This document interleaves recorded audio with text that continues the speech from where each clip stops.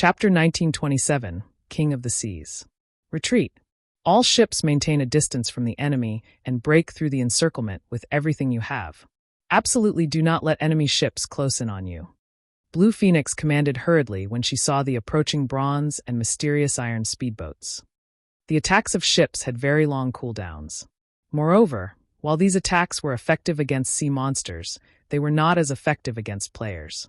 After all, the attacks of ships were very monotonous with long preparation times. Expert players could easily avoid them. Hence, if a ship allowed enemy players to get close, it would no longer be able to exert its might. Then, the outcome of the fight would be decided by a fight between the players of both sides. The Dragon Phoenix Pavilion had received a report stating that Miracle had obtained a secret sea-based legacy and had used said legacy to nurture a large group of experts specialized in naval combat, which was very likely to be the Legion Wild Aggression led. Otherwise, Wild Aggression would have no reason to close the distance between their two guilds' fleets and waste time on a battle between players. Rather than risk dying to random cannon fire, it would be much better for Miracle's ships to simply bombard them with their own cannons. Although doing so would damage the pavilion's ships and reduce the harvest Miracle could gain, this method was comparatively safer. Under Blue Phoenix's command, the pavilion's ships maintained a steady bombardment while simultaneously keeping their distance from Miracle's ships.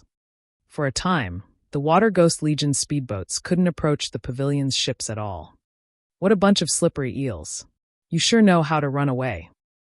Whenever the Water Ghost Legion's speedboats got too close, Blue Phoenix's ships would accurately launch a round of attacks that forced the Legion's speedboats to either reduce their speed or swerve to avoid the attacks. This, in turn, opened the distance between the two fleets. You wish to escape? Try it if you can. We have long since set up a magic barrier around this area. Not a single one of you should think of leaving this place alive. Wild Aggression bellowed in rage when he saw that the distance between their two guilds' fleets was not shortening at all. Activate the magic array. Following Wild Aggression's command, walls of ice suddenly started emerging from the ocean surface, blocking off the direction Blue Phoenix's and Feng's fleets were heading. The ice walls were over a dozen meters tall and several meters thick. Moreover, they kept expanding into the surroundings.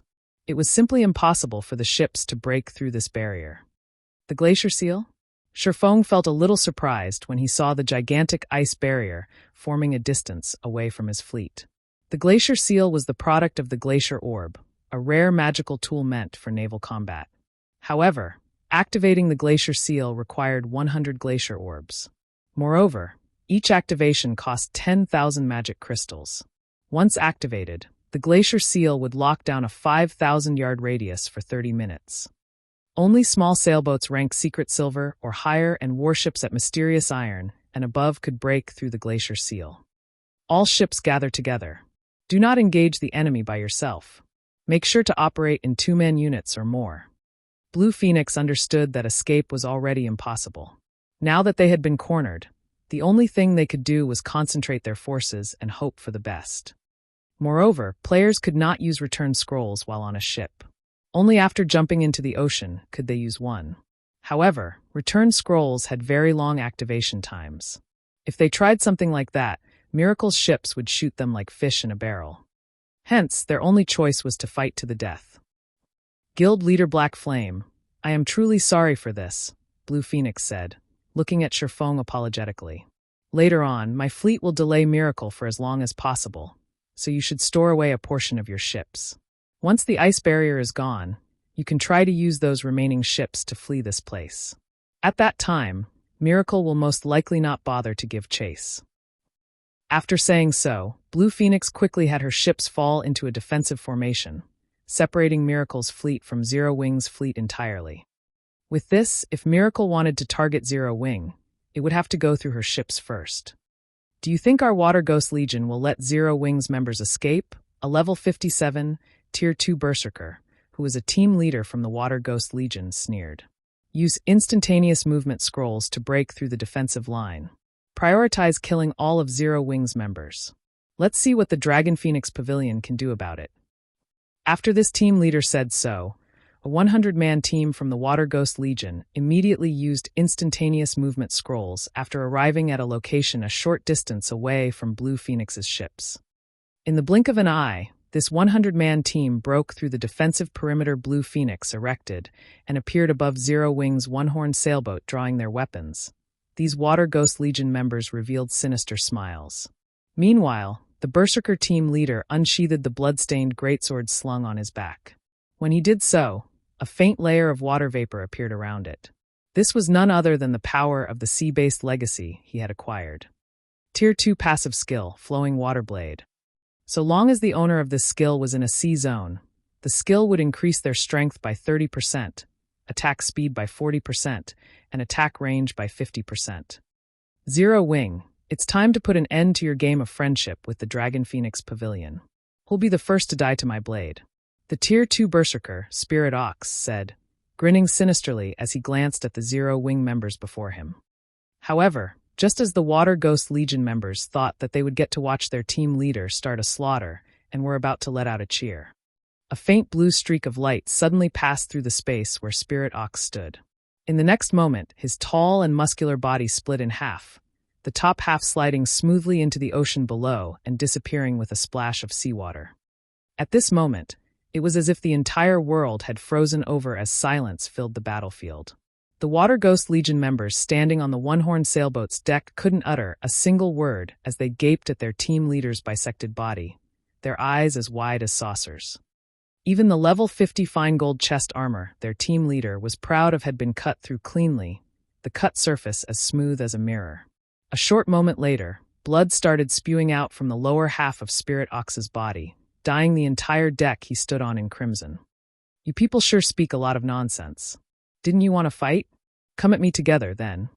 Aqua Rose, who was clad in dark blue robes and held an aqua blue crystalline staff, said with an indifferent expression. Team leader Ox got instant killed. Is she a monster? I didn't even see her chant an incantation. How did she cast such a powerful spell? Everyone, don't be afraid. That kind of spell must be a sure kill spell. She should not be able to use it again within a short while. Besides, even if she is a monster, we're out at sea right now. This is our playing field. If we work together, there is no way we'll lose to one person. Right. Even sea monsters are no match for us. Kill. Let Zero Wing know the might of the Water Ghost Legion. The Water Ghost Legion members present were all experts of miracle. Moreover, they had all obtained a sea-based legacy. Setting aside their combat power on land, they were confident that they could contend against even peak experts with ordinary classes when fighting out at sea. After regaining their fighting spirit, over a dozen ranged players bombarded Aqua Rose with attacks. Immediately, spells and arrows flew at Aqua Rose one after another, every one of these attacks containing power at the peak of Tier 2. A Tier 2 metric tons of the same level would not survive such a bombardment easily, not to mention a Magicka-class player. As long as an attack landed, Aqua Rose would sustain heavy injuries, even if she did not die. At the same time, over a dozen melee players started moving toward Aqua Rose from two different sides. If she tried to dodge the ranged attacks, her defense would definitely lapse. They could then take advantage of that opening to kill her. However, Aqua Rose held her ground and simply watched quietly as the numerous spells and arrows flew toward her. Is she suicidal? Doesn't she know that these spells and arrows are buffed by the ocean's power? Just as the approaching melee players were wondering why Aqua Rose was not reacting to the incoming attacks, the spells and arrows actually started disappearing after getting within half a yard of her. It looked as if something was devouring these attacks one after another. A magic barrier? Impossible. The power of those attacks is at the peak of Tier 2. Even if she used a Tier 2 magic barrier, there is no way she can stop all those attacks without suffering any damage. Just as the Water Ghost Legion members were wondering what was going on, Aqua Rose tapped the butt of her staff on the deck. The water barrier surrounding her promptly expanded, transforming instantly into a 10-meter-tall tsunami, which then devoured every Water Ghost Legion member standing on the one-horned sailboat. Even Tier 2 MTs were utterly powerless in the face of the tsunami. After getting devoured by the towering wave, everyone's HP fell to zero in no more than 2 seconds. In the blink of an eye, all 100 Water Ghost Legion members were killed, leaving behind a bunch of ownerless weapons and equipment on the deck. Chapter 1928, Tier 3 Combat Power. When the Water Ghost Legion members on the one-horned sailboat were annihilated, the other Water Ghost Legion members, who were fighting Blue Phoenix's forces, could not help but gasp. Isn't the opponent only a single person? How did they get killed so easily? She must have used a powerful spell. Even Tier 2 MTs didn't survive her attack. Did she use some kind of overt ear spell? Questions flooded the Water Ghost Legion members' minds as they looked at Aqua Rose. Due to their sea-based legacies, both their attack power and defense were greatly enhanced when fighting at sea. In addition, their combat standards were superior to ordinary experts. Overall, their Tier 2 members should be able to contend against peak experts. However, Aqua Rose had still killed the several Tier 2 members, who were part of the 100-man assault team, instantly. What are you all afraid of? The enemy is just one person. Since fighting her at close range is impossible, then switch to ranged attacks. She is bound to run out of mana and stamina sooner or later. Wild Aggression barked strictly, a slight frown forming on his face. While Aqua Rose's strength did indeed make it more difficult for them to wipe out Zero Wing's forces, they still had an absolute advantage in numbers. The outcome of this battle wouldn't change just because of one person. After Wild Aggression finished speaking, another 100-man team from the Water Ghost Legion teleported to the one-horned sailboat. Obedient to Wild Aggression's command, several dozen ranged players started attacking Aqua Rose from a distance. Although Aqua Rose's spells were powerful, she would have difficulty retaliating when targeted by so many attacks. Moreover, with such a great distance between them, dodging her single-target spells would be much easier. Suddenly, over 100 projectiles flew at Aqua Rose from multiple directions. At this time, however, Aqua Rose completed incanting a spell. Opening her eyes, she said, "Go!" Following which, a gigantic ball of water formed above her head, then shot out countless jets of water that struck down every projectile sent at her. Dozens of water jets also flew at the Water Ghost Legion members. The water jets were so fast that they even broke the sound barrier. In the blink of an eye, the jets arrived before the Water Ghost Legion members. Tier 2 spell, Rising Flow. Show. Although the Water God Legion members tried to block or dodge the water jets as soon as they noticed the attacks, the water jets were simply too fast. In addition, the water jets were so powerful that they even pierced through the ice walls, which a few elementalists had managed to erect in time, and the players standing behind the ice walls. Players struck by the water jets died instantly. When the few surviving Water Ghost Legion members, who managed to dodge the water jets in time, saw their companions collapsing, fear surfaced in their eyes. However, while these Water Ghost Legion members were in a daze, Aqua Rose launched another wave of attacks at them. This time, though, she controlled the movements of the water jets, so they no longer attacked in a monotonous pattern. Facing water jets that came at them from multiple directions, the Water Ghost Legion members had no choice but to defend themselves, as evasion was no longer possible. However, the power of the water jets easily penetrated whatever defenses they raised. In the blink of an eye, the second 100-man team the Water Ghost Legion sent to deal with Zero Wing was annihilated. How is that possible? The other Water Ghost Legion members, who were watching the battle from afar, grew fearful and anxious as they looked at Aqua Rose. In the short span of time since the battle began, 200 members of Miracle's prided Naval Legion had gotten killed already, which was simply a nightmare. Moreover, this nightmare still showed no signs of ending anytime soon, as Aqua Rose used an instantaneous movement scroll and teleported herself between the Water Ghost Legions and Blue Phoenix's clashing forces after killing the second 100-man team. She then promptly started casting a spell. Do you really think you're invincible in naval combat? Wild Aggression could no longer sit still after seeing Aqua Rose appear boldly before him. He swiftly retrieved the aqua-blue longbow slung on his back and simultaneously fired several dozen icy blue arrows at her. Die! Every arrow carried power at the peak of Tier 2. Several dozen of them intertwined could heavily injure even a great lord of the same level. Moreover, the arrows also moved faster when intertwined. Like a lightning bolt, they crossed the distance of 80 yards or so almost instantly. When the other Water Ghost Legion members saw this move, they breathed out an involuntary sigh of relief. Their commander was finally taking action. This move was originally only a Tier 2 skill. However, when used at sea, its power would be enhanced significantly.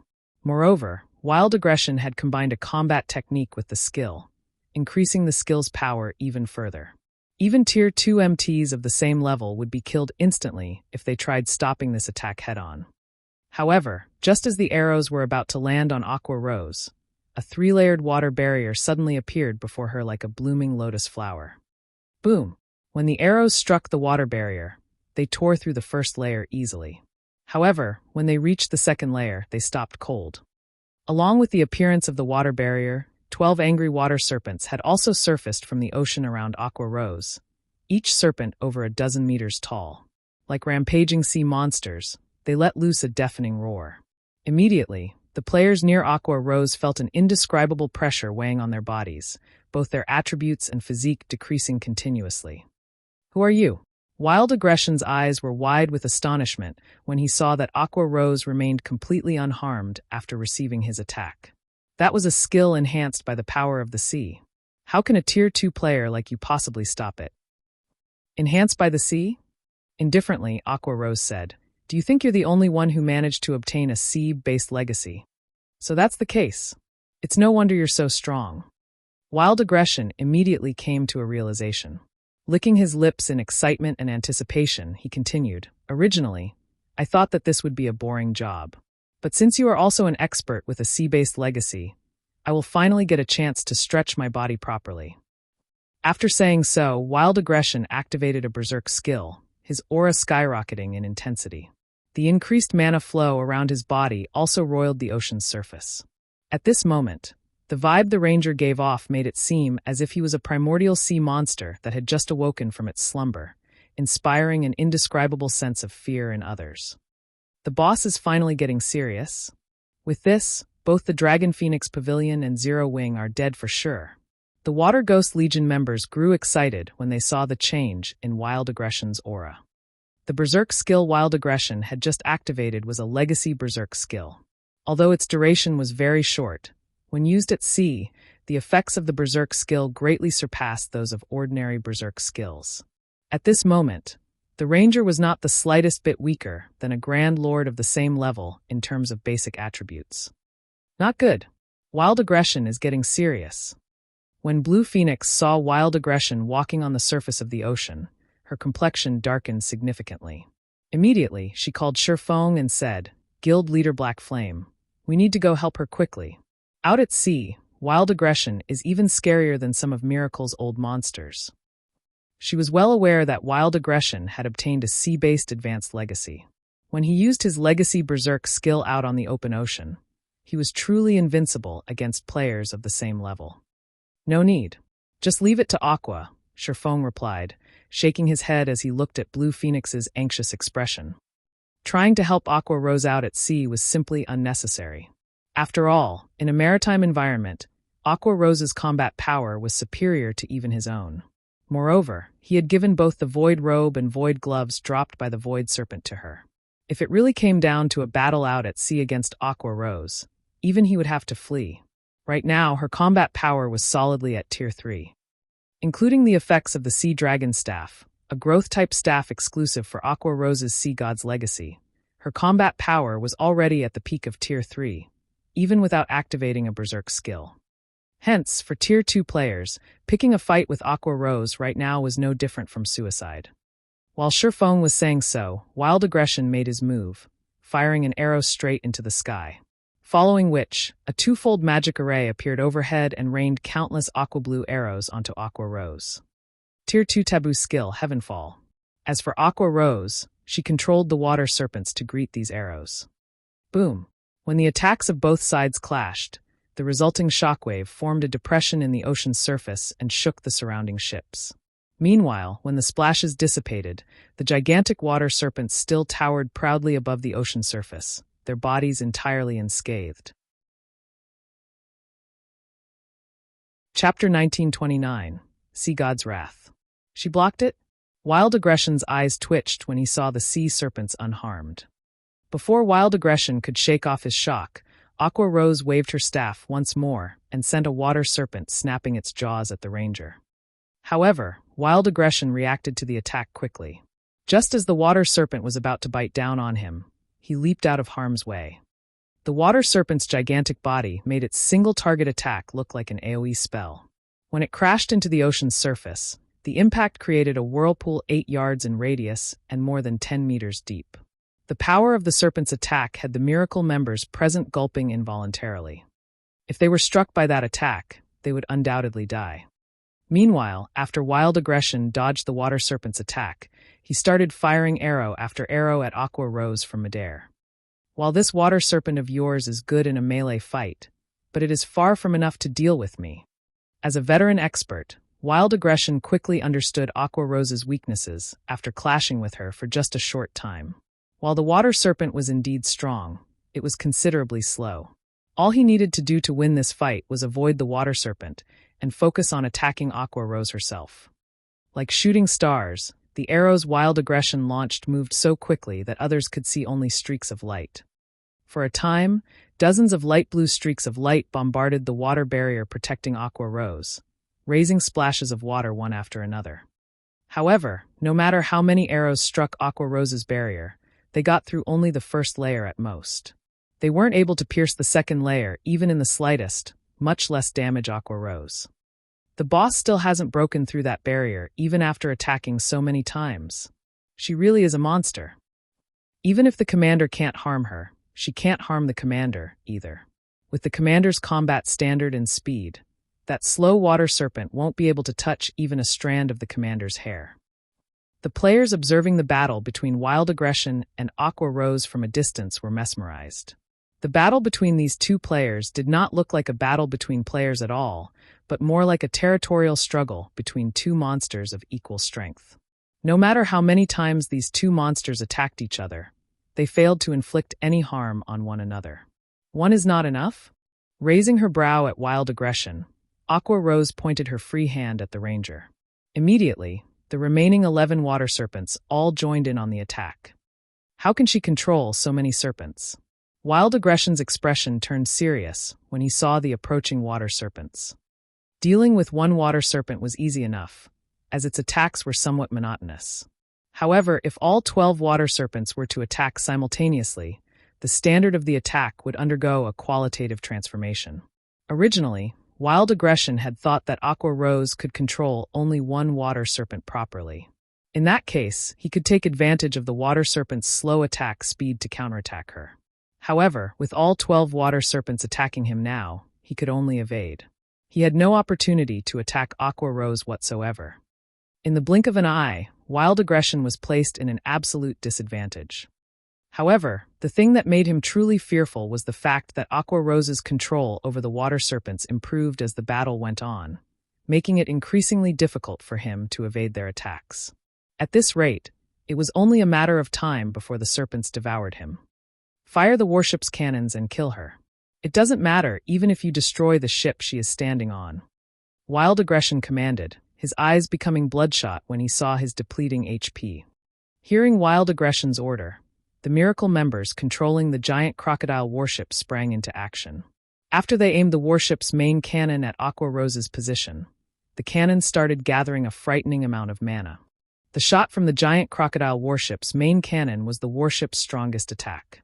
One hit from the main cannon could heavily injure even a Grand Lord-ranked sea monster, or instantly obliterate an advanced speedboat.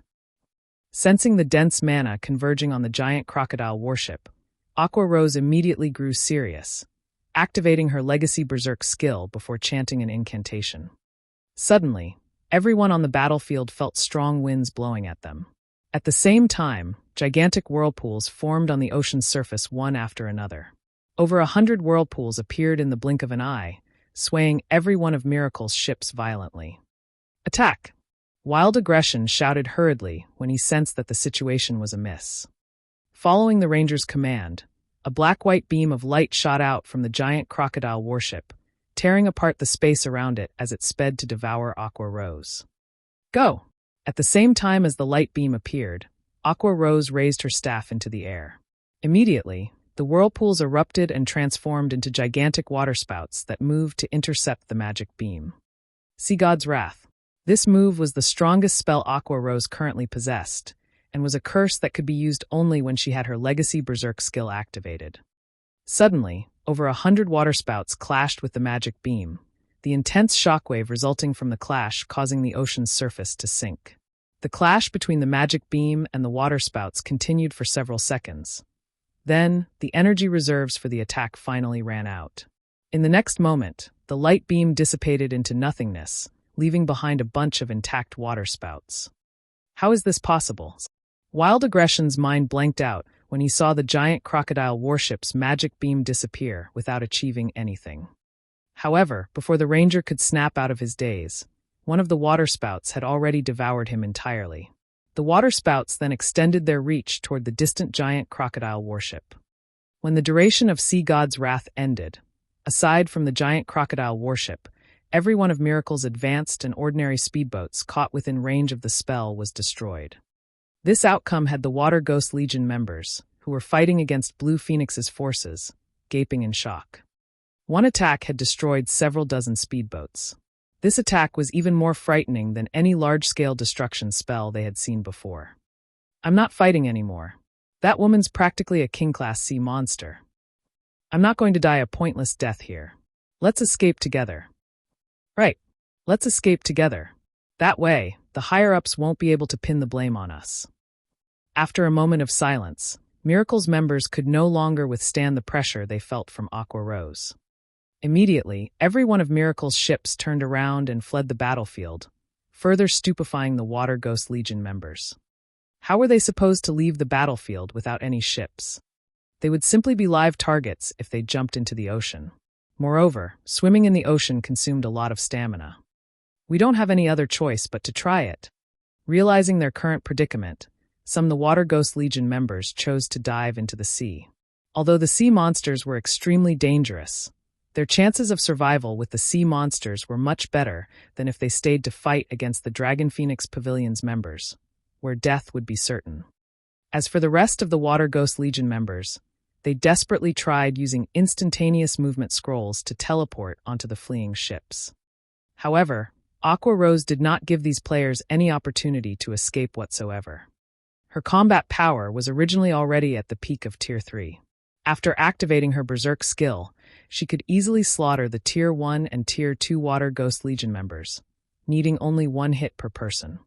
After just a short moment, the corpses of nearly 300 Water Ghost Legion members could be seen floating on the ocean. Meanwhile, as Aqua Rose was conducting her massacre, the distant Miracle members vanished without a trace. Even the Glacier Seal placed on the battlefield had disappeared. The sudden reversal of the battle thoroughly dumbfounded Blue Phoenix's forces. This situation overturned the Dragon Phoenix Pavilion members' understanding of naval combat. They had never thought that one person's strength would be enough to change the outcome of a near-hopeless battle. Moreover, Aqua Rose had even defeated the Water Ghost Legion with relative ease. Only Feng found this situation normal. The first reason for this shocking outcome was the extreme weakness of the ships that players currently possessed. While these ships might be useful against low-tiered players, against players at Tier 3 and above, their effects would be negligible. The second reason was Aqua Rose having the Sea God's Legacy, one of the strongest sea-based legacies in the game. In the past, it was precisely because of this legacy that the Freedom Alliance had managed to become an overlord of the seas. Otherwise, with the Freedom Alliance's strength, it would have long since been devoured by the various superpowers. Following which, Feng started going through the spoils of war. In the meantime, everyone else rested and prepared to enter Savage God Island.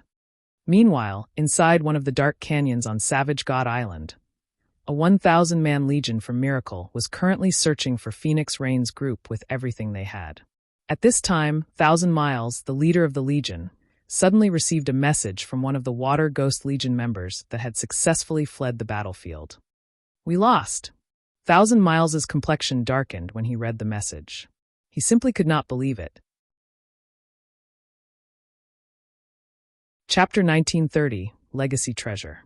1,000 Miles' expression sank even further after watching the battle video the Water Ghost Legion member sent him. How is she so powerful? The battle video showed Aqua Rose blocking the giant crocodile warship's main cannon all by herself. Moreover, she had even managed to damage the giant crocodile warship severely, as well as destroy several dozen speedboats. To make matters worse, she had done all these things with only one spell. Even large-scale destruction spells weren't capable of such a feat after all. Every speedboat had a certain amount of magic resistance. They were also made of very tough materials to be able to fight sea monsters. Nevertheless, Aqua Rose still managed to destroy the speedboats in one hit. This proved that her attack dealt additional damage to ships. Vice Guild Leader, did something happen? Silent March, who was currently dressed in a set of gray robes and had an aura of death surrounding her body, asked curiously when she noticed the grim expression on Thousand Miles's face. Wild's ambush failed. Thousand Miles replied as he forwarded the message he received to her. Moreover, it was a rout this time. Over 70% of the Water Ghost Legion's members died in battle.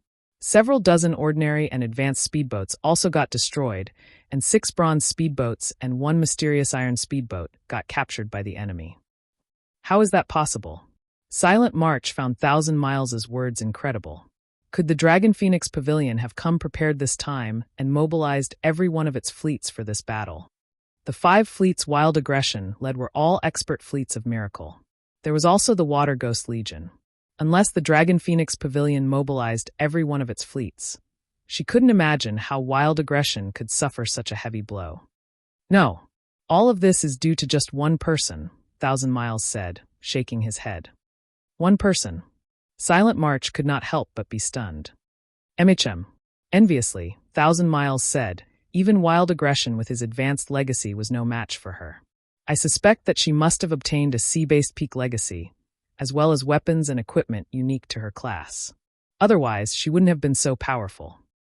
Sea-based legacies were things that the various superpowers were currently scrambling to acquire. When the various superpowers clashed with each other out at sea, the battle would normally be between players only. Ships were mainly used to deal with sea monsters, as they were not as effective against players. Meanwhile, just obtaining a sea-based basic legacy could increase a player's combat power out at sea by at least 50%. As for advanced legacies, the improvements provided were even more exaggerated. Miracle had exhausted a lot of manpower and resources just to obtain one sea-based advanced legacy. However, Thousand Miles had to admit that the return was worth the losses incurred. After gaining the advanced legacy, Wild Aggression's combat power out at sea was simply frightening. Whether the Ranger was going up against sea monsters or players, his advanced legacy provided significant help. Now that it seemed that Aqua Rose had acquired a sea-based peak legacy, how could Thousand Miles not feel envious of it? Moreover, watching this battle had also reaffirmed for him the importance of sea-based legacies. Then what should we do now? I'm afraid it won't be long before the Dragon Phoenix Pavilion's reinforcements arrive. Once that happens, we'll have a harder time killing Phoenix Rain, Silent March said worriedly. Since reinforcements have already arrived, there's no need for us to waste time here any longer. In any case, we have already obtained the legacy treasure and achieved our initial goal. Have everyone retreat. Thousand Miles replied, smiling. We'll let Phoenix Rain and Zero Wing have their fun for now. Once we obtain this legacy, the entire Sea of Death will be Miracle's territory. When Blue Phoenix received news about Miracle's ambush on Phoenix Rain, they had already fought a battle with Phoenix Rain's team on Savage God Island. Meanwhile, by the time Blue Phoenix's fleet arrived, the battle had long since ended. Although they did not manage to steal everything from Phoenix Rain's group, they had still obtained the most important legacy treasure. If they had not wanted to obtain the remaining treasures, they wouldn't have bothered wasting time playing cat and mouse on the island with Phoenix Rain. Although the losses they suffered to Zero Wing were indeed unexpected, compared to the legacy treasure, these losses were negligible. Understood.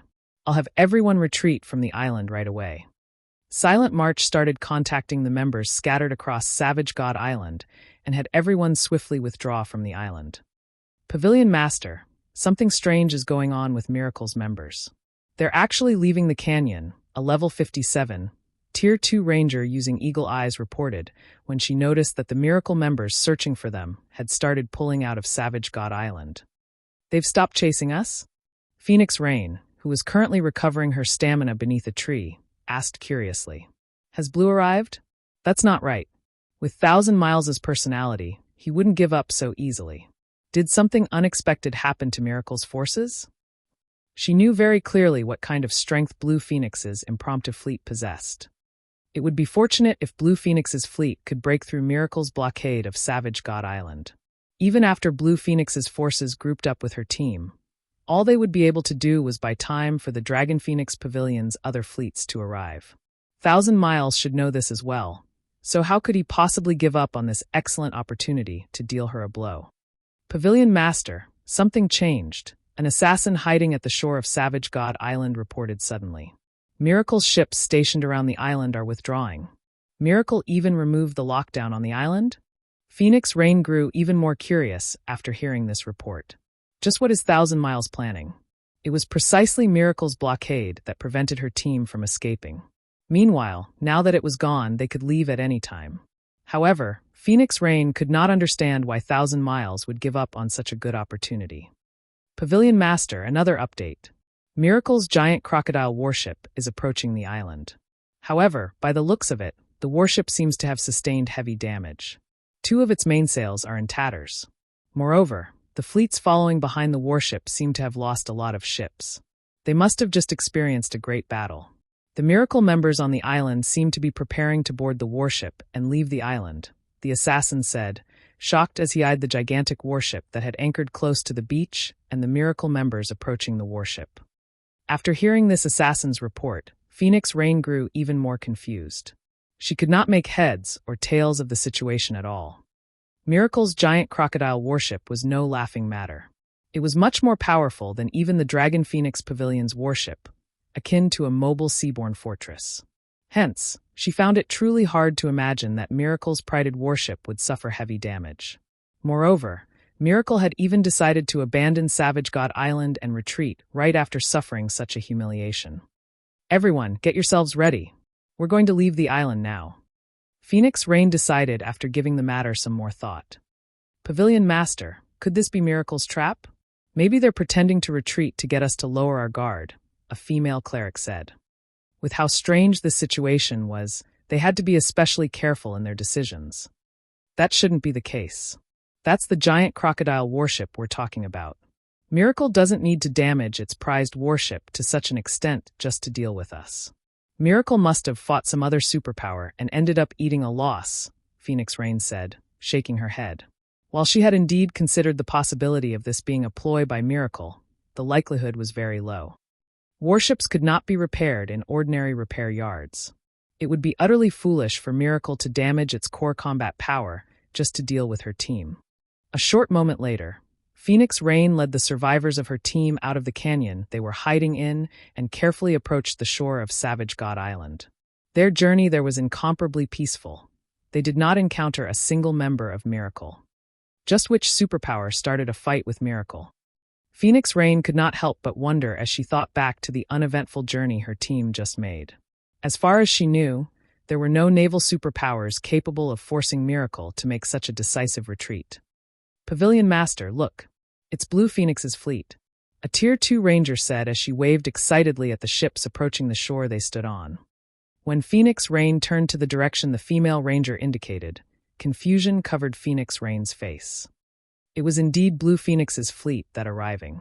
However, Miracle's ships currently surrounded Blue Phoenix's fleet, yet for some reason, none of Miracle's ships dared approach Blue Phoenix's fleet. They only watched the fleet edge up to the shore from afar, as if they were afraid of something. When Blue Phoenix's fleet got closer, Phoenix Rain suddenly noticed the presence of sailboats and speedboats that were both unfamiliar yet familiar to her. This was especially true for the sailboat at the lead. Zero Wing. Phoenix Rain was filled with an indescribable sense of shock when she saw Feng and his guild members standing at the bow of the one-horned sailboat. Could it be their doing? Chapter 1931, Savage God's Treasure. Sea of Death, on the giant crocodile warship off Savage God Island. Vice Guild Leader, the results of our investigation are in. According to our spies, Black Flame is personally leading Zero Wing's team this time. As for why Zero Wing is here, we still aren't certain, Silent March reported as she pointed toward Zero Wing's members, who had just set foot ashore. Black Flame? 1,000 Miles smiled upon hearing this. We're quite lucky this time, since the guild leader of Zero Wing has personally come to a remote place like the Sea of Death. Zero Wing must be conducting a big operation. Although Zero Wing had ruined his plans, it would seem that he was soon going to earn back his losses. "I'll have 5 assassin parties secretly tail them," Silent March said, a smile likewise appearing on her face. She then started arranging for the necessary manpower. In God's domain, guild leaders of large guilds generally wouldn't lead a team of their own. However, when they did, it would definitely be an important operation. If one stalked such a team and properly took advantage of the opportunity, one could deal damage to the targeted guild and steal said guild's harvest. Only, it was very difficult to track the guild leaders of the various large guilds, as they would generally take preventive measures to cover their traces. Make sure Zero Wing's members don't detect them, no matter what, 1,000 Miles reminded. Vice Guild Leader, rest assured, the parties I sent are the best. I am certain they will not be discovered. Silent March nodded. Meanwhile, on Savage God Island, after Blue Phoenix informed Phoenix Rain about the battle between Aqua Rose and the Water Ghost Legion, Phoenix Rain could not help but sigh ruefully. She had gone to great lengths to secure a clue leading to a sea-based legacy, yet before she could get the legacy, Miracle stole it from under her. Meanwhile, Zero Wing had somehow obtained a sea-based peak legacy without anyone noticing. With this peak legacy, even the naval overlords would not dare to casually start a war with Zero Wing. Big Sis Rain, does that mean the legacy treasure fell into Miracle's hands?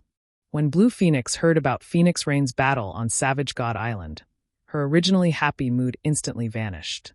If not for 9 Dragons Emperor leaking information, you wouldn't have met such an ambush. Big Sis Rain, why don't we report this matter to the Great Pavilion Master? If we do so, 9 Dragons Emperor will definitely get his just deserts. The clue regarding the legacy treasure was something they had discovered in the Savage Wildland. Now, however, their efforts had ended up profiting Miracle instead. It's useless. We don't have any evidence. The Great Pavilion Master won't believe a unilateral claim. Not to mention, the competition is already at a crucial point. 9 Dragons Emperor might even be hoping I'll complain to the Great Pavilion Master, to use it to lower my standing, Phoenix Rain said, shaking her head.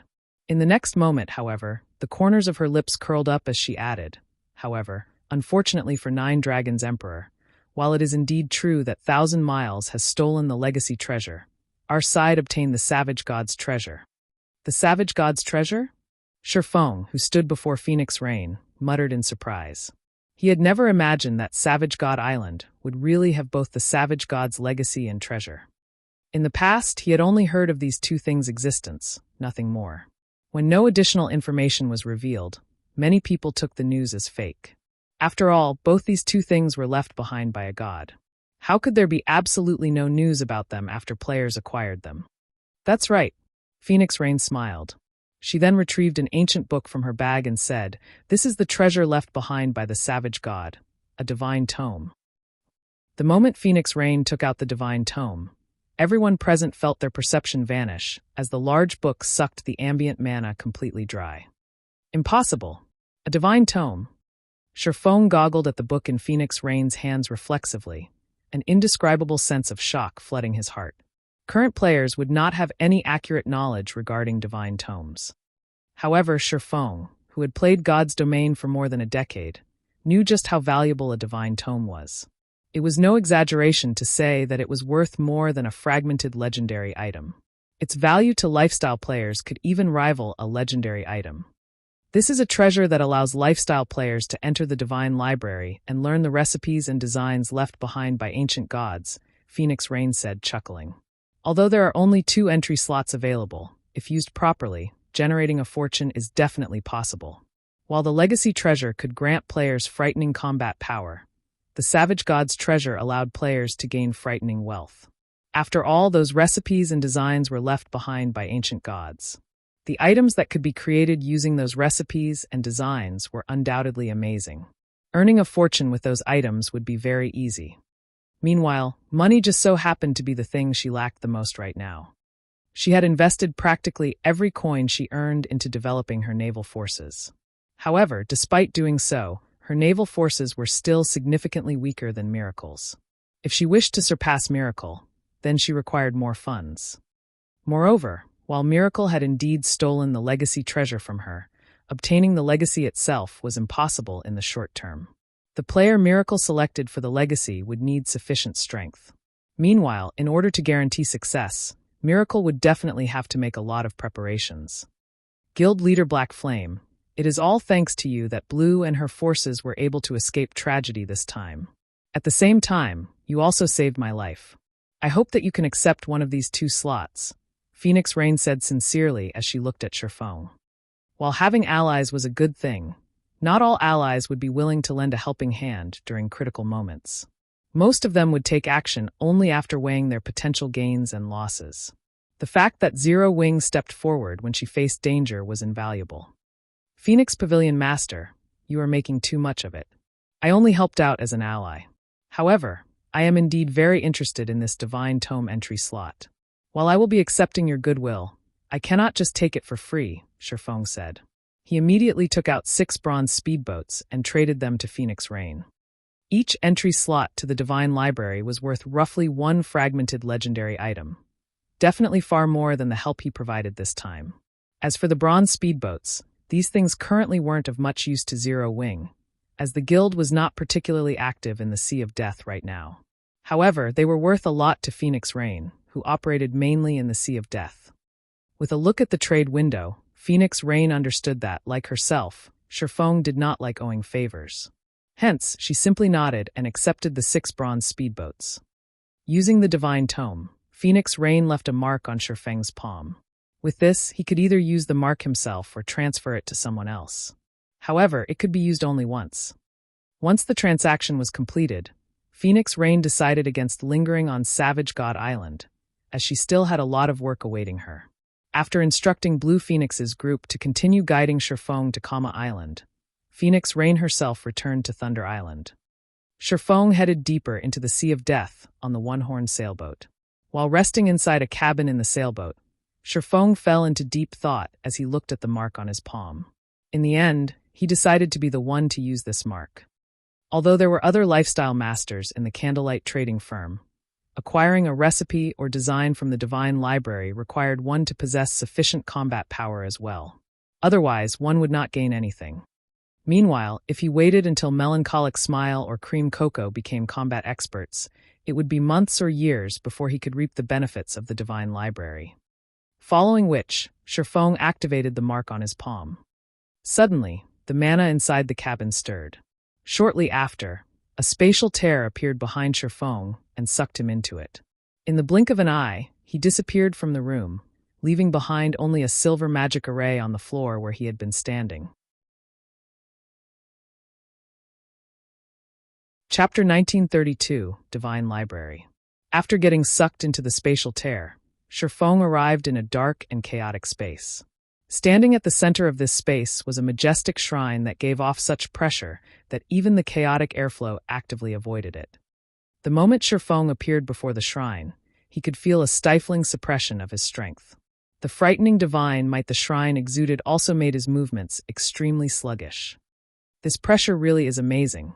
It's no wonder they said that players couldn't enter the Divine Library without having a certain degree of strength. Feng felt a little surprised as he moved his body tentatively. Right now, his body's physique and basic attributes weren't even at the standard of a Tier 1 player. His perception of his surroundings had also become non-existent. If he were to fight in such a state, he might have difficulty going up against a chieftain of the same level. If any other Tier 2 player were in his position right now, one could easily imagine how much weaker they would become, not to mention lifestyle players. After familiarizing himself with the environment, Feng approached the shrine, which was over a kilometer tall. Countless divine runes and magic arrays were engraved into the shrine's exterior, radiating a golden glow that gave the shrine a sacred ambience.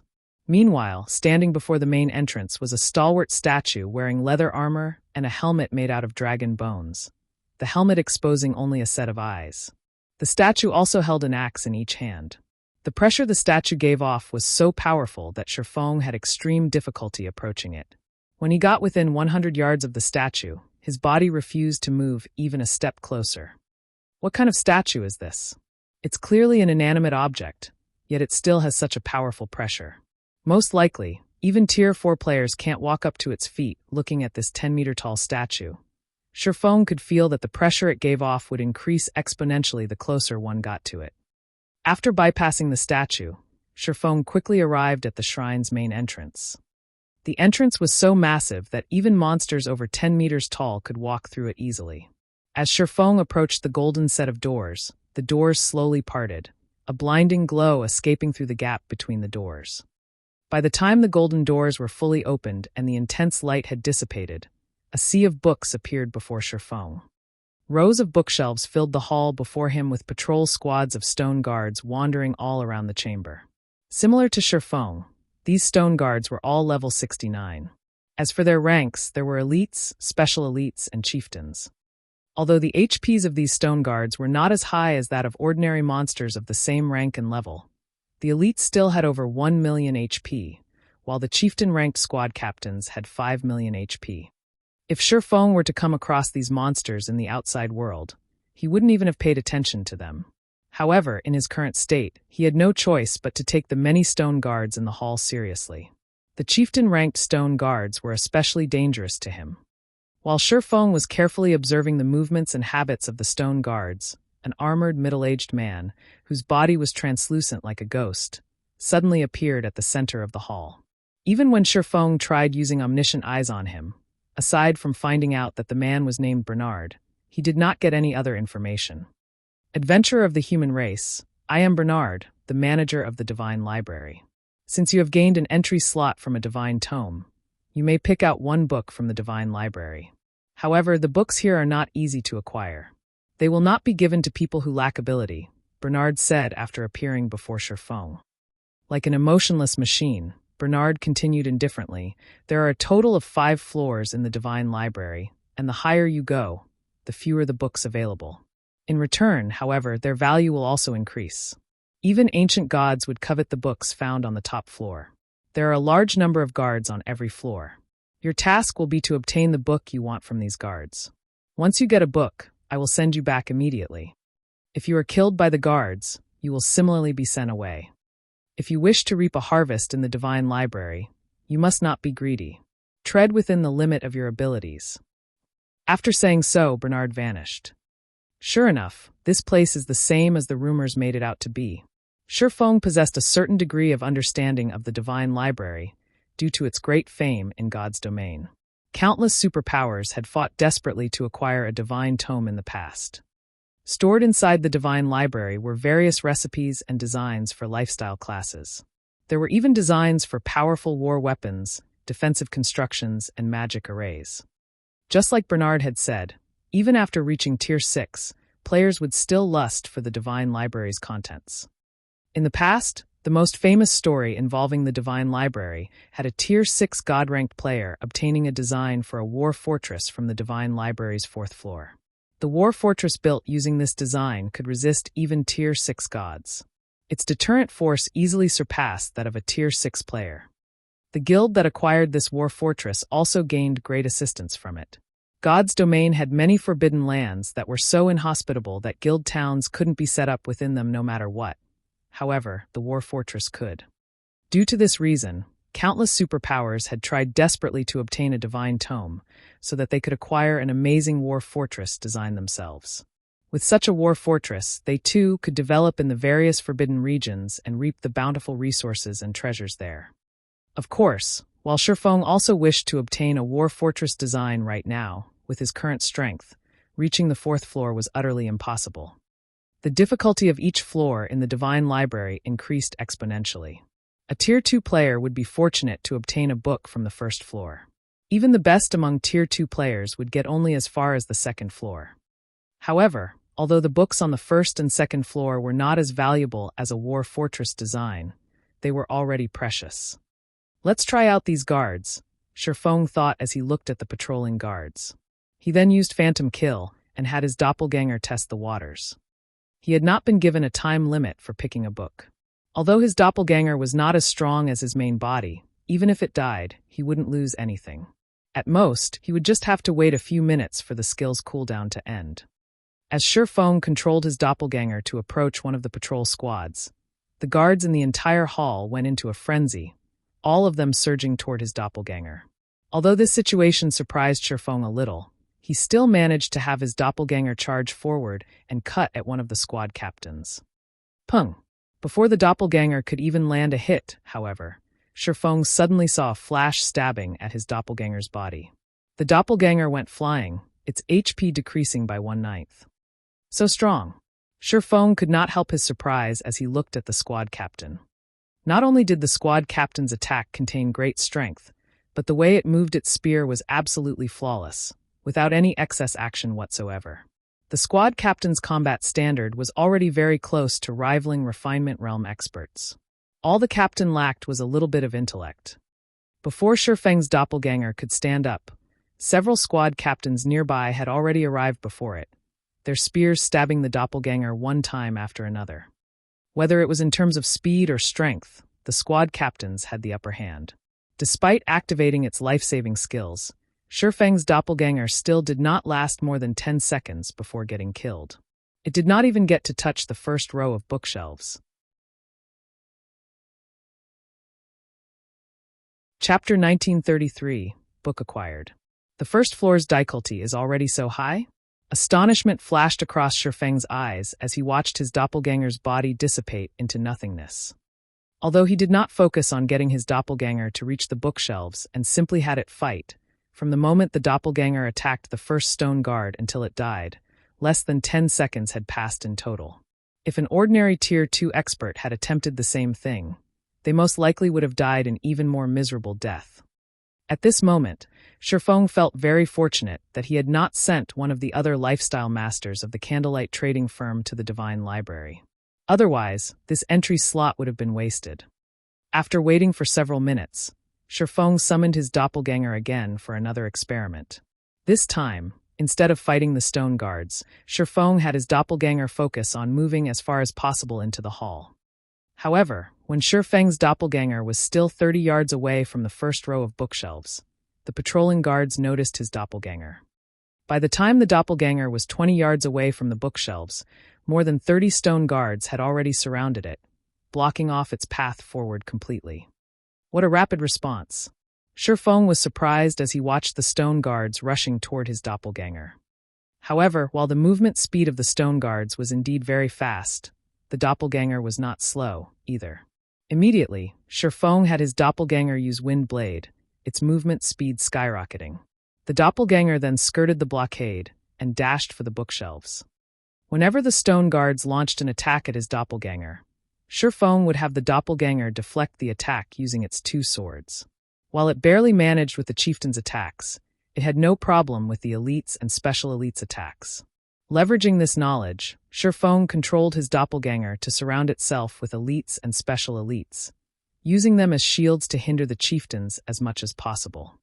A short moment later, Feng's doppelganger arrived before the first row of bookshelves. The first row of bookshelves contained advanced recipes and designs, all of which came from ancient times, so they could be considered unique in the current god's domain. The sight of these recipes and designs tempted Feng greatly. However, he also understood very clearly that the deeper the bookshelves were located, the more valuable the books they held. Hence, he had his doppelganger continue deeper without hesitation. Second row. Third row. The deeper Feng traveled into the hall, the more effort he had to expend to get even further. The first reason for this was the continuous increase in the number of stone guards. The second reason was the elites and special elites taking the initiative to give way to allow the chieftain-ranked squad captains to attack. After Feng expended every skill his doppelganger possessed, the doppelganger ended up dying in the middle of the first-floor hall. So that's how it is. It's no wonder so many experts failed to obtain anything from the Divine Library in the past. Feng took in a deep breath as he mentally replayed the scenes of his doppelganger's attempt. There were several hundred stone guards on the first-floor hall, including over 50 chieftains. The deeper one traveled into the hall, the more chieftains one would encounter. Moreover, if players took the initiative to attack even one of the stone guards, every stone guard in the hall would swarm over to attack them, making it almost impossible for players to locate a book of their preference. In addition, the combat standard of the chieftain-ranked squad captains bordered on the refinement realm. A Tier 2 refinement realm expert would be fortunate to obtain a book from the first row of bookshelves. Experts that hadn't reached the refinement realm wouldn't even be able to touch the bookshelves. Moreover, players' greed would also play an important role when selecting a book. The further one proceeded into the library, the more valuable the books they would see. Hence, players that visited the Divine Library would definitely try to push themselves to their very limits. However, after they truly reached their limits, they would not have any opportunities to reach for a book on the shelves, as the patrol guards would have already surrounded them. Even if they did still have some energy left to grab a book, it would be nearly impossible to accurately grab a book suited to their own needs. Now that I've already grasped the basic movement patterns of the guards, it's about time I made a move myself. After Feng simulated the battle on the first floor hall in his mind several times, he focused his gaze on the closest patrol squad. If he tried to advance into the hall by sneaking through the gaps between patrol squads, once he got discovered, multiple patrol squads would charge at him and quickly surround him. However, if he were to charge straight at the nearest patrol squad, it would take the other patrol squads some more time to reach him. In other words, for a certain period, he would have to deal with only one patrol squad. He wouldn't have to deal with the encirclement of multiple patrol squads right off the bat, which would, in turn, slow down his advance and allow more patrol squads to gather around him. After Feng was done planning, he immediately charged at the nearest patrol squad. Intruder die. After noticing Feng's approach, the 10-man patrol squad quickly moved to surround him. Upon seeing this, Feng executed Purgatory Pentaslash without hesitation. In terms of basic attributes, he was significantly superior to his doppelganger. Moreover, unlike his doppelganger, he had the assistance of the 7 Luminaries' Rings aura of wind to increase his movement speed by a significant margin. After sending 5 elite stone guards flying, Feng used Windblade and rushed past the squad captain, bolting for the depths of the hall. In the middle section of the hall, more than 10 patrol squads managed to surround Feng.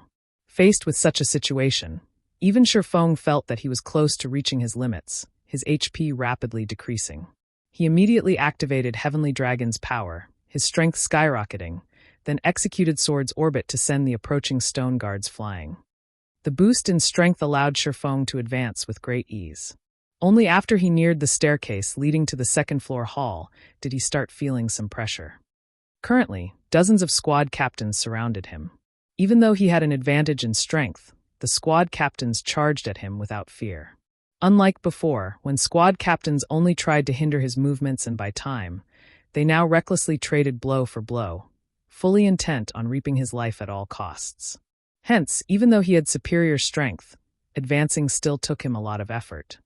In the end, Feng decided to use 9 dragons slash against the overwhelming number of attacks. With the help of the 16 Abyssal Blade Phantoms, he finally managed to get through the first floor and reach the second floor. Unlike the first floor, the guards on the second floor did not give Feng any time to prepare at all. The moment he appeared on the floor, the guards were already swarming toward him. Meanwhile, the guards on the second floor had clearly received a qualitative improvement, as even the weakest guards were chieftains, while the squad captains were high lords whose combat standard was at the refinement realm. Compared to the guards on the first floor, the guards here also coordinated much better with each other. To make matters worse, even with Heavenly Dragon's power activated, Feng was actually inferior to the high lords in strength. By the time Feng arrived at the first row of bookshelves, he already felt himself close to reaching his limits. Right now, he didn't even have any energy to spare for grabbing a book. Sure enough, the second floor isn't a place Tier 2 players can casually visit. Feng could not help but reveal a bitter smile when he noticed 3 more patrol squads approaching. It seems I have no choice but to give it my all. He activated Blade Liberation, allowing his strength to skyrocket once more. With the activation of Twofold Berserk, his strength rivaled that of the high lord-ranked squad captains. Following which, he stabbed the Abyssal Blade into the ground. Shadows then spread out from the magic weapon. Abyssal Curse. All the guards within a 50-yard radius were instantly immobilized. Next, Feng activated Phantom Kill and had his doppelganger transform into a black dragon. He then split up with his doppelganger and took independent action. After Feng left, the pressure on him decreased visibly. Even after he reached the second floor's middle section, only 6 patrol squads were chasing him. In comparison, the Black Dragon had attracted the attention of over a dozen patrol squads. Lightning Slash. Shadow Blade. Although he had repelled a few squad captains with his skills, even more squad captains quickly took their place, the High Lords launching attacks at his defensive blind spots. Even though Feng perceived the attacks ahead of time, there were simply too many of them. There was a limit to the number of attacks he could deflect. As a result, he steadily incurred damage time after time. When he activated Void Shield, the shield's energy depleted rapidly. 80%, 50%, 20%. Just when his Void Shield was about to shatter, Feng gritted his teeth and activated Divine Steps. Immediately, he and his 10 new doppelgangers scattered, dashing in different directions, forcing the patrol squads to split up. By constantly switching positions with his doppelgangers, he managed to advance a considerable distance into the hall. Is this my limit? When Feng saw the 20-plus patrol squads charging at him from the hall's rear section, he understood that entering the rear section would be impossible. Moreover, his twofold berserk was about to lapse. Risking getting hit, he dashed for a dark gray bookshelf nearby. Just as he was about to look at the books there, however, an angry bellow entered his ears. Intruder, die. When the squad captains saw Feng approaching a bookshelf, they went berserk. Suddenly, over a dozen squad captains raised their spears and hurled their weapons at him. Show! Show! Show! The spears created sonic booms as they flew at Feng.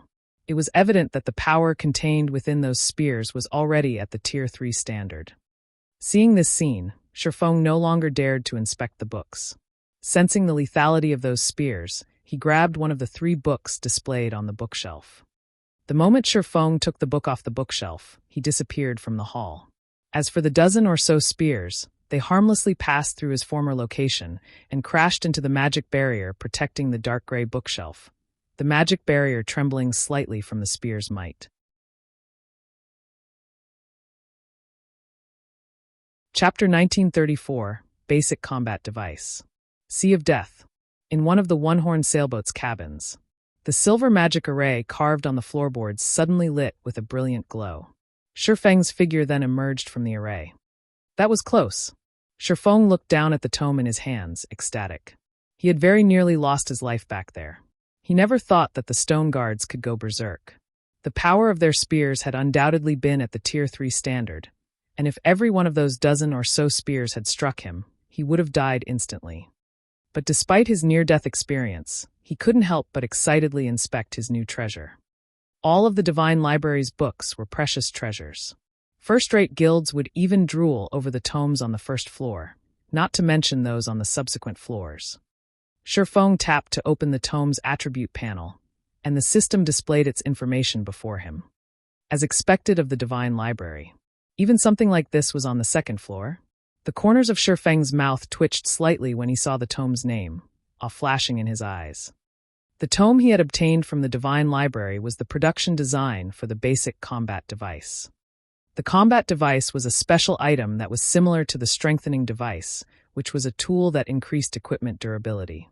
The combat device, however, increased players' combat power. This increase to combat power was extraordinary. Rather than increasing its user's basic attributes, the combat device relied on powerful mana to improve its user's life rating forcibly.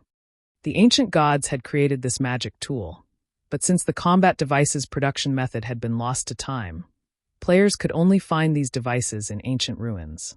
Moreover, very few were generally hidden in such locations.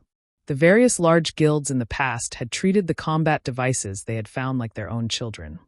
Now that he held the combat device's design, why wouldn't Feng be shocked?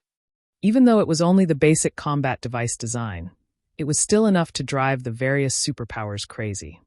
The basic combat device increased players' life ratings at Tier 3 and below by 1 rank.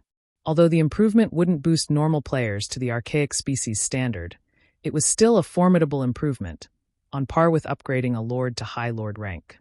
When equipped, players would become boss-like existences among their peers. If an ordinary player equipped the combat device, their strength could rival an expert player of the same level and tier. If ordinary expert players used the device, although they would not be a match for peak experts, they would become slightly stronger than refinement realm experts. The combat device's only downside was that it couldn't be used in dungeons, even regional dungeons. In dungeons, equipping the device would have no effect. Even so, many players still dreamed of using the combat device. A basic combat device had sold for around 200 gold in the past, yet many players had fought over every device available on the market. If I can mass-produce these devices, I won't have to worry about a lack of experts in Zero Wing. Although the basic combat device design required precious materials, the total cost for producing each device was only around 60 gold. Unfortunately, the design required mana stones, which amounted to a large portion of the production cost. Fortunately, obtaining mana stones was no trouble for him since he had a 100% success rate when synthesizing them with the Philosopher's Stone. Zero Wing wasn't far from having as many elite and expert players as a true first-rate guild. Some first-rate guilds even had fewer elites and experts than Zero Wing. Only the range of Zero Wing's influence was inferior to these guilds, but that couldn't be helped since Zero Wing had started in God's domain with nothing. However, if he could mass-produce the combat devices, Zero Wing could expand its influence quickly without worrying about a lack of sufficient manpower to manage the guild's additional territory. Thinking up to this point, Feng's desire to obtain Kama Island's Manatite Island grew. Despite Zero Wing's recent developmental achievements, its magic crystal income had seen very little improvement. After all, there was a limit to the magic crystals a single area could produce. If the guild wanted to increase this income significantly, it had to occupy an ore vein that generated magic crystals. Returning his focus to the tome in his hands, Feng clicked to learn the basic combat device's production method. Only the player that obtained a book from the Divine Library could learn from it. They could not be traded. Hence, the various large guilds in the past had generally sent lifestyle players to the library since they could only put the books to good use by doing so. However, some guilds had dispatched powerful experts to retrieve the more valuable tomes. Those guilds had then invested a ton of resources in nurturing these expert players in the required subclass required to produce the book's items. Fortunately, Feng had gotten quite lucky since the book he had claimed contained a forging design. Had he chosen an engineering design or alchemy recipe, he would have had to invest in developing a new subclass. After learning the production method, Feng began to practice the required magic arrays for the combat device while he waited for the one-horned sailboat to reach Kama Island. Time passed quickly. Under Blue Phoenix's lead, Zero Wing's fleet avoided many unnecessary fights with sea monsters. Finally, after more than 10 hours, the fleet arrived before an island enveloped in death energy. Kama Island's twin peaks were intertwined, and from afar, the island resembled some kind of massive, howling beast. From time to time, deafening roars rose from the island, echoing in the nearby players' minds. Even from afar, plenty of sea monsters were visible as they explored the island's surroundings. All of these sea monsters were level 60 or higher. Just docking on the island would be challenging. Guild leader Black Flame, we've reached Kama Island. I still have some matters to attend to, so I'll take my leave, Blue Phoenix said. She couldn't help her confusion. Her gaze wandered to the island. She didn't understand why Feng wanted to visit an island doused in death energy and void of mana, but it wasn't her place to question him. God's domain had many secrets, after all, and for all she knew, Feng might have come here for some high-ranked quest. Thank you, Feng said sincerely. If not for Blue Phoenix's familiarity with the Sea of Death's inner area, Zero Wing's fleet would have seen a lot of trouble on the way to Kama Island. The one-horned sailboat had sustained considerable damage on the way here, even despite avoiding many battles. Without Blue Phoenix's guidance, Zero Wing's fleet might have been annihilated for carelessly entering a danger zone. Once Blue Phoenix and her subordinates had teleported away via return scrolls, Feng commanded his fleet to approach the island. Although many sea monsters surrounded Kama Island, Aqua Rose and the fleet's other players who wielded sea-based legacies easily removed the creatures from their path. In less than an hour, Zero Wing's ships docked on Kama Island's shore. After seeing to the necessary preparations, an inexplicable fluctuation in space slammed into Feng as he set foot on the island. It had felt as if a sonic boom had radiated throughout the world. Just as suddenly, the sound of a system notification reached Feng's ears. God's Domain System announcement. Players have triggered the new expansion pack, Return of the Survivors. The system will undergo a 24-hour update. Please prepare to log out of the game.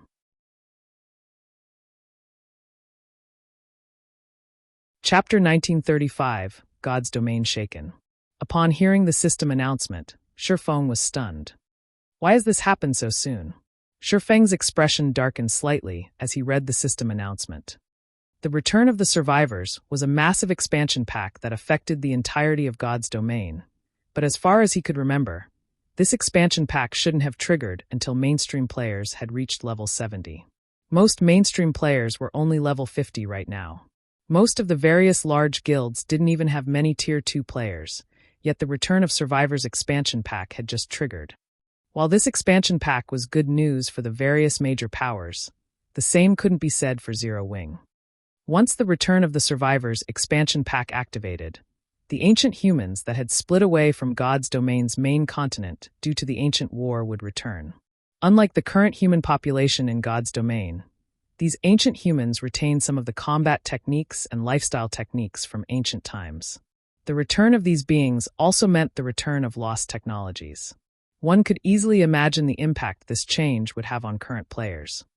In addition to the return of the ancient humans, the Return of the Survivors expansion pack also reduced the teleportation fees between the continent's various countries. The price of guild transfer scrolls would also drop.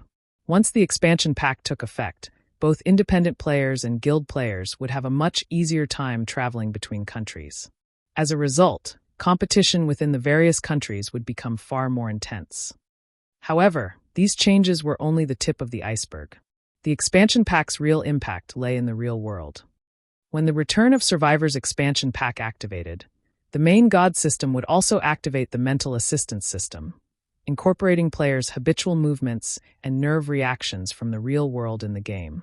Players' control of their virtual bodies would become more comfortable due to this change, removing the disparity between players' virtual bodies and their physical forms. This latest expansion pack also introduced the EXP potion, the effects of which lasted for 6 hours and disappeared upon death, to the game. The potion would help low-level players level up quickly, doubling their EXP gain from monster kills.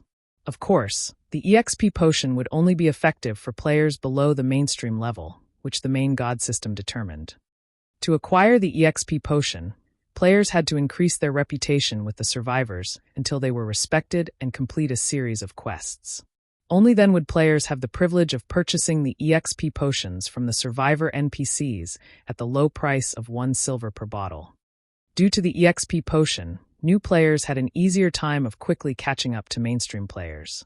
This also allowed experts to arise at a much faster rate, which in turn allowed the various major corporations to develop rapidly. Many major corporations had only invested in God's domain after they had realized the game's potential. However, the game's top players had reached a considerably high level by then. As a result, these corporations' experts hadn't been able to exhibit their true strength, even though so many powerful, real-world experts worked for these corporations. Fortunately for them, the EXP potion just so happened to mitigate this problem. In return, though, the EXP potion had increased the competition in God's domain by several times. Even the Secret Pavilion's God's Domain experts list had changed so frequently that the experts in one edition would be gone in the next. Meanwhile, the Return of the Survivors expansion pack thoroughly eliminated the small advantages Zero Wing had accumulated over the game's various powers. Guild Leader, the forums are going crazy over this new expansion pack. The game's official website has even published some information about it. According to the game developers, once the new expansion pack takes effect, human survivors from ancient times will appear in the various NPC cities. These ancient survivors can teach players advanced combat methods for their classes, with each learning attempt only costing 3 silver, Aqua Rose said, surprised when she read the information on the official website. Before this, players had been forced to experiment on their own to learn the combat methods most suited to their classes. However, many elite players had only grasped a few basic combat methods. The various large guilds kept their advanced combat methods a secret, yet God's Domain was about to sell such combat methods to players directly. Advanced combat methods were nearly on par with basic combat techniques. With this new feature, players' combat standards in God's Domain would drastically improve. This feature would bridge the gap between independent players and guild players by a significant margin, and when the various large guilds obtained these system-approved advanced combat methods, it would bridge the gap between their elite and expert members. The minimum requirements to be considered an expert in God's domain would also change. I'll need to accelerate my plans, Feng thought as he read the Sea of Death's official forums. The majority of independent players eagerly anticipated this new expansion pack, since it would undoubtedly bridge certain gaps between players. Feng needed to improve Zero Wing's nurturing system before the rest of God's domain benefited from this expansion pack, and soon. Only by doing so could he guarantee Zero Wing's advantage. Meanwhile, in the Ur Empire's Crimson Flame Fortress, Vice Guild Leader, although we don't yet know who triggered the new expansion pack, it has assured our guild's rise to glory. Previously, those super first-rate guilds and super guilds have relied on their long-standing foundations in the virtual gaming world to suppress us. But now that advanced combat methods will be available to everyone, the Blackwater Corporation's support will allow us to nurture a large number of experts in a short time. Snow Scar, who wore silver scale armor, reported to Xuanwu as she sat in the guild leader's office. The new expansion pack was undoubtedly good news for the various major corporations, and the Blackwater Corporation would reap even greater benefits since it had so many real-world experts under its command. Now that Blackwater had access to system-approved combat methods, nurturing a large group of expert players would be a piece of cake. How are things conning along in the capital's armory? Xuanwu asked the excited Snow Scar. Based on her indifferent expression, she didn't seem to think much of the new expansion pack. We have already moved past the outer area. Once we've prepared, we'll enter the armory's inner area. It would have taken us some time to secure the inner area, but with the expansion pack, I doubt it will be long, Snow Scar said. Good. Once we have secured the armory, formulate a plan to assault Silverwing Town, Xuanwu said. Looking at the map of the Ur Empire before her, specifically Zero Wing's territory, disappointment flashed in her eyes as she muttered, I had thought that Zero Wing would be able to entertain me, but it seems that battle is over before it has even begun. What an uninteresting guild. Various large guilds and corporations also started to prepare to welcome the latest expansion pack. Meanwhile, on Kama Island, when it was almost time for the system update to begin, Feng ordered his team to log out to rest. The moment Feng logged out himself, he began to prepare for the return of the Survivors expansion pack. He had Blackie significantly increase Zero Wing Workshop's recruitment efforts and try to recruit as many talented players as possible. With the EXP potions, new players would have a much easier time catching up to mainstream players after all. Previously, he had been able to set recruitment aside, but with the latest expansion pack, other guilds would likely snatch up talented players before he got a chance if he didn't do so now. God's domain's various major powers had yet to learn about the EXP potions. Even after this new expansion pack released, they'd only learn about the potions once players had accumulated enough reputation. To become respected, players would have to quest for at least 2 weeks. Feng needed to secure as many opportunities as possible during the next 2 weeks. Meanwhile, while Feng was busy recruiting internal members for the guild, Gentle Snow contacted him. Guild leader, good news. We've dealt with the training ground. The 5 companies have finally caved in and sold their shares. From now on, that training ground belongs fully to Zero Wing, Gentle Snow reported, smiling.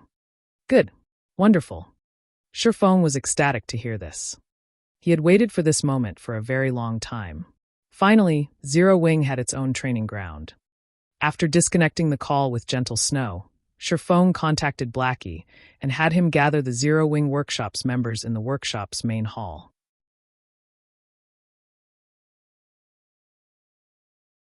Chapter 1936, Moving House. Hundreds of Zero Wing members had gathered in the main hall of Zero Wing's workshop, making the space feel a little cramped. Boss Blackie, has something happened? Why have you suddenly gathered us here? Don't tell me the guild is trying to replace some of us. The Zero Wing members in the hall bombarded Blackie with questions. Some of them were curious, while others were worried. Zero Wing had developed quite a bit recently. Not only did the guild's member count continue to increase, but the guild also ranked its internal members in various aspects. Competition between internal members was incredibly intense, and a large number of players arrived for interviews each day. The guild's workshop was only so large. There was a limit to how many internal members the guild could house. Hence, it wasn't unusual for the guild to cut off some of its present members for new recruits. After all, unlike other members of the guild, internal members received a significant salary. Stop making blind guesses. Even I don't know the meaning of this meeting, Blackie replied. But it should be something good. When the crowd heard Blackie's words, they relaxed. Shortly after the crowd had begun its discussion, Feng entered the hall. The crowd fell silent the moment they saw him, turning towards him with respectful gazes.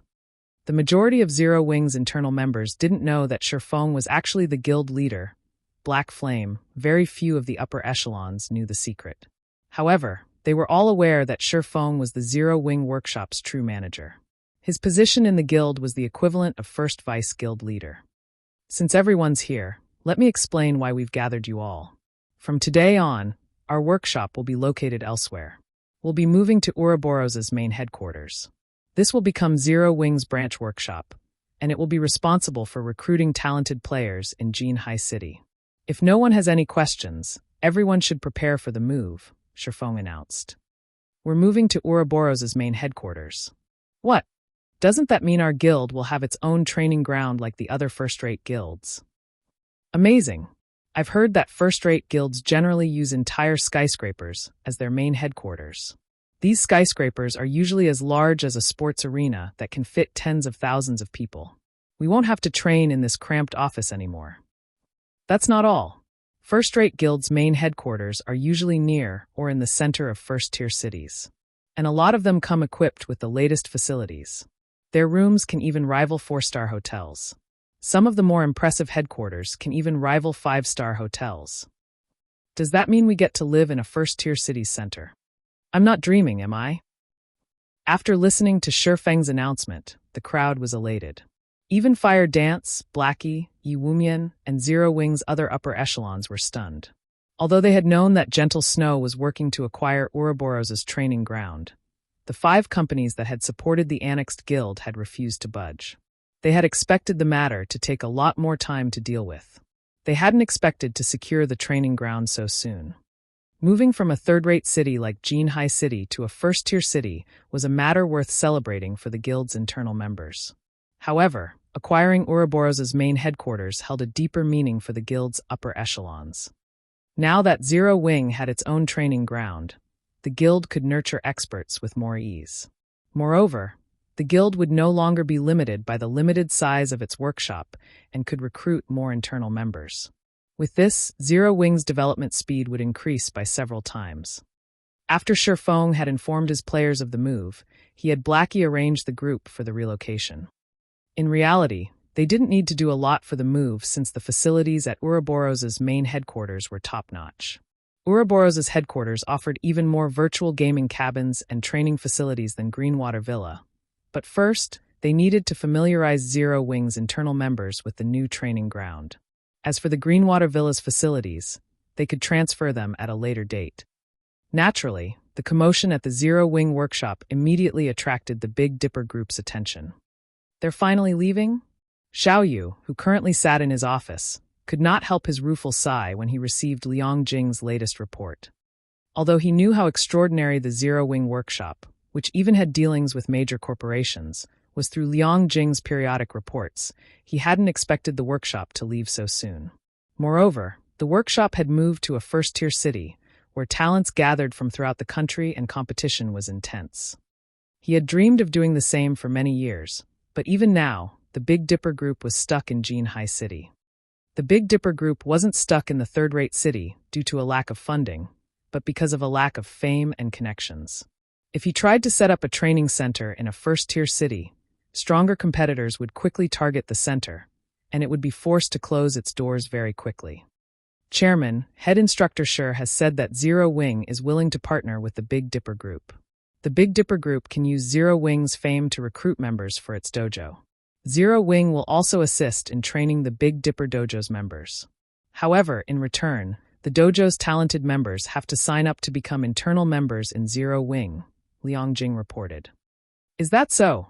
Xiao Yu could not help his growing excitement. He was no longer ignorant of God's domain. Through Liang Jing's reports and the game's growing popularity, he knew how famous Zero Wing had become. If he could utilize Zero Wing's fame to promote the Big Dipper Dojo, he'd be able to attract many martial artists to join. "Chairman, my scheduled flight will soon board." "I have to go," Liang Jing said. "Go. Continue to work hard with Zero Wing. And you do not need to continue to report back to me. You're already one of Zero Wing's internal members. You'll have a much better future with Zero Wing than Big Dipper," Xiaoyu said, nodding. When he had first tasked Liang Jing to serve as Feng's assistant, he had done so to get a better understanding of the mysterious man. He had been confident in her capabilities, but he had never thought that Feng would poach such a talented employee. But the outcome wasn't so bad. After all, Liang Jing owed him a debt of gratitude. If she became one of Zero Wing's upper echelons in the future, the Big Dipper group could benefit as well. "Thank you, Chairman," Liang Jing said sincerely. Meanwhile, below Big Dipper Tower, as the dojo's many envious members watched, Zero Wing's internal members left for the airport on multiple high-class buses. After several hours of travel, Zero Wing's internal members finally arrived before the building that had previously served as Ouroboros's main headquarters. As they alighted from the buses, the towering skyscraper drew their gazes upward, over 100 stories tall, leaving them astounded. "Welcome," Gentle Snow greeted as she and her assistant emerged from the building. "The rooms and facilities inside are ready for your use. We have also updated the virtual training system. Everyone can begin training right away." "Let's forget about training for today and let everyone adapt first," Feng said, smiling as he glanced at the excited crowd behind him. "We'll focus on recruitment today. I have already sent people to advertise the matter. I doubt it will be long before independent experts and workshops seek us out," Gentle Snow said, nodding. She understood that starting everyone on their work after arriving was a little rushed. Moreover, losing one day of training wouldn't affect Zero Wing's development significantly. When Zero Wing's internal members heard that Feng and Gentle Snow had given them a day off, they were elated. They dashed into the building to explore the new training ground. The building that had served as Ouroboros's main headquarters had 133 floors. It had been divided into multiple areas, covering offices, training areas, entertainment areas, and rest areas. Every internal member would receive their own living space, and they wouldn't be nearly as cramped as they had been in the Greenwater Villa, where they had shared a room with several others. When Liang Jing had finished touring the building, she had been stupefied. Every facility in the building was state-of-the-art. Even the simplest accommodation was as luxurious as a 4-star hotel, whereas the top-level rooms and suites were on par with 5-star hotels. Standing in the top-floor suite of the building, excitement bubbled up in Feng as he gazed at the night view from the French windows. He found it hard to believe that such a magnificent building officially belonged to Zero Wing, now the guild's main headquarters. Meanwhile, under Gentle Snow's management, it took only a day for Zero Wing's internal members to get back on track. Moreover, the Zero Wing workshop had recruited 500 new internal members in that single day. Every one of these internal members was extraordinarily talented, either with combat, management, or lifestyle classes. Once God's Domain system update had completed, these 500 people would be integrated in Zero Wing's operation. At 6 a.m., the next day, God's Domain system update had finished.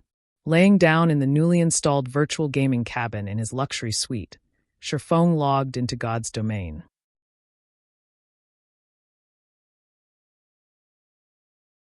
Chapter 1937, Rapid Expansion Sea of Death, Island. The mental assistance system has finally activated. As Feng stood on the death energy-saturated beach and stretched, he could feel a tangible change to his virtual body. Before this update, he had always felt as if he were moving in a body that wasn't his. Now, however, he felt as comfortable in his skin as he was in the real world. It felt as if he had been transported into another world, rather than enter a virtual world via a virtual body. When the other Zero Wing members logged into God's Domain and similarly immersed themselves in this new sensation, excitement welled within them. They had felt as if they had been casting spells and using skills from a third-person perspective, but now, they felt as if they used their abilities personally. It felt as if they had gained superpowers in the real world. Looking at the level 60-plus demonic beasts on Island, The team eagerly charged at the monsters to test their new forms. Although the mana on Kama Island was very thin and the corrosive power of darkness lingered, with the help of the all-rounded device and darkness resistance potion, the team remained unaffected by the island's harsh environment. In just 8 minutes or so, the team had killed over 100 Lord-ranked demonic beasts. Guild Leader, we've just received a report. Due to the system update, many players have begun to learn advanced combat methods from the ancient survivors. As a result, far fewer players are interested in joining Zero Wing, Aqua Rose reported. Then, in a quieter tone, she continued, moreover, the various large guilds have started mass recruiting members, and they've lowered their recruitment requirements significantly, especially Blackwater. Blackwater has improved the benefits it offers its elite members by a significant margin. Blackwater is now offering nearly 40% more than Zero Wing. Because of this, many of the players that had applied to join our guild at the Secret Stone Fortress and Silverwing Town have left to join Blackwater. Blackwater really is vicious. To think it would increase its benefit packages by so much. Aqua Rose's report astonished Feng a little, but once he gave the matter some thought, he wasn't overly surprised. The return of the Survivors expansion pack heralded a new area where every major power in the game would seek to recruit elite players. Currently, the Trial Tower was still used to determine players' combat standards. The higher a player climbed in the tower, the stronger combat standards they'd need to progress. Naturally, the fastest way to improve one's combat standards was by learning combat techniques. If players could grasp a single basic combat technique, they'd be almost guaranteed to reach the Trial Tower's 5th floor, which would mean that the player had reached the realm of experts. With the ancient survivor's return, players only needed a small amount of money to learn advanced combat methods. Although these advanced combat methods might not be as helpful as a basic combat technique, they were close. In other words, elite players would have a high probability of reaching the Trial Tower's 5th floor as long as they learned these advanced combat techniques. After all, the various large guilds' elite members, on average, could reach the 4th floor. The only real between elite players was their progress on the 4th floor. Oftentimes, a guild's strength was based on the number of experts it had, since high-difficulty dungeons and quests had very high combat standard requirements.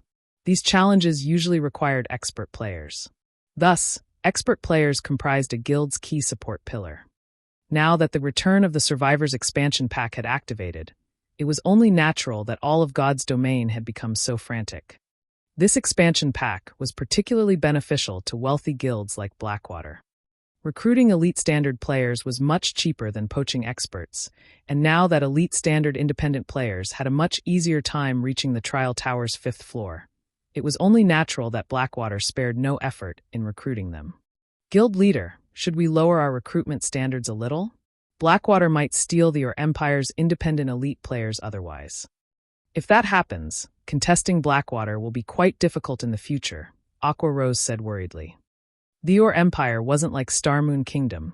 It had become a hub for multiple kingdoms and empires. A large number of elite and expert players had gathered in the Empire, so it was much easier to recruit players there than in other kingdoms and empires. Since Blackwater wants to claim the independent elite players, let it have them. Unlike Blackwater, we don't have the funds to play that game. Our recruitment standards will stay the same. Continue to prioritize the development of players with potential. We won't try to contest over the ready-made independent elite players, Feng said, smiling as he shook his head. While lowering the guild's recruitment standards would attract many elite players and increase the guild's overall strength, doing so without sufficient capital would yield the opposite effect. Most importantly, the standard of expert players would not stay the same forever. In the short term, mass recruiting independent elite players would boost a guild's expert count, but as more players learned advanced combat methods, the overall standard of God's Domain's players would rise, as would the benchmark for expert players. Nowadays, one was considered an expert as long as they reached the early stage of the Trial Tower's 5th floor, but in the future, they would have to reach the 5th floor's middle stage or beyond. One day, players would have to reach the 6th floor to qualify as an expert. Rather than targeting the current elite players, Zero Wing would profit by setting its sights on low-level players with great talent. It wouldn't be long before leveling up was no longer a problem for newcomers. We're not going to compete with Blackwater, Aqua Rose was a little disappointed after hearing Feng's reply. However, when she thought about how Zero Wing had just acquired Ouroboros's main headquarters, which had drastically increased the guild's expenditures, she realized that Zero Wing didn't have much capital to spare. Hence, she had no choice but to give up on this opportunity and focus on recruiting players with strong potential. Meanwhile, Zero Wing's lack of action during this chaotic time confused the various powers and players that watched the guild. None of them understood what Zero Wing intended. The guild was dismissing such a golden opportunity to grow stronger. Are you kidding me? The various large guilds have clearly lowered their recruitment standards. Why hasn't Zero Wing? And I thought that I'd finally get to join the guild. In the end, I still can't meet their recruitment requirements. Why do you insist on joining Zero Wing? Blackwater is the best choice right now. Not only does it have full control of the Iron Empire, but the guild also controls the Crimson Flame Fortress, a vital path to your capital city. Moreover, Blackwater has announced that it is increasing its internal member count and that it will fill some of the slots with the guild's elite players. Now is the best time to join Blackwater. Sure enough, Zero Wing simply isn't a match for a superpower like Blackwater in terms of capital. The majority of the Your Empire's independent players sneered at Zero Wing's lack of response. For a time, applications to join Blackwater flooded the guild. However, Zero Wing hadn't fallen too far behind. Due to the increase in Zero Wing's internal member count, the guild's operating speed had skyrocketed. Because of this, the guild's management personnel, such as Gentle Snow, had a chance to relax and found more free time to tend to their own interests. In addition, Zero Wing's ability to investigate and recruit players with potential had improved substantially. For a time, the guild recruited many low-level players that lacked renown. Meanwhile, while God's Domain's various large guilds frantically snatched up elite players, Feng's group had arrived before a bottomless pit. Gray smoke filled the pit, robbing all life from the earth around it. Moreover, Zero Wing's team heard daunting roars from within, deterring any demonic creatures from approaching the pit. And yet, as if he hadn't heard the roaring, Feng approached the pit and descended the spiral pathway at its edge. As they ventured deeper into the pit, the team felt an intense pressure weighing them down. By the time the team reached the pit's lowest area, even experts like Shadow Sword felt stifled. As these Zero Wing players began to fear the pressure that filled the pit, they noticed a colossal cave in a corner, leaving them stunned. A manatite vein? Aqua Rose stared with wide eyes at the numerous, dark silver or deposits along the cave's walls.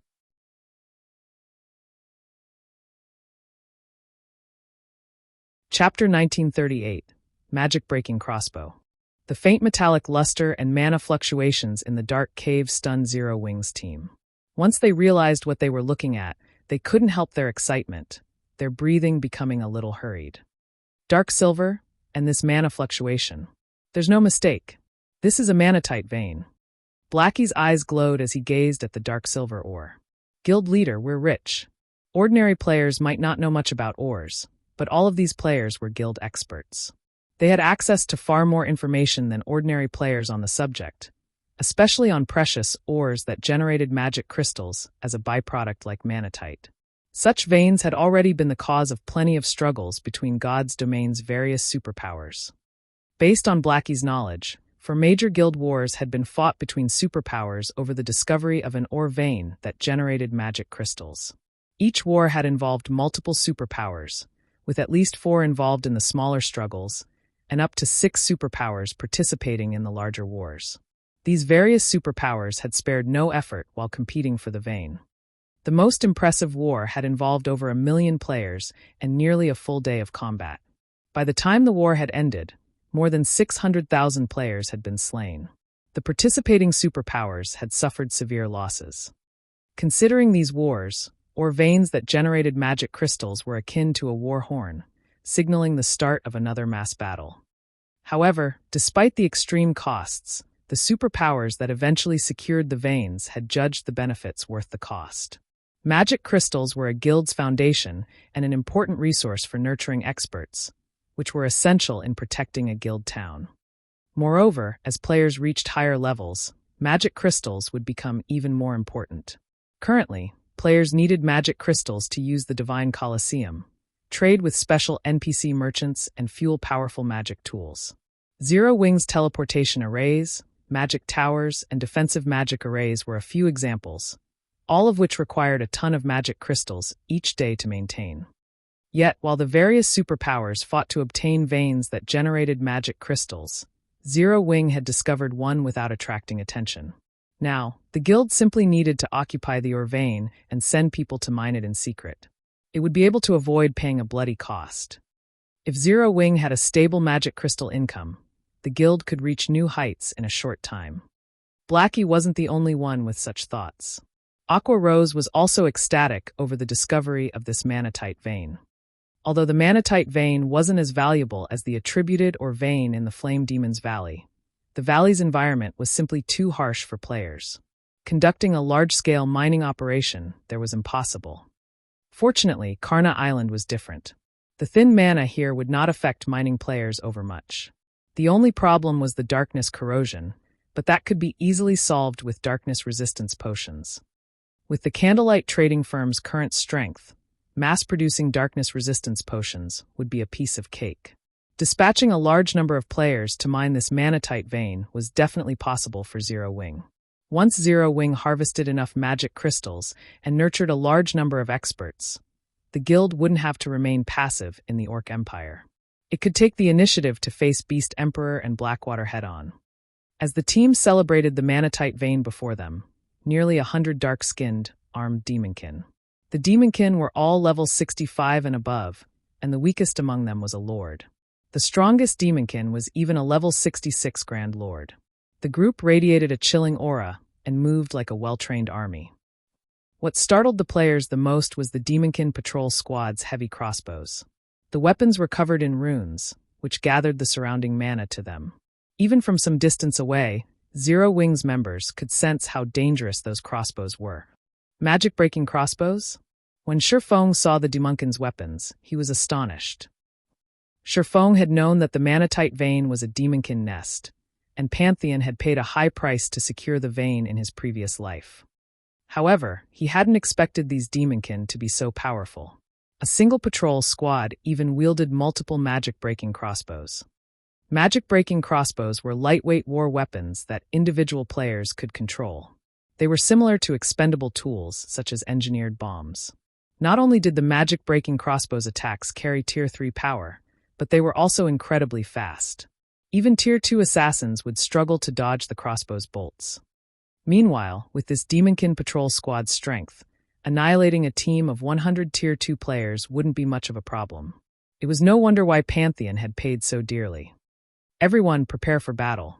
This is a Demonkin nest. Don't let a single one escape. If any do, they'll notify their companions, Feng instructed as he watched the patrolling Demonkin. Fire, sneak over to the patrol squad with the assassin unit. Once the fight begins, focus on keeping the Demonkin with the crossbows under control. Do not give them any opportunities to use those heavy crossbows. Leave it to us. We'll make sure that they don't fire a single bolt. Fire Dance said, nodding as she eyed the crossbow-wielding lords. Feng then assigned tasks to the rest of his team. Once Fire Dance's assassin unit was in position, Feng sent Kola, Turtledove, and Yi Wumian to start the fight according to plan. Go! The three MTs charged at the Demonkin patrol squad without hesitation. When the Demonkin noticed the MT trio, they responded by launching their own attacks, but Kola and his companions ignored them. Relying on their powerful defense and strength, the trio bulldozed through the Demonkin formation and straight toward the cave entrance, sealing off the Demonkin's path of retreat. It was then that Fire Dance's unit ambushed the crossbow-wielding Demonkin, while the rest of Zero Wing's members surrounded the monsters and prevented their escape, ensuring that the Demonkin couldn't flee to single their allies.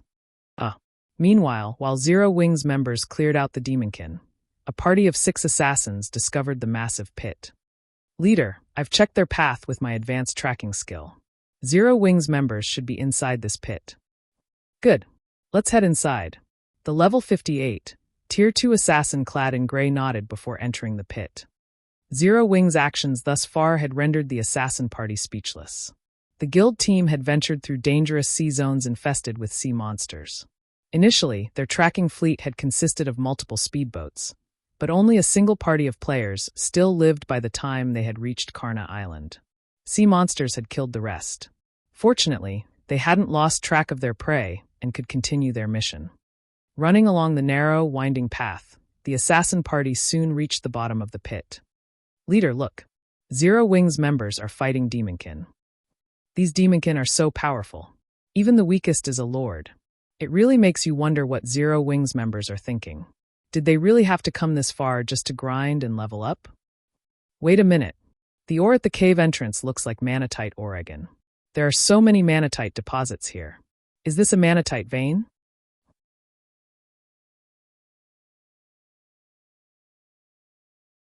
Chapter 1939, Secret Exposed. I'm not hallucinating, am I?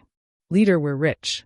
Miracle's 6 assassins gazed at the manatite deposits around the cave entrance with sparkling eyes. They were very familiar with manatite veins, and they knew how valuable such veins were. Miracle had fought other superpowers over such a vein before. Magic crystals were becoming increasingly important to the various large guilds, and having a stable source had become the foundation for a guild's development. Hence, the various superpowers offered massive rewards to players for providing the coordinates of unclaimed manatite and other ore veins that generated magic crystals.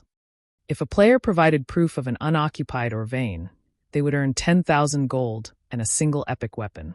When the various superpowers had announced the reward, players had frantically searched for ore veins. For the majority of the game's players, 10,000 gold was an astronomical sum. If converted into credits, an ordinary person wouldn't have to worry about shelter or food for the rest of their life. Naturally, an epic weapon was fatally attractive to expert players as well. Epic weapons were even rare among the various superpowers. They were god-tiered weapons to ordinary experts.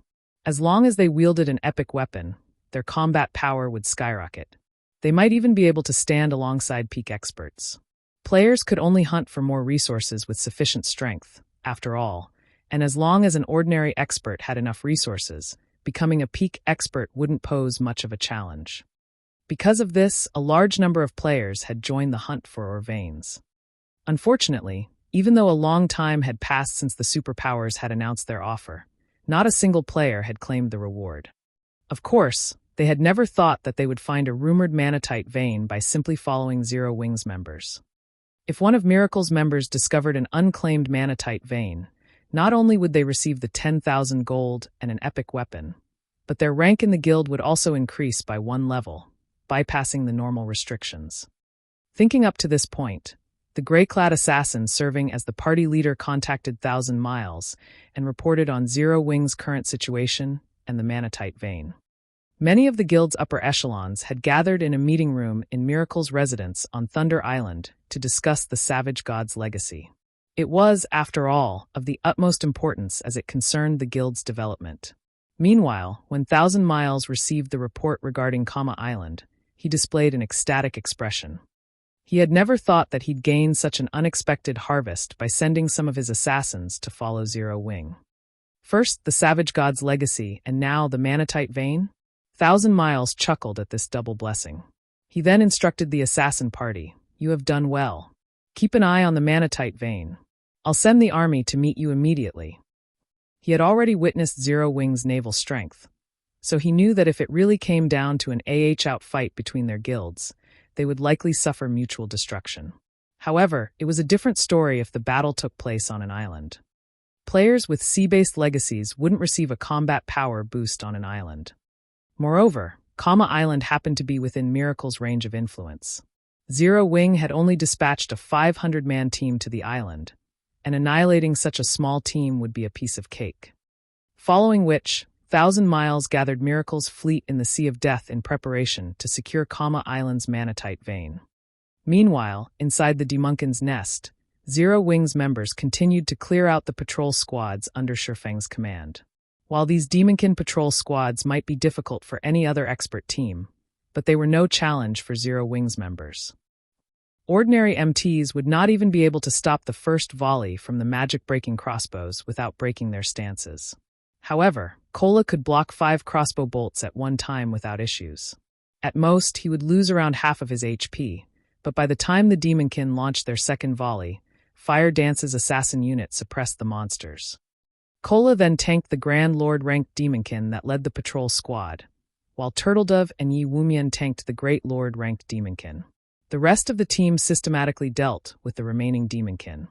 The Demonkin granted more EXP than ordinary monsters of the same rank and level, and they dropped relatively good weapons and equipment, all of which were level 60 and 65 bronze and mysterious iron rank. Occasionally, the Grand Lord-ranked Demonkin even dropped level 60 secret silver equipment.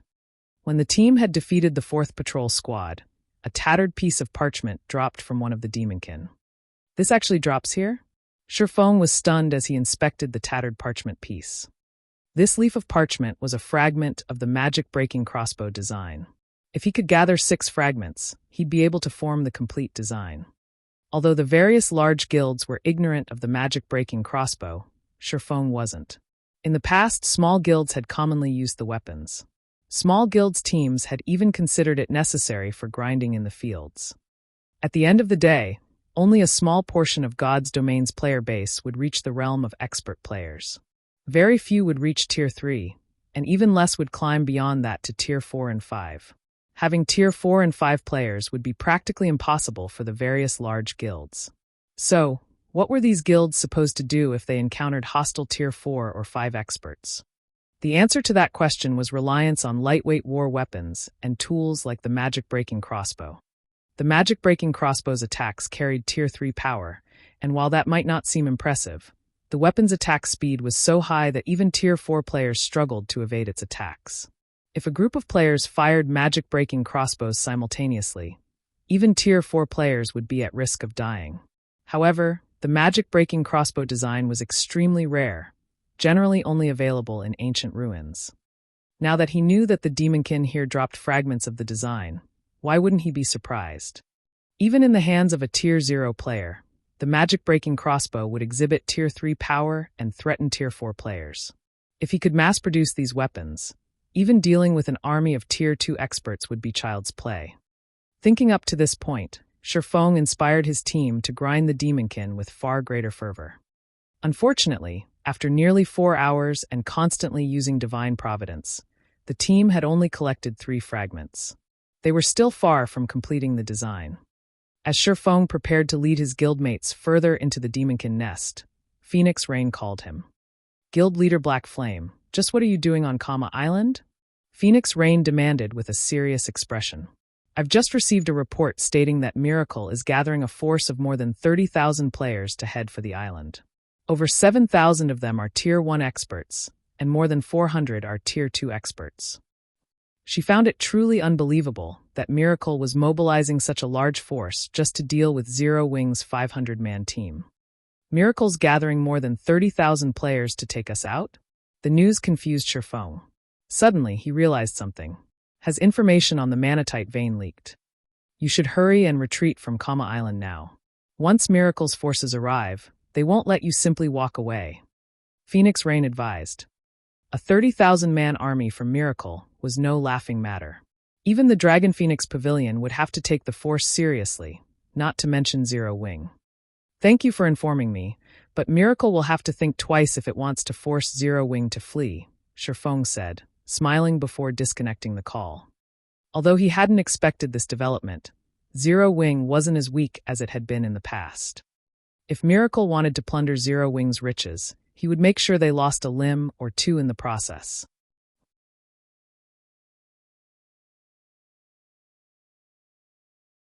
Chapter 1940, Feng's Decision. Big Sis Rain, how are things on Zero Wing's side? Based on the latest update, Miracle's forces should arrive on Kama Island in 10 minutes or so. Blue Phoenix asked anxiously as she read the most recent report she had received from her subordinate. It might be fine if Miracle had simply sent 30,000 elite players, but a considerable portion of its army was expert players. This wasn't a trivial matter. If such a powerful team trapped Zero Wing's team, it would be annihilated. Aqua Rose's sea-based peak legacy couldn't help them either. The battle would take place on land, and Aqua Rose wouldn't receive a boost to her combat power. Based on Black Flame's attitude, I doubt that Zero Wing will leave Kama Island without a fight, Phoenix Rain said, shaking her head. She felt that Feng was simply too reckless. She then ordered, Blue, relay my commands. Have all nearby guild members gather on Kama Island. We'll hurry and reinforce Zero Wing immediately. I'll get it done. Blue Phoenix nodded. Meanwhile, in the Demonkin's nest on Kama Island, Zero Wing's members were horrified when they heard about Miracle's mobilization. They had never thought that the guild would be so ruthless as to dispatch an army of 30,000 players. This was the army of a super first-rate guild, not a first-rate guild. Moreover, Miracle had only dispatched slightly fewer Tier 2 experts than the number Zero Wing currently had on the island. If they tried to stand their ground against Miracle's army, the battle would definitely end with their deaths. Guild leader, are we going to retaliate? Aqua Rose asked Feng. No. With our current strength, fighting Miracle would be suicide, Feng said, shaking his head. They might have had a chance if Miracle had merely dispatched ordinary and elite players. With Zero Wing's team of Tier 2 experts, they could use guerrilla tactics and have a chance of surviving Miracle's 30,000-strong army. Unfortunately, reality was cruel. The expert players Miracle had dispatched were far stronger than ordinary expert players. And if they tried to take these experts on while so drastically outnumbered, not even guerrilla tactics would save them from a miserable death. Miracle was a veteran super first-rate guild that could rival veteran super guilds in terms of overall strength. It simply hadn't earned the title of super guild due to lacking a legacy. Miracle's Tier 2 experts were of a far higher quality than those from first-rate guilds or recently risen superpowers. The quality difference wasn't a result of a gap in basic attributes, but due to a difference in combat standards. Refinement Realm experts were considered top-ranked players in first-rate guilds, but to superpowers, Refinement Realm experts ranked nowhere near the top. Naturally, the difference between a Refinement Realm expert and one who hadn't reached that realm wasn't easy to make up. Zero Wing had been able to stand against super first-rate guilds and super guilds because these powers had only dispatched a small number of their Refinement Realm experts, or by relying on its players' overwhelming advantage in basic attributes. However, this situation was different. In an era where weapons and equipment drop rates had decreased, Zero Wing's Tier 2 experts no longer had as much of a basic attribute advantage. In a one-on-one fight, Miracle's Tier 2 experts would stomp on most of Zero Wing's. Unfortunately, it couldn't be helped. Miracle had secured its foundation after many years of hard work and investment. This was also why the various large guilds tried so hard to nurture experts. In God's domain, experts were a guild's true support pillar. Weapons, equipment, and tools were only one of the many means used to improve a guild's strength. Then, are we going to retreat? Aqua Rose asked. No, we cannot afford to do that. This is a manatite vein. We are talking about finding another one won't be easy, Feng said, shaking his head. Aqua Rose was speechless. If they weren't going to fight or retreat, what were they going to do? For now, you'll continue to lead the team and clear out the Demonkin next. Leave Miracle to me. No matter what happens, don't leave the cave, Feng said, chuckling in response to Aqua Rose's confusion. Guild leader, you're not planning on dealing with Miracle by yourself, are you? That's too dangerous. I'll go with you. Aqua Rose anxiously insisted after realizing that Feng intended to act solo. He might be alright if he were surrounded by dozens or hundreds of Tier 2 experts, but if Miracle used magic arrays or traps to suppress him, the army would even whittle his HP down to 0, regardless of how extraordinarily strong Feng was. The various superpowers were even capable of killing mythic monsters, much less a Tier 2 player like Feng. Do I look that stupid? Feng laughed when he noticed Aqua Rose's nervous reaction. Relax.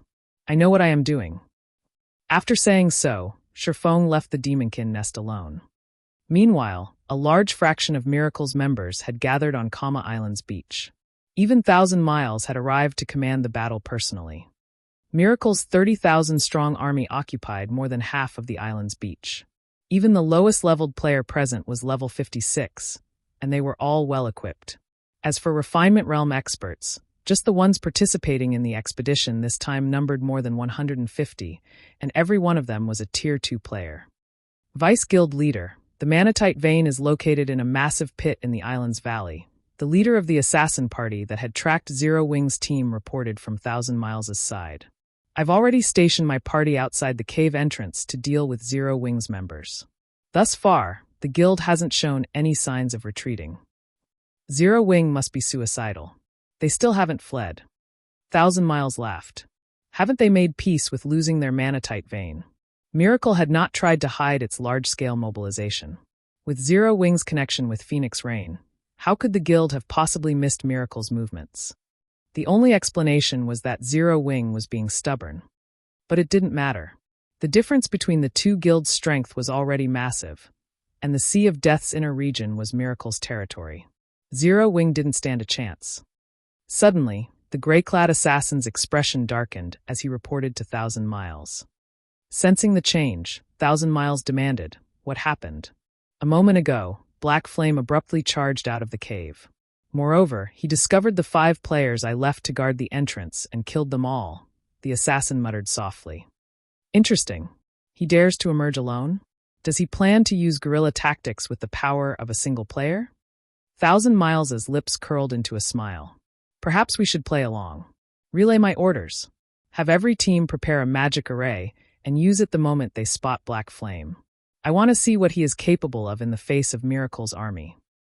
After Thousand Miles issued the command, Miracle's members swarmed Kama Island in 100-man teams, sweeping across the island like a fine-toothed comb in their search for Feng. With how closely the various teams operated, if one of them discovered their quarry, reinforcements would reach the scene quickly. Meanwhile, roughly 2,000 yards away from Miracle's army, Feng grinned as he watched Miracle's approaching army from the top of the island's valley. He then pulled a tome that radiated demonic energy from his bag.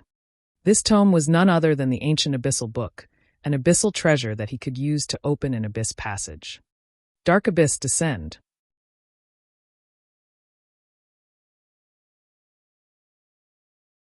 Chapter 1941 Abyss Descends.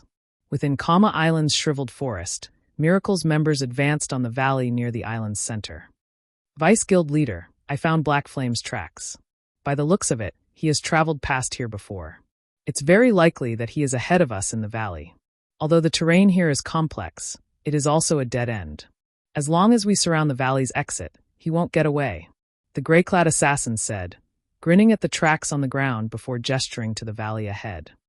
Miracle had already sealed the island with magic arrays, so players couldn't use return scrolls or instantaneous movement magic scrolls to flee. In other words, the only way to leave Kama Island was on foot. While Feng would have the ability to employ guerrilla tactics from within the valley's complex terrain, he had also sealed off his own path of retreat.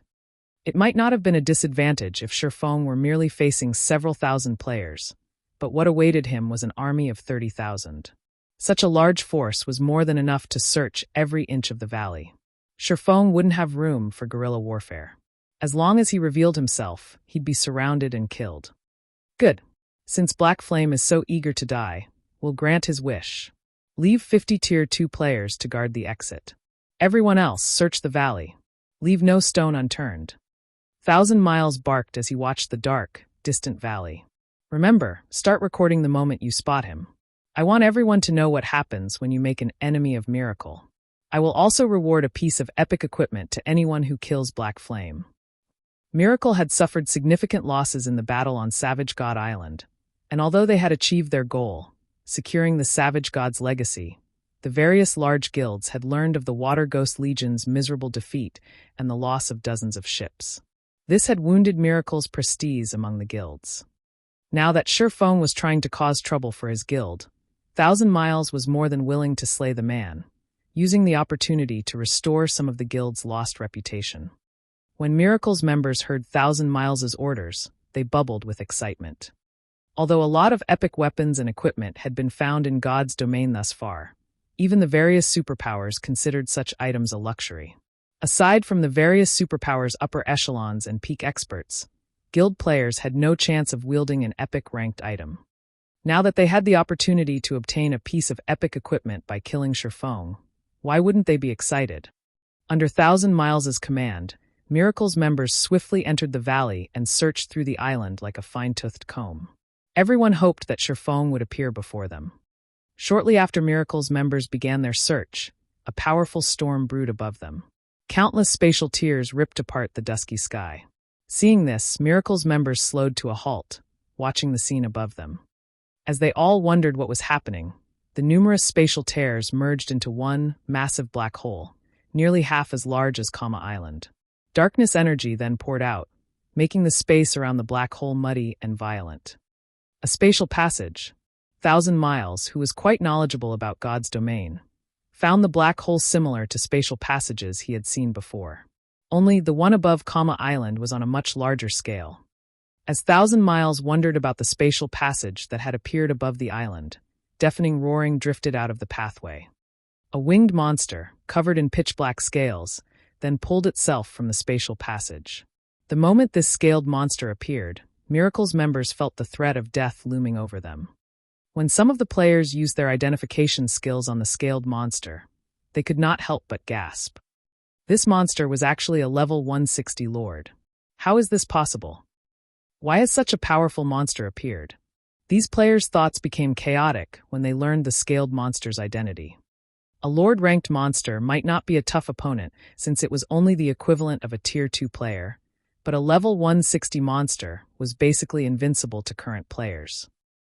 While the army was stunned by the sudden development, another scaled monster emerged from the black hole.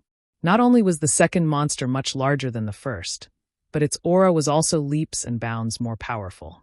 To make matters worse, more scaled monsters followed, swarming out of the spatial passage. 1, 2, 3. By the time these monsters covered half of the sky above Kama Island, Miracle's members had gone from panic to full-on despair. One level 160 lord was enough to wipe out their 30,000-man army, much less an entire force of such monsters. Retreat! Everyone retreat immediately! 1,000 Miles shouted as he snapped out of his daze. Unfortunately, by the time 1,000 Miles had issued the command, the scaled monsters had descended on the players in the valley. They gave Miracle's members no chance for escape. Not only did the level 160 lords attack with unrivaled strength, but their speed was just as overwhelming. In the blink of an eye, several hundred Miracle members had transformed into streaks of light and vanished from the island.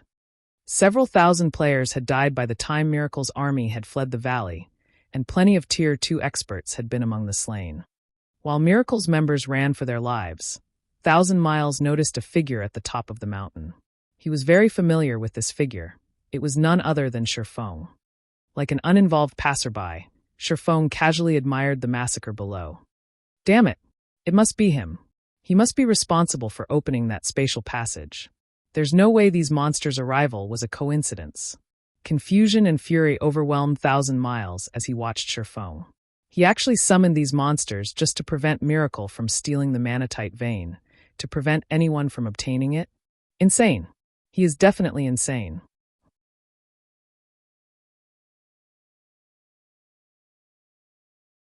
Chapter 1942. So what if I am? A flood of monsters still surged out of the spatial passage above Kama Island. Moreover, as the swarm grew, stronger monsters emerged from the black hole. At first, only lords had come forth, but then great lords and grand lords had begun to arrive. Now even mythic monsters appeared from the passage. Like hungry wolves spotting fresh meat, these monsters descended on the fleeing Miracle members the moment they emerged. Level 160 lords were enough to instant-kill Miracle's members, not to mention the higher-leveled Great Lord, Grand Lord, and mythic-ranked monsters. Although Miracle's members had scattered and run the moment they received 1,000 Miles' command, the flying monsters were too fast to outrun. In the seconds after Miracle had initiated its retreat, over 3,000 members had transformed into streaks of light and vanished. Vice Guild Leader, these monsters are even chasing the members that have left the valley. They have no regional restrictions. With how fast the monster force is growing, I'm afraid that they'll annihilate us before we reach the shore. Silent March said, watching the monster-filled sky with a grim expression. An endless number of monsters flew out of the black hole above, and even though their forces had split up, the monsters wouldn't need long to eliminate them all. If the 30,000 players had only consisted of elite members, Miracle's losses wouldn't have been so severe, significantly harming the guild's operations, if they all died, but over 400 of these players were Tier 2 experts. If these players were slain as well, we can't break through? It seems that we have no choice but to use the Magicbreaker scroll to remove the seal on the island. 1,000 Miles gritted his teeth as he watched his guildmates die, one after another.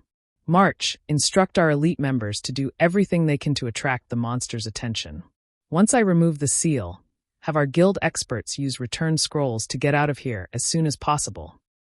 Very few magic scrolls in God's domain were capable of removing regional seals. Even a super first-rate guild like Miracle had only managed to obtain 6 thus far. Normally, these scrolls were reserved as life-saving tools to prevent other superpowers from ambushing their key forces. Since he was one of Miracle's vice guild leaders, he had been allocated one of these scrolls. If he used it now, he'd have to wait a long time before he'd receive another. However, he couldn't hold anything back with so many of his guild's Tier 2 experts at risk. Understood. Silent March nodded. Following which, 1,000 Miles took an ancient, golden magic scroll from his bag and began to activate it. In response, a golden light pillar flew from the unfurled scroll and pierced the invisible magic barrier that enveloped Kama Island. The magic barrier shattered, and players on the island could once again use teleportation spells and tools. As the magic seal faded, Miracle's members breathed sighs of relief. With the barrier gone, they would not have to rely on their own feet to escape the island. Once they found a safe location, they could use a return scroll and leave this nightmare. However, just as Miracle's many experts activated their return scrolls to flee this godforsaken island, the scroll's loading bars were interrupted. What's going on? Why can't I teleport? No, we're still under the magic seal's effects. But didn't we remove the barrier? The development left Miracle's fleeing experts confused. Even 1,000 Miles, who had just used the magic breaker scroll, was bewildered. Vice Guild Leader, look at Black Flame. I think he just used a magic seal. A ranger with sharp eyesight announced as he pointed to the mountain and Feng. Hearing this, 1,000 Miles spun toward Feng. Multiple magic arrays hovered around the swordsman, all of which manifested to seal off Kama Island. Black Flame, you're courting death. 1,000 Miles' gaze was frosty as he glared at Feng, his enraged bellow echoing throughout the valley. Every Miracle member in the valley stared at Feng with hatred and killing intent. They had already used their only magic breaker scroll, so only death awaited them if another magic seal enclosed the island. Courting death. Seeing 1,000 Miles' wrathful expression, Feng couldn't help but laugh as he replied, "So what if I am?" In truth, Feng hadn't wanted to open an abyss passage on Kama Island. Once it opened, it would affect the region, and with the exception of himself, the ancient Abyssal Book's owner, the abyssal monsters would hunt down every player within range. Activating the abyssal passage had greatly affected his plans for the Manatite Vein. Although Feng had expected information on the Manatite Vein to leak and had prepared certain countermeasures, he hadn't expected it to happen so soon. Moreover, Miracle had intended to take the vein for itself, rather than negotiate. He couldn't afford to be courteous with the enemy guild. He would teach Miracle the price for trying to steal Zero Wing's Manatite Vein. Black Flame, do you truly think Miracle will let you off the hook for this? 1,000 Miles threatened as he watched the sealing magic array complete. Your entire guild will face Miracle's wrath, not just you. Guild leader Black Flame, many of Miracle's experts are on Kama Island. Our guild leader isn't exaggerating.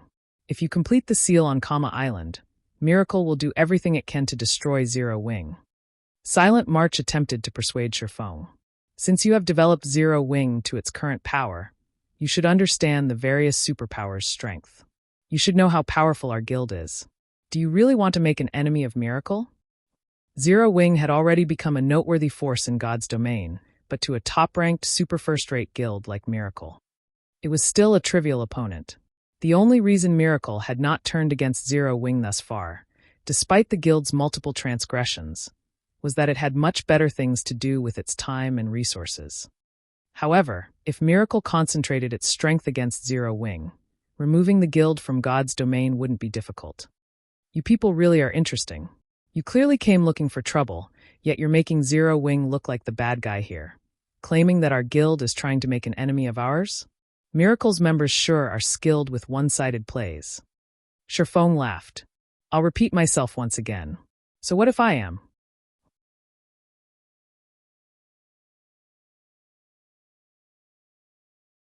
Chapter 1943, Zero Wing's Wrath.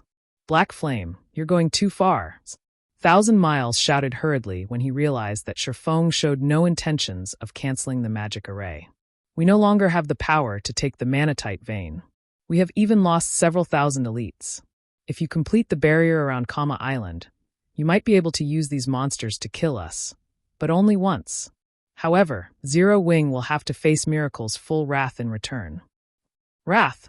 Feng could not help but laugh at Thousand Miles. I don't know how terrifying Miracle's wrath is, but you should have a taste of Zero Wings first. Feng's voice echoed throughout the valley, and Miracle's members felt a chill crawl down their spines from the indifference and killing intent Histone contained. They had never thought that Feng was so ruthless. He actually ignored his guild's safety to ensure their deaths. Insane. He must be insane. He wants to drag us down with him. How can a guild leader like this exist in God's domain? Miracle's members were bewildered as they stared at Feng. The various large guilds' guild leaders would do almost anything they could to ensure their guild's survival in God's domain. They often set aside their personal feelings for the bigger picture. Feng, on the other hand, didn't seem to care about Zero Wing's survival in the least, acting entirely on his emotions. However, Feng hadn't lied. While they weren't sure how Miracle would retaliate, they were certain that they'd face Zero Wing's wrath right now. Good. Very good. Since you want to duke it out, show me what you're capable of. Thousand Miles shouted, his eyes turning bloodshot. Everyone, heed my command. Attack Black Flame with everything you've got. The magic seal has a long activation time. If we can interrupt his channeling, he can't seal off the island. I will personally gift anyone who kills Black Flame a piece of epic equipment. The Vice Guild leader is right. Our deaths are not certain yet. As long as we can interrupt Black Flame, we still have hope of surviving. If we kill Black Flame, we'll even get a piece of epic equipment. Right. This battle's outcome isn't set in stone. We still have a fighting chance. Kill Black Flame. Hearing Thousand Miles' orders, Miracle's members knew that their only hope of survival hinged on striking Feng with everything they had. Otherwise, none of them should think of leaving Kama Island alive. Fortunately, the magic seal needed 2 minutes to complete. They weren't completely out of luck. As their morale recovered, Miracle's members charged toward Feng while ignoring the abyssal monsters around them. The only thing on their minds was Feng's death. Like wild beasts that had awakened from their slumber, the auras of the remaining 20,000-plus players flared as they bared their teeth at their adversary. Retaliating even in the face of death? Feng sneered at the approaching mob. He stood just below the spatial passage, and as Miracle's members approached, they would encounter more abyssal monsters. With current players' strength, charging at these monsters was suicidal. But Miracle's players were in a frenzy. They disregarded all costs while charging at Feng, and even when their comrades fell beside them, they didn't pull their gazes from their target. Everyone, keep it up. Black Flame is still channeling the magic array and can't move. If even one of us reaches him, victory will be ours. Silent March cried, rallying his troops. While a magic seal was powerful, it had an obvious flaw. The player activating it had to remain in a safe place. If the caster moved in the slightest, the channeling process would be interrupted and would fail. Although there were indeed a lot of abyssal monsters between them and Feng, Miracle's players on Kama Island greatly outnumbered the monsters. Although the price of distracting the abyssal monsters was considerably high, it was possible, and it would allow a few players to slip by, reaching their target. Sure enough, 7 players managed to break through the abyssal monster's encirclement after a short moment, arriving within 60 yards of Zero Wing's guild leader. Even if I can't move, I can still use my skills and spells. Seeing the approaching enemies, Feng promptly activated Chilling Field. The moment Chilling Field activated, the 7 Miracle members immediately felt a chill envelop their flesh. Both their movement speed and attack speed significantly decreased. Before the Miracle members could move within 40 yards of Feng, icicles exploded from the ground, striking the 7 players as damages in the tens of thousands appeared above their heads. The mana on Kama Island was extremely thin, which limited the combat power players could exert, and with Chilling Field's movement speed reduction, dodging the icicle's attacks became impossible for the 7 Miracle players. In the blink of an eye, the attacks killed 2 players. Only the 5 Refinement Realm experts managed to avoid death. However, While the 5 Refinement Realm experts had dodged the first wave of Feng's attacks, the swordsman was far from finished. As a constant stream of attacks bombarded them, the Refinement Realm experts were forced to halt their advance, focusing on defense. Unfortunately, they still took hits from time to time, continuing to lose HP. In the end, all 5 died before they could move within 20 yards of their target. Although Refinement Realm experts were frightening existences in first-rate guilds, their evasive and defensive maneuvers were unrefined before Feng. Die! Following which, Feng struck one group of Miracle's members after another, mercilessly slaying every player that came within his attack range. None of them could get within 10 yards of Feng. Seeing this, Miracle's surviving members were dumbfounded. While Silent Mars came within 50 yards of the swordsman, she stopped her advance and took out a single target, Tier 4 offensive magic scroll. Numerous spiraling wind blades then formed around Feng. Under Silent March's control, these wind blades bombarded the immobile guild leader. Boom, boom, boom. Explosions rang out in succession, the resulting shockwaves throwing dust and dirt into the air. He's finally dead? Silent March could not help but breathe out a sigh of relief as she watched the dust clouds surround Feng's location. She had used a large number of guildmates as bait to get within 50 yards of the swordsman and find an opportunity to use the magic scroll without her opponent noticing. But once the dust settled, it revealed Feng's unharmed figure. Golden divine runes circled his body, isolating him from the outside world. These runes were the result of the 7 Luminaries' Ring's absolute defense. However, rather than the runic barrier, everyone's attention was on the pitch-black magic arrays around Feng. The arrays had completed and sealed off Kama Island.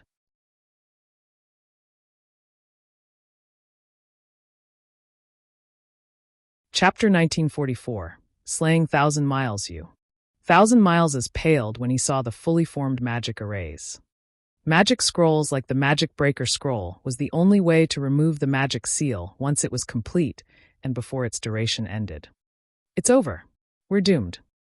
When the rest of Miracle's army saw the magic barrier slowly spread out from above them, they were distraught. Thousands of abyssal monsters had already emerged from the spatial passage. They had thought it would be possible to reach the island's shores before their annihilation when there had only been several hundred, but that hope was gone. Several hundred more Miracle members had died while the army had succumbed to their despair. Players only snapped out of their daze, fleeing like madmen, when the fallen players' weapons and equipment hit the ground. Although they knew that they had no hope of surviving this, they prayed for a miracle to save them. Vice Guild Leader, what should we do? Silent March asked anxiously as she watched Miracle's Tier 2 experts fall, one after another. We're out of options now that the magic seal is complete. Have our experts bring up the rear. We're retreating, 1,000 Miles said, shaking his head. Now that the magic seal had taken shape, not even he had a countermeasure. Fortunately, he was one of Miracle's Vice Guild leaders, and his guild had allocated him plenty of life-saving tools. Unfortunately, he'd only be able to save a small number of players with the tools he had on hand. But Silent March felt her heart bleed as she watched the abyssal monsters slaughter their guild's experts in the valley. Miracle had brought more than 7,000 experts to Kama Island. This was the first time their guild had suffered such a severe loss since joining God's domain. Enough! If you don't hurry, I can't guarantee our safe escape. 1,000 Miles snapped gravely. He, too, was reluctant to make the decision. He was, after all, responsible for this offensive operation. He wanted nothing more than to kill Feng, but he understood that with Feng's strength and the abyssal monster's interference, slaying the swordsman was impossible. All he could do was leave this godforsaken island as quickly as possible. Understood. Silent March nodded. As Silent March began her retreat, several hundred experts formed a tight circle around her, guiding Silent March and several upper echelons out of the valley. Black Flame, just you wait. It won't be long before I pay this back tenfold. 1,000 Miles bellowed as he glared at Feng, already thinking of ways to deal with Zero Wing. After ensuring that his guild's upper echelons had gathered around him, 1,000 Miles retrieved a dark purple globe from his bag. Countless divine runes had been engraved on this crystal globe, the globe itself giving off waves of pressure. This globe was one of the treasures Miracle had obtained from an ancient ruin _ the Wind God's orb. The Wind God's Orb was a consumable that temporarily granted players the power of the Wind God. With the Wind God's power, players could fly freely through the sky for 5 minutes. Moreover, players' flight speed would be so incredible that not even flying ships could keep up with them. Whether one was using the Wind God's Orb for escape or pursuit, the orb was a very useful tool. Unfortunately, it could only be used 10 times. Once all 10 uses had been expended, the Wind God's Orb would turn into dust. Although the magic seal on Kama Island prevented teleportation, it did not prohibit players from flying. As long as they had the power of the Wind God, they could easily shake off the abyssal monster's pursuit. Moreover, 5 minutes of flying would be more than enough to escape Kama Island. Once they were off of the island, fleeing from the abyssal monsters would be a piece of cake. After taking out the Wind God's Orb, 1,000 Miles began to chant an incantation, granting him and the others the Wind God's power. With 1,000 Miles as the center, a gigantic dark purple magic array formed on the ground, hungrily absorbing and devouring the surrounding mana. At the same time, a powerful storm enveloped 1,000 Miles and the others, preventing other players from approaching the group. The Wind God's Orb? Feng muttered. He could not help but feel a little astonished when he saw the dark purple globe in 1,000 Miles' hands. Miracle really is quite generous to have given him such a precious item. But you must be dreaming if you think you can escape with that. Feng then activated Gale Domain, transforming into a blur as he flew toward 1,000 Miles. The Wind God's Orb had been extremely famous in God's Domain, a masterpiece crafted by an ancient civilization. As long as there were no magic arrays that prevented flight in an area, even Tier 5 players wouldn't stop a player endowed with the Wind God's power. Only Tier 6 players would have the ability. Hence, the Wind God's Orb had been publicly acknowledged as one of the top 10 treasures for pursuit and escape in God's Domain in the past. However, the Wind God's Orb had an obvious flaw. It required a lengthy channeling time. Each endowment required roughly 15 seconds. Although Feng was currently around 800 yards away from 1,000 Miles, he could cross the distance in less than 10 seconds with the effects of Gale Domain. Of course, Miracle's members noticed Feng's movement. Black Flame. 1,000 Miles' rage burned even brighter when he saw Feng's approach. Escort team, block him with everything you've got. I'll kill him myself in a moment. He had called off the assault on Feng simply because he found the task troublesome. He had decided to ignore the man and let the hateful bastard live for a few more days. However, Feng ignored his benevolence and now targeted his life. Vice Guild Leader, rest assured, we'll make sure he doesn't leave your sight. We'll show this brat just how ignorant he is. A silver-armored, middle-aged man confidently declared as he watched Feng's approaching figure.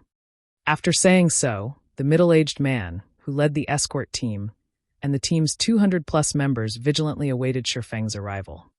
Once the flying swordsman was within 100 yards, the escort team activated their berserk skills. A few members even activated a magic array, trapping Feng within a magic barrier. Shatter! When Feng was less than 60 yards away from 1,000 Miles, he activated Power of Darkness and swung down Killing Ray. Lightning Slash. A blue lightning bolt tore through the sturdy magic barrier, and by the time Miracle's players noticed it, the bolt had pierced through 1,000 Miles' body, devouring all of his HP.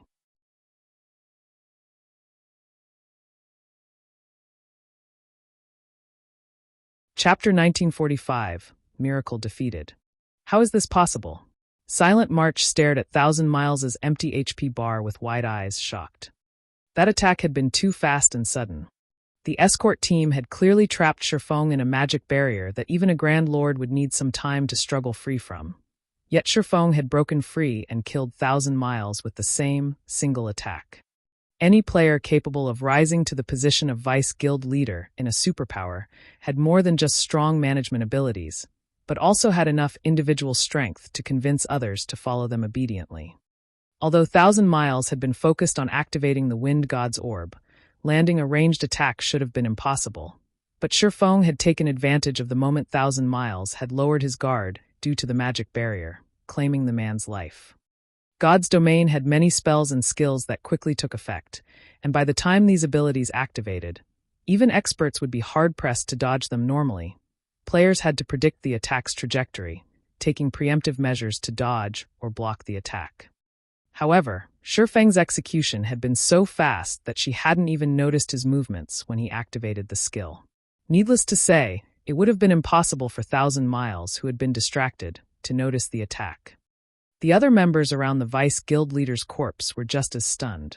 They stared at the body with incredulous looks. Thousand Miles was one of their guild's Vice Guild leaders. Not only was he extraordinarily powerful as an individual, but the guild had also given him plenty of treasures. Even super guilds would have a difficult time killing Thousand Miles. In fact, regardless of the several thousand abyssal monsters on Karna Island, they had never considered that the monsters might kill Thousand Miles, yet their Vice Guild leader was dead. Moreover, Thousand Miles hadn't died at the hands of a superpower. He hadn't even died while surrounded by enemies, overwhelmed and outnumbered. Instead, a guild leader from a guild that had only recently become famous had claimed his life. If news of this spread, it would cause a sensation throughout God's domain. Black Flame. The escort team's leader turned ashen as he shot Feng a glare. From today on, neither you nor Zero Wing will have a place in God's domain. Not even the Dragon Phoenix Pavilion can protect you. Had someone from another superpower killed Thousand Miles, it would not have had much of an impact on Miracle's reputation. At most, the public would think that the offending superpower had grown stronger. However, the fact that a minor power like Zero Wing was responsible for the Vice Guild leader's death was humiliating. If word of this got out, Miracle would become a laughingstock among the various superpowers. Others might even assume that Miracle had grown weaker, doubting its qualifications as a super first-rate guild.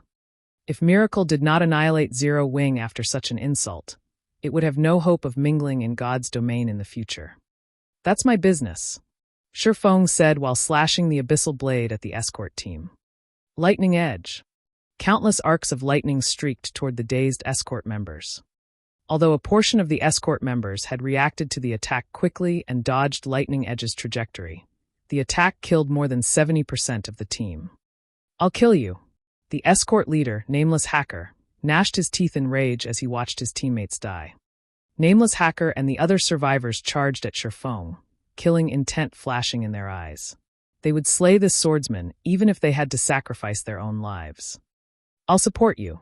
Silent March was just as resolved to kill Feng. After activating her berserk skill, she began to chant an offensive spell, aiming for the guild leader. Although Nameless Hacker was not a match for Miracle Dragon, he was a peak expert at the Void Realm. If he had 20-plus melee refinement realm experts supporting him, not even a domain realm expert would dare to take him on. Furthermore, he had the support of a magical class expert, Silent March. She could make up for the melee player's flaws by launching attacks at Feng's blind spots, which the melee players could not reach. Die! As Nameless Hacker reached Feng, he raised his greatsword and executed a downward slash. The greatsword transformed into a rainbow that descended on Feng. As the rainbow passed, even space began to crack. At the same time, the other escort members circled to Feng's sides and executed their strongest skills. As they attacked, they paid no attention to defense. They were fully intent on trading blow for blow with Feng. Once Silent March saw Nameless Hacker use his ultimate move, she followed by releasing her channeled spell, the Tier 2 curse, Death Coffin. With Feng in the center, death energy filled a 30-yard radius, constantly corroding the players' lives. Silent March planned to use the escort team to buy time for death energy to detonate, killing the team and Feng. Meanwhile, Nameless Hacker and his comrades paid no heed to Silent March's spell. Now that Thousand Miles was dead, they had no way to escape Karna Island before the abyssal monsters killed them, in any case. They were more than willing to sacrifice themselves if it meant Feng's death. In response to his opponent's suicidal attacks, Feng used Dragon Breath and 9 Dragons Slash. He had no intention of dodging the attacks. His basic attributes were far beyond Nameless Hacker and Miracle's members. He could simply stop the attacks with brute force. Boom, boom, boom. The moment Dragon Breath collided with the descending rainbow, a massive explosion shook the valley. Dragon Breath shattered the rainbow and blew Nameless Hacker away. Abyssal Blade's phantoms, meanwhile, put a stop to the melee refinement realm expert's assault. Before the death energy Silent March had summoned could detonate, Feng used Instant Strike to appear before her and swung Killing Ray at the female necromancer. Although Silent March tried to block the attack with her staff, she was too late. Killing Ray shattered the magic barrier protecting Silent March and cut straight through her neck, instantly obliterating her HP. So fast, the escort team members were stunned. First, 1,000 miles had fallen. Now, even Silent March had died before the rear-line healers could do anything about it. Feng's attack power and attack speed were terrifying. Without Silent March's assistance, Nameless Hacker and the others were utterly helpless against Feng. Even though they still had their healer's support, Feng killed one after another. With the Abyssal Monster's interference, the entire escort team had been eliminated in less than 20 seconds. Seeing this, Miracle's surviving experts, who had been rushing over to help, turned and fled, losing any motivation to attack Feng. Unfortunately, the flying abyssal monsters gave Miracle's members no opportunities to escape Karna Island. In less than 10 minutes, all of the 30,000-plus players Miracle had dispatched to the island were dead. None left the island alive.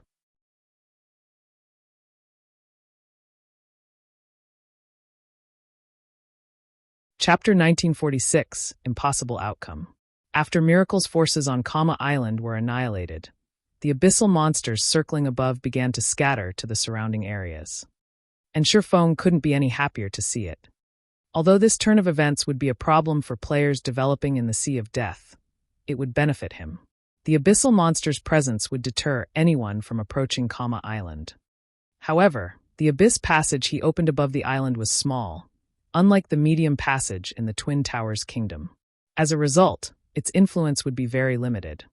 In the continent of God's domain, abyssal monsters couldn't roam freely since they were foreign to this world. Hence, the world's power constantly suppressed them. The farther they ventured from the abyss passage, the stronger this suppression would become. With the power of a small abyss passage, the passage's range of influence was very limited. Moreover, he could only use this method to deter players once. Each ancient abyssal book could be used to open only two abyss passages, a medium passage and a small passage. King's Return's Hell Fiend had already opened the medium passage to deal with immortal light in the Twin Towers Kingdom, and now that Feng had used the remaining small passage, he'd have to make sufficient sacrifices if he wanted to use the book to open another. To open another passage, he would need to sacrifice 50,000 players for a small passage, 300,000 players for a medium passage, or 1 million players for a large passage. Capturing so many players to sacrifice would be an immensely difficult task. He might be fine if his actions went undiscovered, but once other players found proof of his wrongdoing, the consequences would be horrendous. After watching the abyssal monsters venture away from Kama Island, Feng began to loot the battlefield. Meanwhile, in the Dragon Phoenix Pavilion's temporary residence on Thunder Island, Big Sis Rain, I've notified every fleet in the Sea of Death. Since we cannot command those under 9 Dragons Emperor, we only have 3 fleets heading towards Kama Island. They should arrive in half an hour at the earliest, Blue Phoenix reported. They had begun to gather their forces the moment they had heard of Miracle's interest in visiting Kama Island. However, the island was located in an extremely dangerous sea zone, and the various superpowers on Thunder Island didn't usually operate in that area. As a result, their fleets had been some distance from Kama Island when the situation had occurred, and even the closest ships would need some time before they'd arrive. Half an hour? Hopefully, they'll make it in time. Phoenix Rain nodded. While half an hour wasn't very long, it wasn't very soon either. If Zero Wing acted rashly, annihilating the guild's forces would be child's play for Miracle's 30,000-strong army. However, if Zero Wing's members split up and hid, they might last for another half an hour. Just what is Zero Wing trying to do? Despite knowing that Miracle has dispatched an army of 30,000 to Kama Island, Zero Wing is insistent on clashing with Miracle. Blue Phoenix was exasperated over Feng's decision. She had the feeling that Zero Wing must have fought so many first-rate guilds that it was treating Miracle like one of those old enemies. Zero Wing only had 500 members on Kama Island. Even if these members were all a part of Zero Wing's main force, they wouldn't even serve as a warm-up for Miracle's army. After all, they were talking about 30,000 elite and expert players. Moreover, all of those players were from a veteran super first-rate guild, not a first-rate guild. As Phoenix Rain and Blue Phoenix discussed the situation, the doors to the guild leader's office swung open, and 2 people walked in. The moment these two people entered the office, Blue Phoenix's expression darkened. Rain, long time no see. Nine Dragons Emperor greeted Phoenix Rain with a smile after entering the room. It seems you have secured quite a harvest in the Sea of Death. You've already replaced quite a few pieces of your equipment. Nine Dragons Emperor, why are you here? Phoenix Rain responded dryly. Nine Dragons Emperor was closely tied to the ambush she had suffered on Savage God Island. If not for her lack of evidence, she would have long since reported him to the Great Pavilion Master. Just the sin of setting her up would instantly get Nine Dragons Emperor banished from the Dragon Phoenix Pavilion. Unfortunately, Nine Dragons Emperor was too clever to leave evidence. No matter how hard she searched, she couldn't find any proof. This is the Dragon Phoenix Pavilion's guild residence. Is there some reason that a pavilion master, such as myself, cannot be here? Nine Dragons Emperor returned Phoenix Rain's question nonchalantly. Although this is the Dragon Phoenix Pavilion's residence, this place is under my management. I believe you of all people understand how the Dragon Phoenix Pavilion operates. Neither pavilion is allowed to interfere with each other's work. Or do you need me to remind you of the rules? Phoenix Rain asked coldly. Fine, I won't waste words with you. I am here on official business. The Great Pavilion Master has issued an order.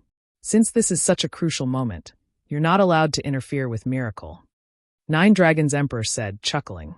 If you still don't get it, I'll explain the order in greater detail. The Great Pavilion Master had stated that you are not to interfere with the situation on Kama Island, and you must recall all of the ships you have sent. Have I made myself clear? All matters on Thunder Island are under Big Sis Rain's management. Why would the Great Pavilion Master give such a command? Blue Phoenix refused to believe a word Nine Dragons Emperor said. I knew you all would ask that. Here is the Great Pavilion Master's order. He had intended to inform you directly via call, but fearing that you would disobey, he sent me here to carry his orders out, Nine Dragons Emperor said as he playfully displayed the system message Ku Rong had sent him. How could this be? Phoenix Rain frowned when she saw the message. Our guild is in a precarious situation, and Zero Wing has made too many enemies. All of the various superpowers have expressed their opinions on the Dragon Phoenix Pavilion.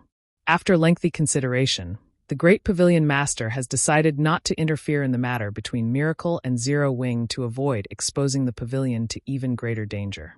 If you refuse to follow orders, then all responsibilities on Thunder Island will be transferred to me.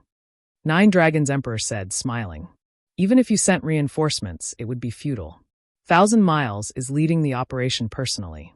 Zero Wing has no chance of survival. He was very pleased with Miracle's actions. Whether Phoenix Rain helped Zero Wing or not, Zero Wing would suffer severely, and Phoenix Rain would lose a powerful helper. Fortunately, this increased his chances in the next contest for Thunder Island.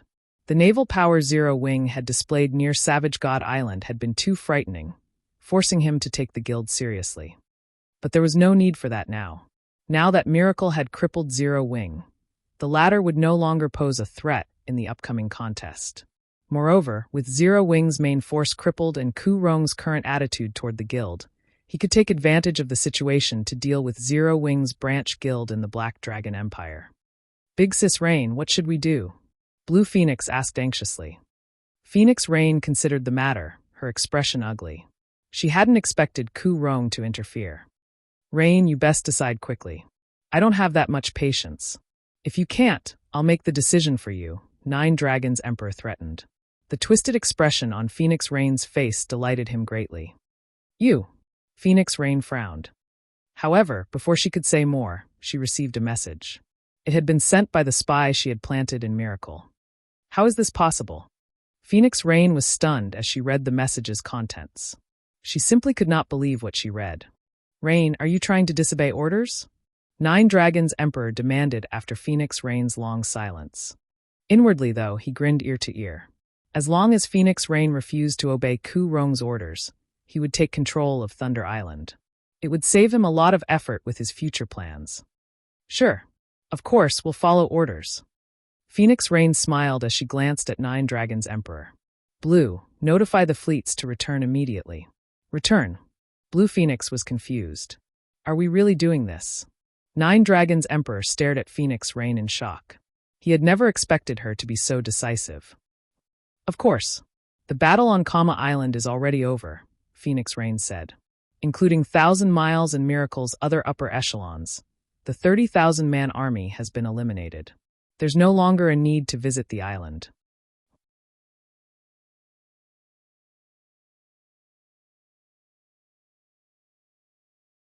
Chapter 1947, Bountiful Harvest. Miracle's been annihilated. Nine Dragons Emperor was dumbfounded when he heard Phoenix Rain's announcement. How can this be? Miracle wasn't an ordinary super first-rate guild. Aside from its weaker legacy, it was stronger than some super guilds overall. Furthermore, 1,000 Miles had led the operation personally. If another superpower had to face Miracle's 30,000-man army, the battle would be bitter even if the superpower thoroughly prepared, much less annihilate Miracle's forces. Annihilating Miracle's army would be far more difficult than simply defeating it. If Miracle's 30,000 players decided to scatter and flee, no power should be able to eliminate them all even if the army were badly outnumbered. How could Zero Wing possibly achieve such a feat? Big Sis Rain, are you sure? Even if Zero Wing managed to obliterate Miracle's army, 1,000 Miles shouldn't have died. As one of Miracle's Vice Guild leaders, he should have plenty of life-saving tools on him. Killing him should be much harder than annihilating Miracle's army. How could he possibly die? Not even Blue Phoenix could believe the report. As a member of a superpower herself, she knew just how serious the various superpowers protected their upper echelons, especially their Vice Guild leaders. Even before God's Domain, the various superpowers' guild leaders and Vice Guild leaders had faced assassination in other virtual reality games. This wasn't new to them.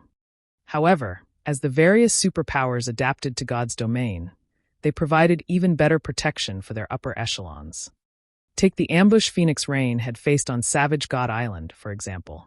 While Miracle might have had the ability to slay the main force members under Phoenix Rain, it hadn't been able to kill her. Had Phoenix Rain's subordinates faced annihilation, Phoenix Rain would have used the life-saving tools the guild had given her to flee the island. Of course, losing her main force members would have affected her plans. When Nine Dragons Emperor heard Blue Phoenix's question, he could not help but nod in agreement. He decided that the news must be fake. It would have already been impressive if Zero Wing's small team of 500 escaped Miracle's forces. But no matter how strong those players were, annihilating Miracle's army should have been impossible, not to mention slaying 1,000 Miles. I wondered the same thing, but I've just verified the information. Miracle has issued a red annihilation order on Zero Wing. It's the highest-ranking annihilation order available in Miracle. Issuing this order means that there are no options for reconciliation between Miracle and the order's target, and only one of them will be allowed to live, Phoenix Rain said. Why would the guild issue a red annihilation order if Zero Wing didn't annihilate its army? That is a lie, right? Miracle's army had more than 400 Tier 2 experts. Such a severe loss will certainly affect Miracle's future plans. Blue Phoenix still couldn't believe the news, but faced with the facts, she had no choice but to accept it as truth. Miracle had issued the red annihilation order in the past, but only when the guild had expected a decisive battle with another superpower. No matter how she looked at it, now that Miracle had used the order on Zero Wing, it must have suffered a humiliating loss against the smaller guild.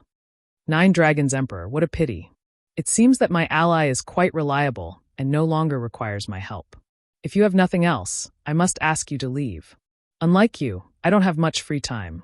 I still have to take care of many matters on Thunder Island. Phoenix Rain smugly dismissed Nine Dragons Emperor. Veins bulged on Nine Dragons Emperor's forehead. After taking a moment to calm down, he sneered and said, Phoenix Rain, don't get excited so soon. Zero Wing might have gotten lucky and defeated Miracle, but you know better than I just how frightening Miracle is. Zero Wing has ignorantly pushed itself onto the path of annihilation. It won't be long before Zero Wing is thoroughly removed from God's domain. After Nine Dragons Emperor finished, he turned and left the office in a huff. Seeing Nine Dragons Emperor's frustrated expression, Phoenix Rain felt refreshed. However, she knew that Zero Wing had gotten itself into more trouble than ever before. Phoenix Rain wasn't the only one to learn of Miracle's extermination. All of the various superpowers received reports on the battle on Kama Island. Haha, Zero Wing really is impressive to cause so much damage to Miracle. Even 1,000 Miles was slain. The guild has dragged Miracle's reputation through the mud. Let's see if Miracle still dares to call itself number one among super first-rate guilds. I had never thought that Miracle would suffer such an upset one day. If Miracle doesn't deal with this matter properly, it will become a laughingstock in the sea of death. Zero Wing is quite powerful. With such capabilities, it should easily rank among the top 5 of up-and-coming guilds. The news of Miracle's slaughter surprised all of the various superpowers, although they also pitted Zero Wing. With how much potential Zero Wing had displayed thus far, it was guaranteed to become a super first-rate guild if given enough time. However, now that Zero Wing had provoked Miracle, the guild had no future to speak of. Had Miracle's defeat been minor, it would have, at most, sent some guild experts to harass Zero Wing. As a superpower, Miracle had a lot on its plate after all. It couldn't utilize its full strength to deal with some small guild. However, this situation was different. Not only had Zero Wing slaughtered Miracle's 30,000-strong army, but it had also killed Thousand Miles, one of the guild's key figures. This was a great embarrassment for Miracle. If the super first-rate guild didn't obliterate Zero Wing and restore its reputation, even as a superpower, it wouldn't survive long in God's domain. Meanwhile, Zero Wing, which hadn't been particularly famous in God's domain outside of Starmoon Kingdom, had become a household name.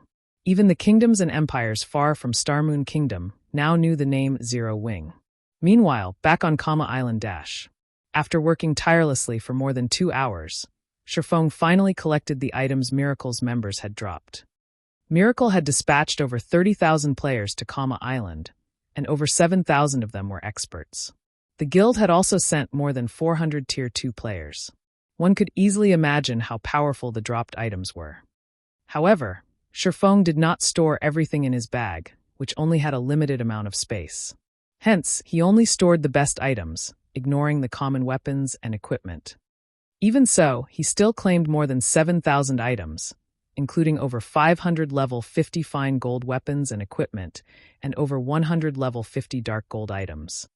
When exploring a corner of the valley, Feng noticed a crimson crystal globe on the ground. Within the globe burned a golden flame, and as if the flame had a life of its own, it transformed into a small, flaming dragon as Feng approached. Fire Spirit. Feng gasped when he saw the item.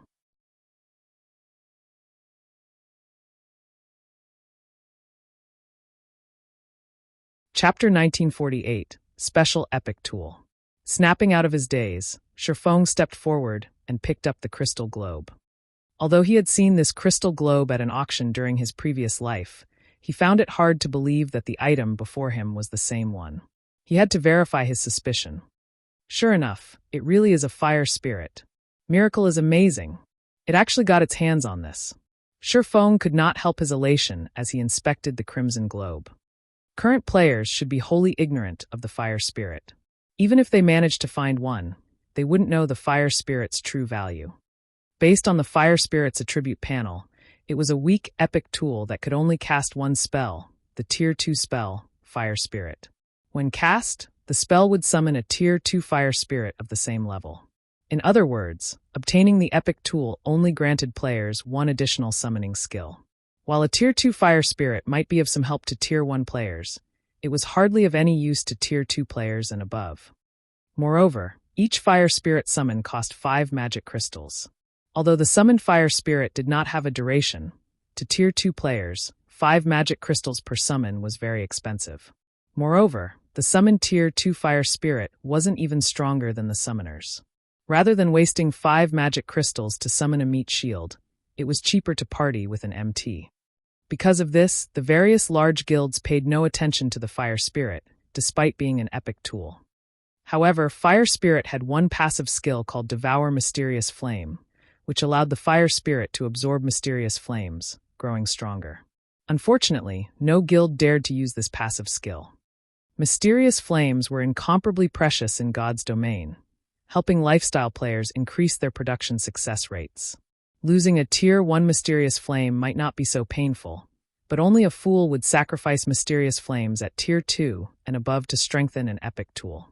Tier 2 mysterious flames were, after all, just as valuable as ordinary epic items. Sacrificing a Tier 2 mysterious flame to upgrade the fire spirit was simply unprofitable. No one knew what the fire spirit would do after devouring the flame, and on the off chance that it received a minor basic attribute boost, the sacrifice would be an utter waste.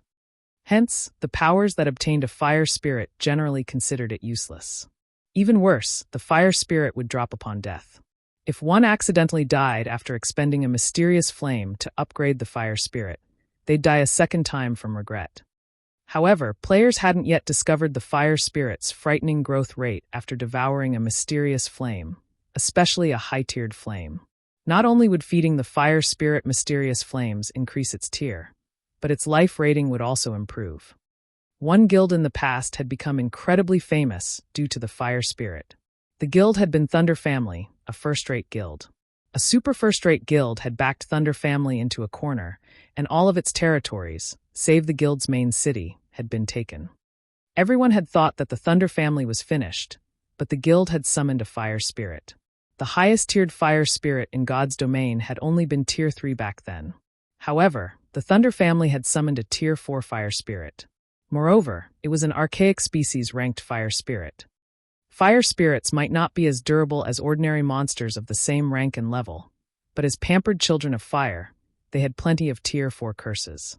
A Tier 4 archaic species was already a challenge to take down, not to mention one with multiple Tier 4 curses. One could easily imagine what the influence the Thunder Family's Tier 4 fire spirit would have on a large-scale battle. In the end, Thunder Family had won the final battle at its main city.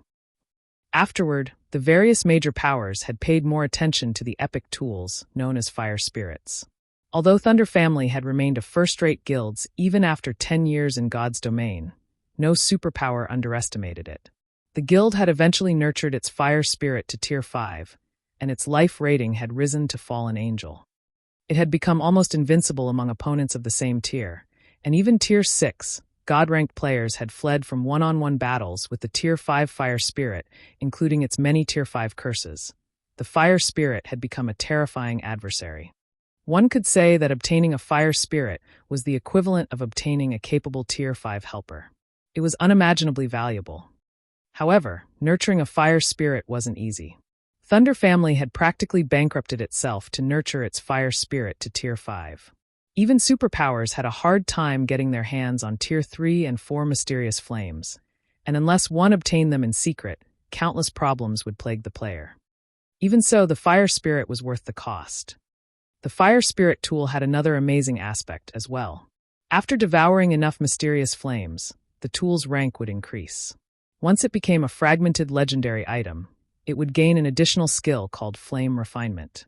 The skill could grant a maximum often players the fire spirit's flames. Naturally, the strength of these flames would depend on the fire spirit's strength.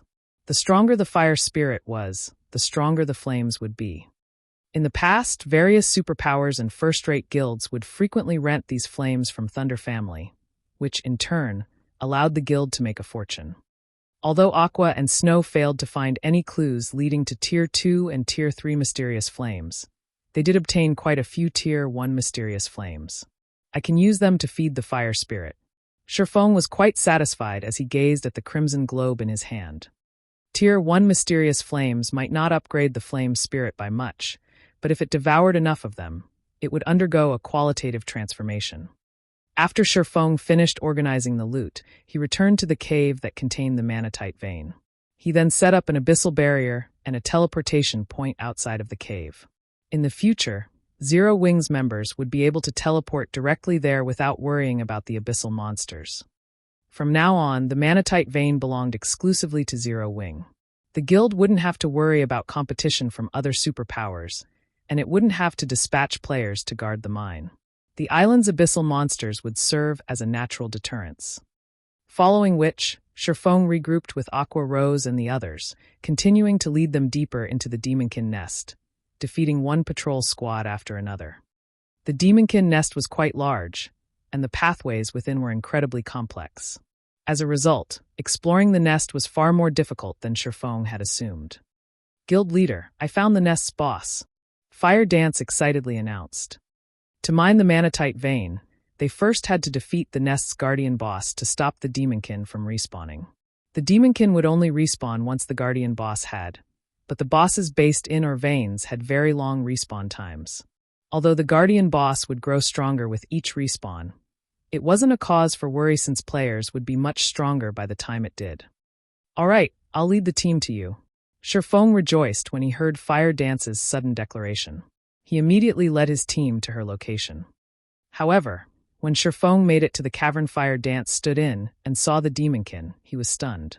The Demonkin was 6 meters tall and fully geared in dark gray armor. Its back was decorated with all sorts of long swords. Currently, the Demonkin stood in the middle of the cavern with its eyes shut. A tier master?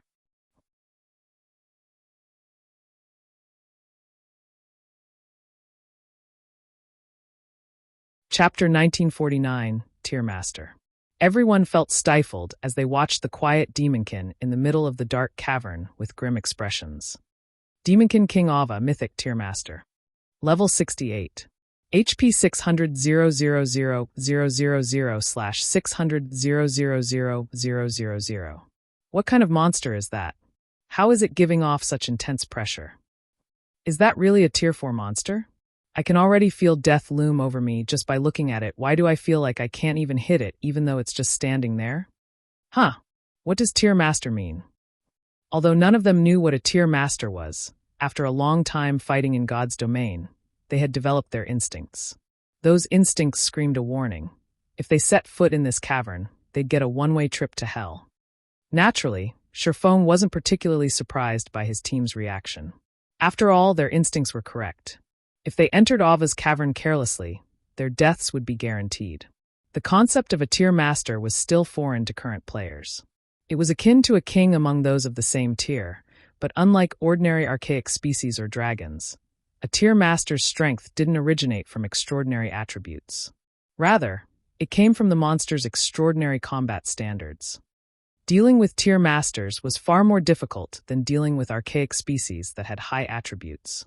A fight against a Tier Master was a test of players' combat standards. If players' combat standards were lacking, they would die instantly. In comparison, players would have a fighting chance against an archaic species even if they were at a disadvantage in terms of attributes. Moreover, when raiding Tier Masters, players would not be able to use their numerical advantage. In fact, raiding a Tier Master with more players than necessary would only increase the raid difficulty. Tier Masters were capable of summoning an army of monsters, and they would summon more monsters based on the number of players participating in the raid. The summoned monsters might not have high attributes, but even the weakest combat standards would be at the Trial Tower's 3rd floor. This was why Tier Masters were so fearsome. Normally, Tier Masters only spawned after level 100. Feng had never considered that the boss guarding Kama Island's Manatite vein would be a Tier Master. Guild Leader, this boss is giving off a very dangerous feeling. We have quite a few players with us. Should we send some players in to test the waters? Aqua Rose suggested. When dealing with unknown bosses, particularly field bosses, teams usually dispatched a small group to test the boss's abilities and search for appropriate countermeasures to avoid excessive losses. After all, dying in the field meant losing a full level. Even when resurrected, players still lost half a level of EXP. Forget it. Compile a list of data on every member of the team. I'm going to reform a 100-man raid team, Feng said, shaking his head. There was no point in probing a Tier Master. Such bosses were straightforward. Unlike other bosses, which used many strange skills and spells, a Tier Master would only use normal attacks and the occasional team wipe move. If players could keep up with the boss's combat standards, they could defeat it. If they couldn't keep up, it didn't matter what strategies they employed. They'd all die. Moreover, the 500 Tier 2 players present were all true experts in the guild. Whether they lost half a level or a full level, it would deal a significant blow to Zero Wing. They'd be better off going all out on their first try. Following which, Aqua Rose gathered the details on the 500-man team and sent the information to Feng. She had collected data on players' basic attributes, weapons, equipment, and current progress in the Trial Tower. After planning for about half an hour, Feng finally decided on the 100 members that would take part in the raid. The weakest of the players he had selected had already reached the late stage of the Trial Tower's 6th floor. They would have no problems facing the Tier Master's summoned mobs in a one-on-one. All right, Cola, start the raid, Feng commanded once everyone had their tasks. Cola nodded seriously. Although he was nervous, he willed himself to enter the cavern. The moment Kola stepped into the cavern, a bright light illuminated the space. Rather than a cavern, this place looked like an ancient temple. Faded murals covered the cavern walls, and stone pillars stood at intervals, supporting the cavern's vast ceiling. Although severely damaged, magic arrays were visible on the stone ground. Once Kola was within a certain range, the Demonkin king opened its eyes. The moment Ava's crimson eyes were revealed, Kola felt as if he had plunged into an icy hell as a chill seeped into his bones. Unlike other monsters whose auras contained death and violence, Ava's aura was calm and indifferent. Before Kola could overcome the frosty sensation, Ava moved. Unlike other monsters they had faced, Ava wasn't lightning fast. They could all follow every single movement with their eyes, but despite the several hundred yards between the boss and Kola, each of Ava's steps rapidly devoured the distance. Crap! This monster's an expert. Kola had an incredibly bad feeling as he watched Ava approach. Hurriedly, he raised Titan Guard to defend himself. Dang! A crisp, metallic clang reached everyone's ears as dazzling sparks flew from Kola's Titan Guard. Kola stumbled back several steps before stabilizing himself. However, before he could catch his breath, another sword descended on him. This time, Kola instinctively raised his shield to block the attack. As they watched Kola receive a series of attacks from Ava, everyone could not help but gasp. Although Kola only lost around 13,000 HP from each attack, the Tier Master continued to push him back. In the battle between the expert MT and the Guardian boss, Kola was at a complete disadvantage. He had no opportunities to launch a counterattack. He could only defend himself. If he diverted his focus in the slightest, Ava's blade would likely find its mark. When the rest of the 100-man team came within 100 yards of Ava, the Demonkin king bellowed with anger. Multiple Demonkin then began to rise from the ground, ranging between level 64 and 66. By the time they stopped emerging, a total of 200 Demonkin stood before the players. Among them, the weakest was a chieftain, while the strongest was a lord. At first, Zero Wings members paid little attention to these monsters due to their low ranks, but after clashing with them, these expert players were stunned. These Demonkin commanded incredibly high combat standards. The weakest Demonkin could easily reach the Trial Tower's 3rd floor, while a few Lord-ranked Demonkin could reach the 5th floor, the publicly acknowledged expert standard in God's domain right now. Of course, Demonkin's attributes were already higher than players. Combined with expert combat standards, the Lord-ranked Demonkins instantly slew several Tier 2 players. Fortunately, Violet Cloud managed to rescue some of them in time, reducing the number of casualties. Thank goodness. It seems this Demonkin king is only at the late stage 5th floor standard. Defeating it shouldn't be a problem. After watching Kola fight Ava for some time, Feng had a rough estimate of the Guardian boss's combat standard, and he could not help but breathe out a sigh of relief. Not all Tier Masters were equal. The weakest among them were close to reaching the Trial Tower's 6th floor. In other words, the 5th floor's late stage. In a large guild, a player with such a combat standard would be considered a relatively strong expert. As for the stronger Tier Masters, some had even reached the Void Realm. Fortunately, Ava was one of the weakest Tier Masters. Had it been slightly stronger, Kola would have died instantly even if he met the attribute requirements for this raid. The only reason Ava was able to suppress Kola was its mythic-ranked attributes. Although Kola's life dangled off the side of a cliff, Ava couldn't push the MT any farther. Furthermore, Kola could activate his Berserk skill to bridge the gap between them. Under Feng's command, Kola activated his Berserk skill, instantly decreasing the raid's difficulty. Meanwhile, with Turtledove and Yi Wumian tanking most of the mobs, the rest of the team was free to attack the Demonkin king, decimating its HP.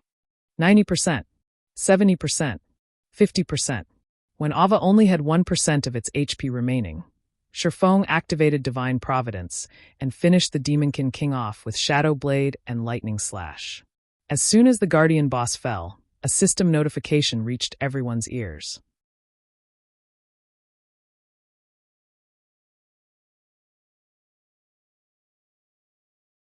Chapter 1950, Demonkin King's Loot. System, congratulations. You have killed the Demonkin King, Ava. Due to the Demonkin King's death, all Demonkin in the area will not respawn. System, congratulations. You have obtained the first kill on the Demonkin King Ava. Rewards doubled. Guild popularity plus 500 and humanity reputation plus 20. When they heard the system announcements, Zero Wings members cheered in joy. Now that they had killed the Demonkin King, the Manatite vein had finally come under Zero Wings' control. Their guild could now mine the vein freely. Currently, only a few superpowers had possession of or veins that produced magic crystals. Once the system notifications ended, the Demonkin King's corpse burst into countless particles of light. Items began to manifest in the air, falling to the ground one after another. These dropped items glowed with colorful lights, dazzling the watching players. By the time they stopped appearing, a small mountain had formed on the ground. As expected of the first kill reward, the loot is frightening. Feng was a little astonished as he gazed at the small mountain of loot. Although the Demonkin King hadn't dropped as much loot as the Void Serpent, it still surpassed ordinary mythic monsters of the same level. After Feng had the healers start resurrecting the dead, he began to organize the loot. As his team watched expectantly, Feng spent more than 20 minutes inspecting the items. The Demonkin King had dropped a total of 176 items. Although more than half consisted of materials, there were still 33 weapons and equipment, a considerable amount. As many as 17 were level 60 secret silver weapons and equipment. Level 60 secret silver equipment was better than level 55 fine gold equipment at this stage of the game. Even level 50 secret silver equipment was extremely rare among the various large guilds, let alone level 55 fine gold equipment. Without hesitation, Feng held an internal auction for the 17 level 60 secret silver equipment pieces. Although level 60 secret silver equipment was too high-leveled for most of the players on the team, there were level reduction gemstones in the guild warehouse. They should be able to equip level 60 weapons and equipment after equipping the gemstones. Everyone on the team fervently bid for the weapons and equipment. As for the 8 level 60 fine gold and 6 level 60 dark gold weapons and equipment pieces the Demonkin King had dropped, he had no intention of distributing them via internal auction. Instead, he stored them in the guild warehouse and made them available to the guild's core members for purchase. Not only did these items cost a large number of GCPs, but players also needed to contribute sufficiently to the guild. After all, weapons and equipment of such level and rank could even tempt superpowers. He would not allow other guilds to claim the items by spending a few GCPs. The Demonkin King had also dropped 2 pieces of epic equipment, a pair of cloth armor boots and a leather armor belt. Both pieces offered excellent attributes. The boots granted magical class players a chance to reduce their spellcasting time by half, while the belt increased physique by 5% and granted players the leap skill, which gave players greater flexibility. After some consideration, Feng decided to give the boots to Aqua Rose and the belt to Fire Dance. Both women's combat standards ranked among the top in Zero Wing, and they could best utilize the power of these 2 epic equipment pieces. At this point, Zero Wing lacked peak experts more than anything else. Compared to the various superpowers, the guild's number of peak experts was pitiful. Moreover, as the various superpowers gathered more peak equipment, Zero Wing's attribute advantage would decrease. Hence, instead of splitting the guild's peak equipment among its many experts like the various superpowers, Zero Wing needed to concentrate its resources for greater effect. After Aqua Rose and Fire Dance equipped their new epic equipment, their basic attributes soared.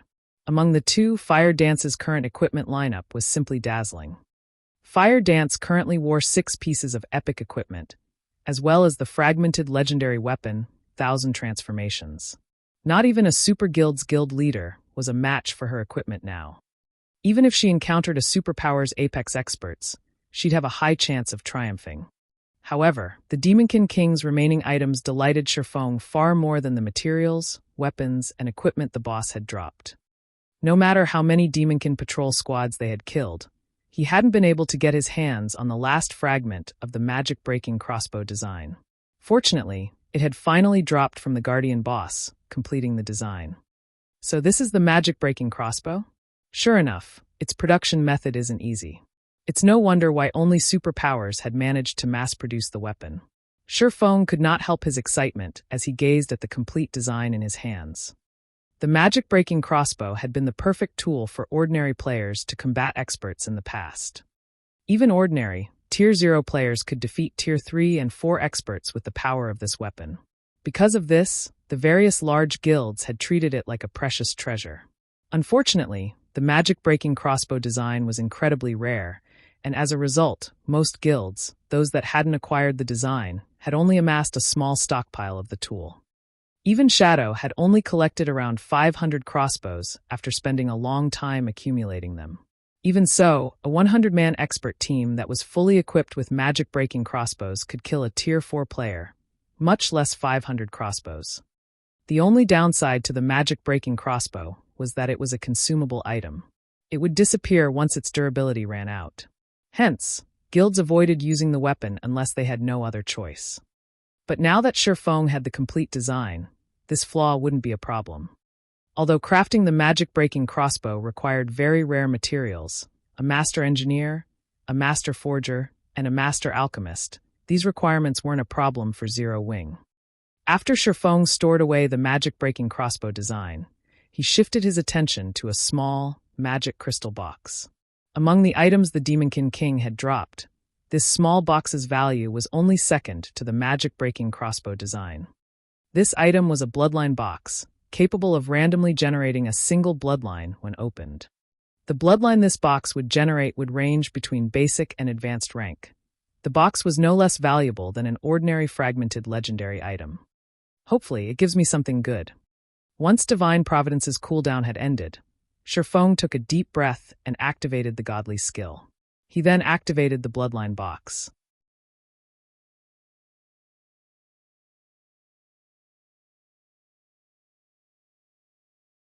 Chapter 1951, Superior Vein. After Feng clicked to open the bloodline box, a loading bar appeared before him. Once the loading bar was full, the bloodline box slowly opened, brilliant, colorful light escaping from under the lid. The colorful glow instantly attracted the attention of Zero Wing's players. However, as their gaze rested on the strange box, an imposing aura washed over them. Despite the aura's weak pressure, the players instinctively cowered in fear and reverence. They felt like lowly ants standing before some great being. The party members only relaxed after the colorful light faded, revealing the bloodline box's bounty before Feng. A crystalline bottle laid inside the bloodline box, the silver liquid within radiating a cold, tranquil feeling. Curious, Feng inspected the bottle. He had only come across a few bloodlines in the past, so he couldn't determine what kind of bloodline the silver liquid was based on appearances alone. However, upon seeing the silver liquid's attribute panel, Feng was stunned. Spacetime bloodline. Feng's hands nearly trembled as he gazed at the silver bloodline. Although he did not know much about bloodlines, he knew that those with the three supreme attributes, illusion, space, and time, were incomparably rare in God's domain. Although the bloodline before him was only basic rank, it was far more valuable than any ordinary advanced bloodline. Spacetime bloodline. Reduces all spells cast time and cooldown. Improves vitality, followed by intelligence, endurance, agility, and strength. Amazing. Feng was flabbergasted after reading the Spacetime Bloodline's introduction. While increasing magic damage was extremely important to magical class players in God's domain, their spells' cast time and cooldowns took precedence.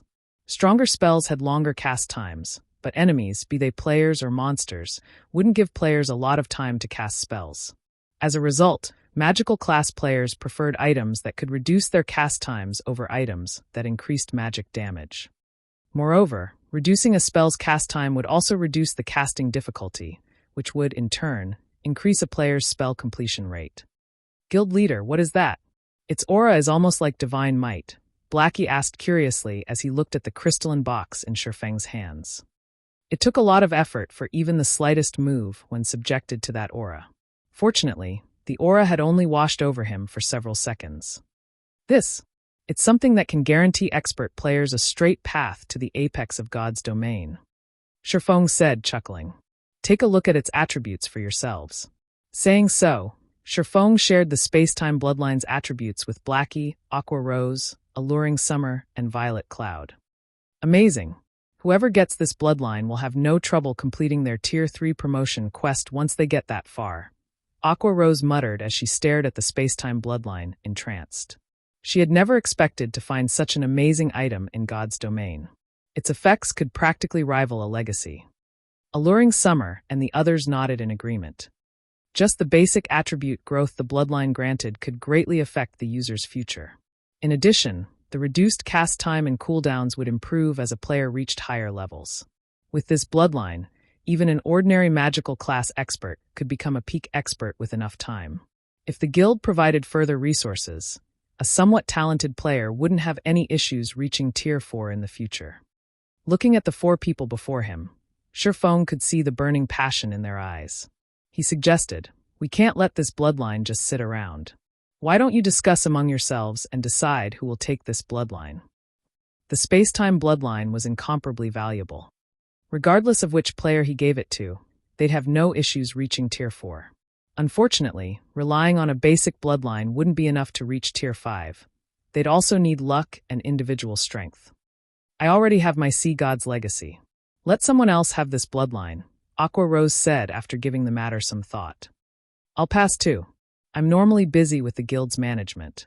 I won't be able to put this bloodline to good use," Blackie said as he swallowed his desire. He also felt that someone else should have it. "Let's give it to little sister Violet. She only has an advanced legacy.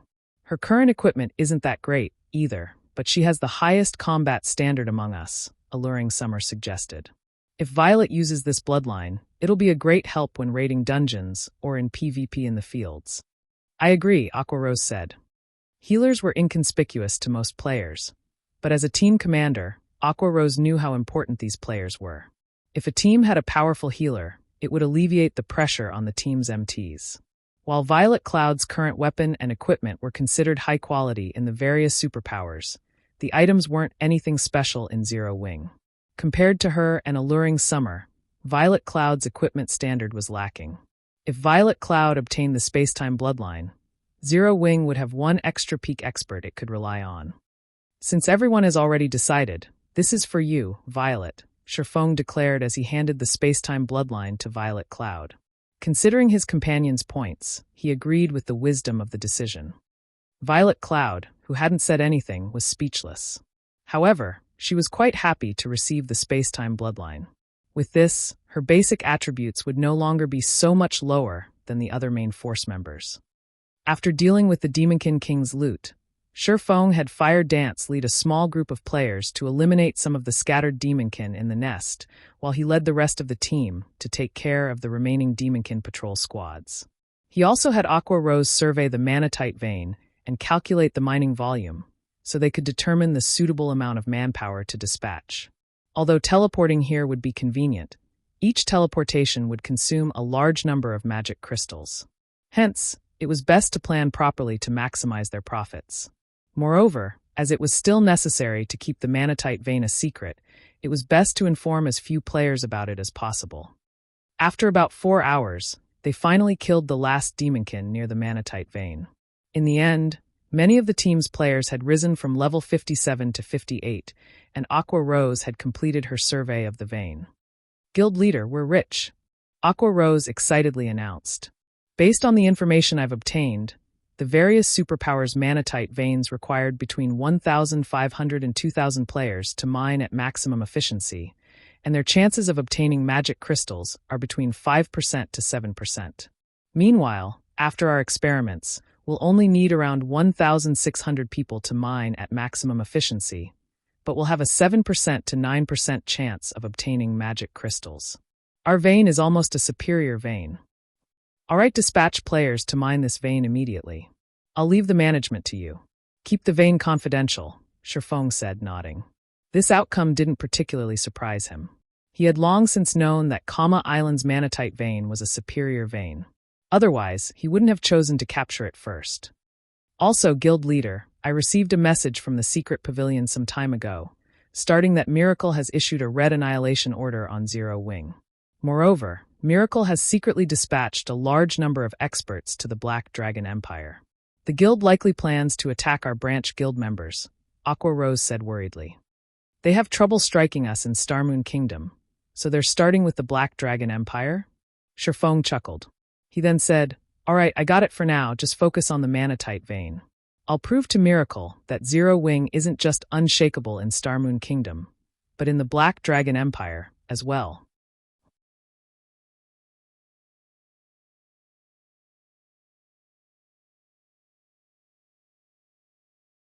Chapter 1952 Dark Tidings.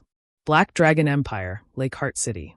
Due to the teleportation gate to the Ice Crystal World, Lake Heart City had become one of the most popular cities in the Black Dragon Empire. A flood of players visited the city each day to travel to the Ice Crystal World and obtain its unique resources. Moreover, it was much faster to level in the Ice Crystal World than on the continent of God's domain. Even adventurer teams eagerly rushed to the new Otherworld, not to mention the various large guilds. Meanwhile, Nine Dragons Emperor sat by a window in a high-class restaurant not far from the teleportation plaza, quietly watching the teleportation gate with a grin. Suddenly, a tall, muscular man approached with hurried steps. He was none other than Blood Dragon, the Dragon Phoenix Pavilion's branch guild leader in the Black Dragon Empire. Pavilion Master, good news. I've discussed the situation with Miracle. As long as we provide information about the Zero Wing members in Lake Heart City, Miracle will take care of everything.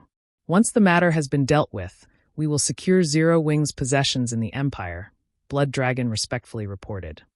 Miracle sure moves quickly. Nine Dragons Emperor smiled upon hearing Blood Dragon's report. I knew Miracle wouldn't let things slide. I had planned to remove Zero Wing from Lake Heart City quietly, but now I won't have to put in the effort. Based on the information I've received, Miracle has dispatched at least 20,000 expert members and 80,000 elite members, Blood Dragon said. To ensure the total annihilation of Zero Wing's branch in the Empire, Miracle's elders have decided to send their first vice guild leader to command the battle.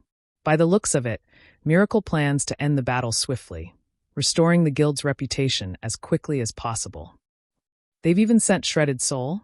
Nine Dragons Emperor was slightly surprised by the news. He had only met Shredded Soul a few times, but almost everyone in the virtual gaming world knew about the man. One could say that he was a mythical figure.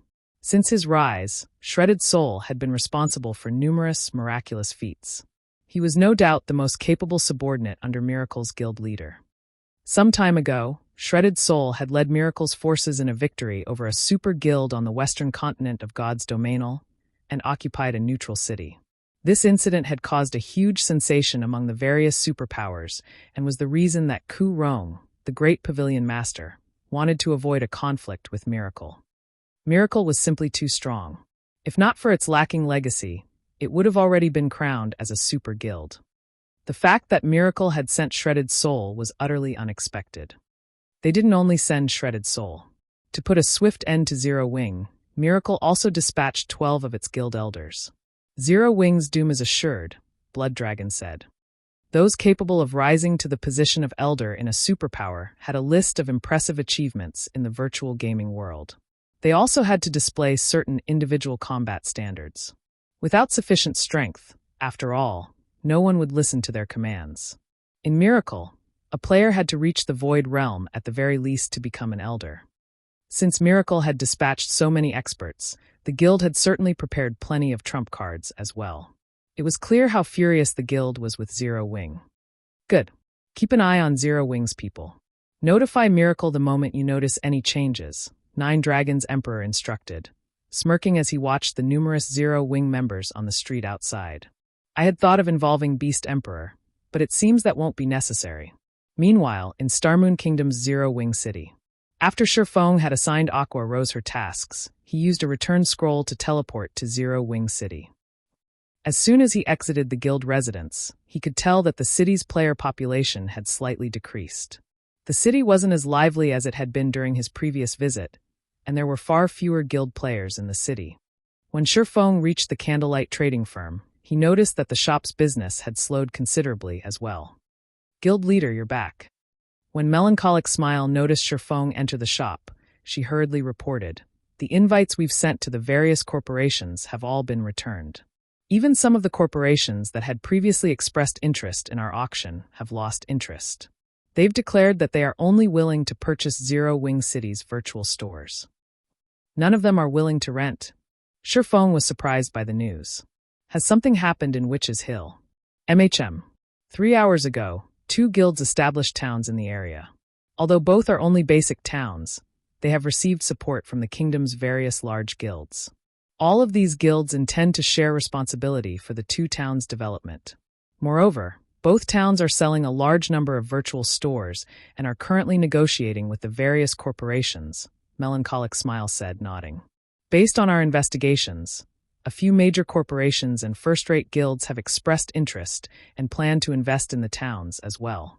If they reach an agreement, it will severely affect Zero Wing City's development. Why don't we sell a small number of our virtual stores, guild leader? We've recently moved to a new training ground, and we have to spend a lot of money on multiple aspects. With our current daily income, we can't afford to support the training ground. Not bad. They actually set up towns in Witch's Hill so soon. Feng chuckled.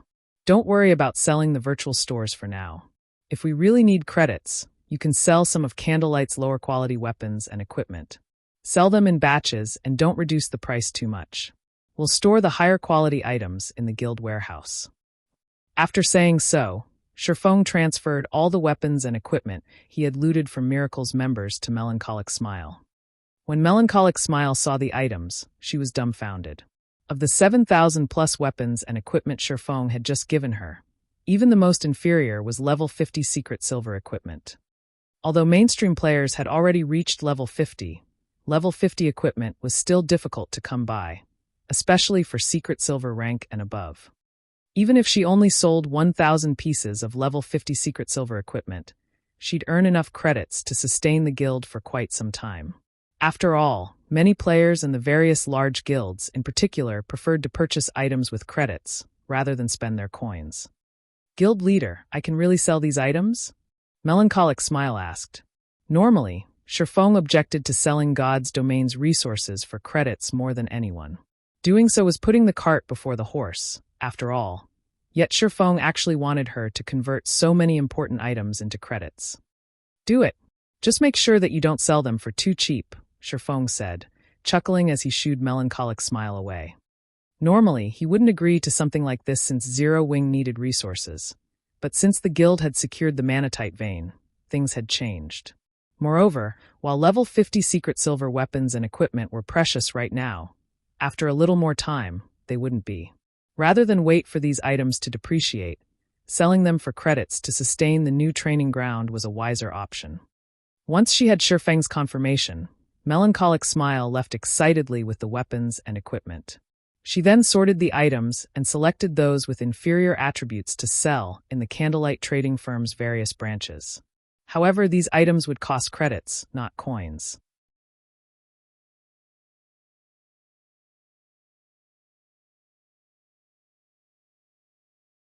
Chapter 1953. How dare they? Zero Wing City, Candlelight trading firm's first-floor hall. Although many of the guild players that had resided in Zero Wing City had shifted their operations to the new guild towns in the Witch's Hill, the city was still independent players' first choice when visiting the area. The 2 guild towns weren't a match for the city's level of convenience or its wonderful environment. While players browsed the merchandise in the first-floor hall, a new counter appeared. According to the sign hovering above the counter, it offered weapons and equipment in exchange for credits. In NPC City's shops, items could only be purchased with coins or traded for certain special items, such as magic crystals. There was no function that allowed players to purchase items with credits. However, guild towns and cities were a different story. The owner could freely determine what currency they'd accept. The new counter attracted the attention of every player in the hall the moment it appeared. What's going on? Candlelight is selling weapons and equipment for credits? They're not garbage weapons and equipment, are they? I doubt it. Who would buy them if they were trash? I bet that they're ordinary weapons and equipment. After all, Candlelight is Starmoon Kingdom's #1 trading firm, and multiple lifestyle masters work for the firm. The new items are probably these masters' failed products. Even so, it's better than nothing. I have wanted to replace my level 45 equipment for a while now. However, I don't even have enough coins to buy a piece of ordinary level 50 equipment. Indeed, if Candlelight's asking price isn't too high, I might buy a few pieces for myself. Everyone quietly discussed the new counter. Many among them had already approached out of curiosity. They wanted to know what kind of weapons and equipment Zero Wing was trying to sell. Several dozen level 50 weapons and equipment had been laid out on the counter, and every one of them gave off the glow unique to secret silver items. The dazzling sight dumbfounded the players that investigated the counter. What's going on? These are level 50 secret silver weapons and equipment. Am I hallucinating? Did Zero Wing make a mistake when it set the currency requirement? Even large guilds' internal members have a hard time obtaining a piece of level 50 secret silver equipment, yet Zero Wing is selling them? And they're only selling the pieces for credits. Amazing. Scram. I was here first. I'm buying 5 pieces. I want 10. The players that had only planned to window shop went into a frenzy. Regardless of whether they could use these weapons and equipment right now, they intended to buy as much as they could. Each piece of equipment only sold for a few thousand credits, while the weapons sold for over 10,000 credits. It was much easier to buy these items with credits than with coins. Relatively well-off players, in particular, immediately purchased an entire set. In the end, it took less than 3 minutes for the 100-plus secret silver weapons and equipment to sell out, and Zero Wing instantly earned over 600,000 credits. Crap! They've already sold out? I knew I shouldn't have hesitated and bought more. I could have made a small profit by reselling them. The moment the weapons and equipment sold out, many of the independent players who had hesitated regretted their decision. They hated themselves for acting quicker. However, after another 10 or so minutes, another batch of weapons and equipment appeared on the counter. Like the first batch, every piece was level 50 secret silver rank. Is Zero Wing insane? It's selling more? Out of the way. I'm going to buy as many as I can this time. Upon seeing the new batch of weapons and equipment, the independent players' eyes turned bloodshot as they charged over to the counter. This time, the items sold out in less than a minute. Meanwhile, news of the candlelight trading firm's level 50 secret silver weapons and equipment quickly spread, shocking many powers. What's going on? Our guild has had a massive headache over acquiring more level 50 secret silver equipment. Yet Zero Wing is selling such items in large quantities? Is Zero Wing going to disband soon? Is Zero Wing's warehouse overflowing with these items? Quick! Send someone to camp the candlelight trading firm. As long as Zero Wing sells these weapons and equipment for credits, buy as many as you can. Although the various large guilds had already raided level 50, 100-man team dungeons, they had been limited to normal mode. None of them had any progress in hard or hell mode. Only the various superpowers had the power to challenge these modes. Hence, level 50 top-tier weapons and equipment were still extremely rare. Normally, players could only obtain such items by defeating field bosses or completing high-difficulty quests. At this point, the various superpowers didn't even have enough level 50 secret silver weapons and equipment to gear their expert players fully. Yet, Zero Wing had so many of these items that they were selling them so cheaply to the public. However, while most of the various large guilds assumed that was the case, the various superpowers knew otherwise. Zero Wing was simply offloading the loot it had taken from Miracle. News of the battle between the two guilds had only reached the various superpowers thus far. Most first-rate guilds had no idea of the incident, let alone those weaker than first-rate guilds. Black Dragon Empire, in one of Lake Heart City's high-class restaurants. Uncle Yuan, is this Zero Wing's way of complaining that Miracle isn't killing it fast enough? Purple Jade was astounded when she read the latest report. Even newly formed superpowers would not dare to provoke Miracle to such an extent, yet Zero Wing was so bold as to throw fuel on the fire. I don't know, but based on my understanding of Shredded Soul, he won't let Zero Wing get away with this. He'll employ the most ruthless methods to deal with the guild, Yuan Tiexin said, chuckling. However, this has definitely made our trip here worthwhile. Even if we don't see Miracle's true strength, we should at least witness 3/4 of it. They had come to Lake Heart City to investigate Miracle's power. This was only the 3rd time Miracle had launched such a major assault on another guild, and every major operation was a golden opportunity to investigate a guild's strength. Meanwhile, inside Miracle's temporary residence in Lake Heart City, Miracle's upper echelons and durs currently filled the residence's spacious meeting room. However, the room was deathly silent as everyone focused on an emaciated, middle-aged man.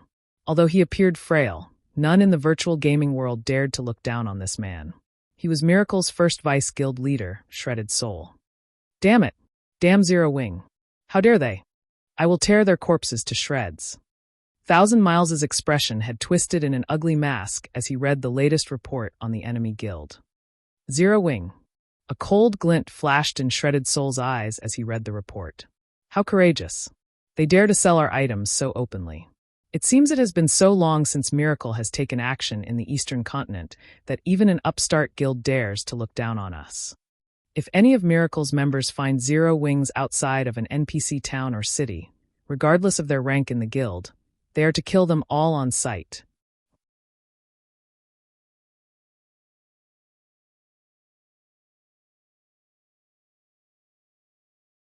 Chapter 1954, Basic Combat Devices Affects Starmoon Kingdom, Zero Wing City. As the crowd in the Candlelight Trading Firm cheered the Level 50 Secret Silver equipment sales, a disturbance occurred among Zero Wing's internal members. There hadn't been much Level 50 Secret Silver or fine gold equipment in Zero Wing's guild warehouse, but suddenly, a massive stockpile had appeared. There were even plenty of Level 50 dark gold weapons and equipment now, tempting many of the guild's internal members. They, too, went into a frenzy to purchase the new items. Level 50 Secret Silver equipment wasn't very difficult to obtain for Zero Wings members, since the guild's various raid teams returned with some of these items from time to time. However, Level 50 fine gold and dark gold equipment was a different story. Many of the guild's Tier 2 experts didn't even have full sets of such equipment. Many guild members chose to convert their rare materials into GCPs to purchase the new equipment, which not only increased the guild's material stockpile, but also increased the overall strength of these guild members. At this point, Feng had arrived at the Candlelight Trading Firm. He immediately headed to his exclusive special forging room and was greeted by the sight of various rare materials, all of which he had instructed Melancholic Smile to prepare. He then dived into crafting the basic combat device. Feng was very familiar with the combat device's power. Although the design he had obtained was only for the basic combat device, the basic version was most suitable for current players. Even an ordinary player could become as strong as an ordinary expert after equipping the basic combat device, and if given to ordinary expert players, they wouldn't be far from rivaling peak experts, if at all. The basic combat device was what Zero Wing needed most right now. If he could mass-produce the device, he could mostly solve the issue regarding Zero Wing's weak foundation and expand the guild significantly in a short time. As for the Magicbreaking crossbow, he had left the tool's production to Cream Coco and her comrades. After all, he was Zero Wing's guild leader. He had a long list of duties each day, and he simply didn't have the time to stay cooped up in his forging room. He only forged the basic combat device personally because the design was bound to him. Dense mana filled the quiet special forging room. Using the Philosopher's Stone, Feng began to synthesize one mana stone after another. He then collected the necessary materials and began his first attempt at crafting the basic combat device. Smelting, extracting, engraving. Before 5 minutes had passed, a Rubik's Cube made of pitch-black iron took shape before Feng. Since this was the first time he had crafted a basic combat device, Feng couldn't help his growing nerves as he waited for the system to appraise the iron cube. The basic combat device was a special tool that only basic master forgers or above could produce. Moreover, the tool was quite difficult to craft. Even a basic master forger would not have more than a 50% production success rate. Once the loading bar was full, a melodious sound echoed throughout the forging room. System: basic combat device has been successfully manufactured. Forging proficiency increased by 5 points. Obtained 274,000 EXP. So this is the Divine Library's basic combat device? Feng stared at the basic combat device's attributes in astonishment. Basic combat device. Increases the life rating of players at Tier 3 or below by 1 grade in skill and spell completion rates by 2% for 12 hours. He had already known that the combat device increased its user's life rating, but he hadn't expected this device to increase skill and spell completion rates as well.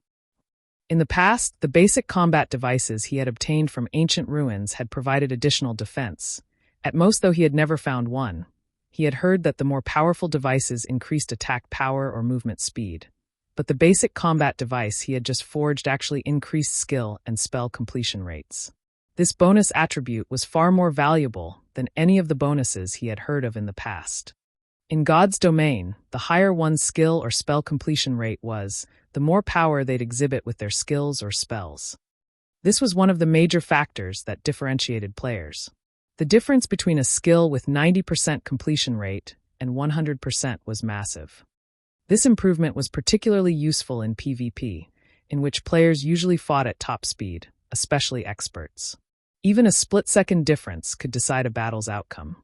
Having a completion rate boost would increase skills and spells tolerance, and players' execution wouldn't have to be as precise to get the same results. Excited, Feng immediately began to forge more basic combat devices. After crafting nearly 20 basic combat devices, Feng received an unexpected call from Gentle Snow. Guild leader, the situation in Lake Heart City has changed. A large number of experts have suddenly arrived and started hunting our guild members in the fields. Over 500 of our players have already died, Gentle Snow reported, her head aching slightly. All of these ambushing players have very high combat standards, and although I've sent teams to deal with them, they've turned the tables on our members. Miracle can't sit still any longer, huh? Giving the matter some thought, and considering the previous reports, he assumed these players were from Miracle. Only, he hadn't expected the guild to act so soon. Do you know how many people they have? We've confirmed around 50,000 enemies, Gentle Snow replied weakly. Although Zero Wing's development in the Black Dragon Empire had been progressing smoothly, the branch guild did not have many expert and elite members. Overall, there were a little over 2,000 experts and 90,000 elite members. Moreover, the majority of the expert players were her subordinates from Ouroboros. They sure mobilized their forces quickly. The number surprised Feng slightly.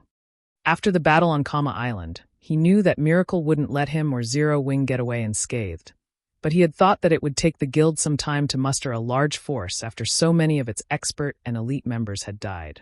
He had never thought that Miracle could gather 50,000 players in so little time. He truly hadn't expected this situation. He had thought that Miracle would, at most, transfer a little over 10,000 players to the Black Dragon Empire to harass Zero Wing. Transferring more than that would leave Miracle's other territories undefended. If Miracle weren't careful, it could easily be ambushed by other powers. Guild leader, what should we do? Gentle Snow asked. Do we fight? Fighting Miracle's 50,000-strong army directly would incur serious losses for Zero Wing. Depending on the severity, the guild's development might even grind to a halt. However, if they avoided fights with Miracle's forces, the enemy guild would continue to ambush Zero Wing's teams. The guild couldn't afford that either. Of course, we're fighting. Moreover, we have a big surprise for Miracle. Feng said, smiling faintly as he thought about the basic combat devices he had just completed.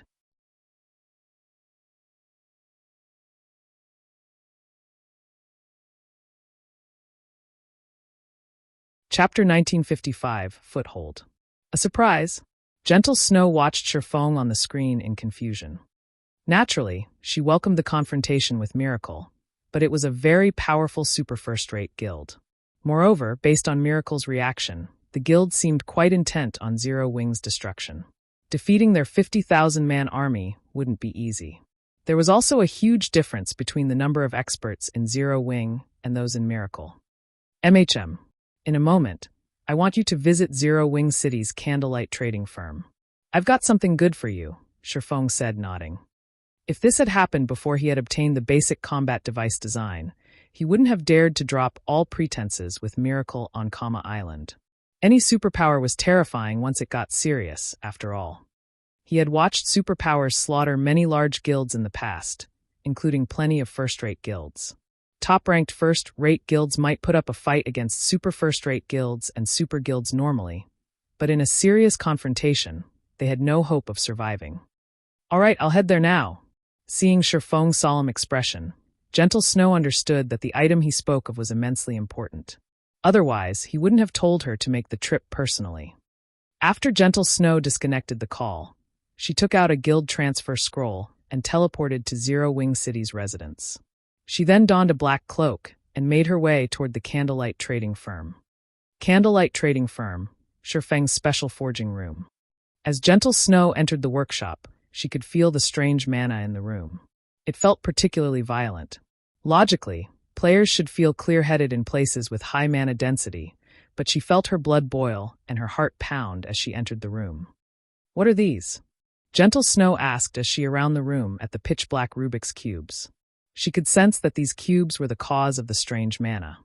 "These are basic combat devices, and the items I wanted to give you," Feng, who was in the midst of forging another basic combat device, explained as he stopped his work. The magic arrays engraved on the basic combat devices were extraordinary, capable of changing the nature of mana. If he hadn't been an advanced magician, he wouldn't have been able to complete the devices. Despite their passive state, the basic combat devices were still effective. Even though the effects were much weaker in this state, they changed the room's mana as the pile of cubes increased. Basic combat device?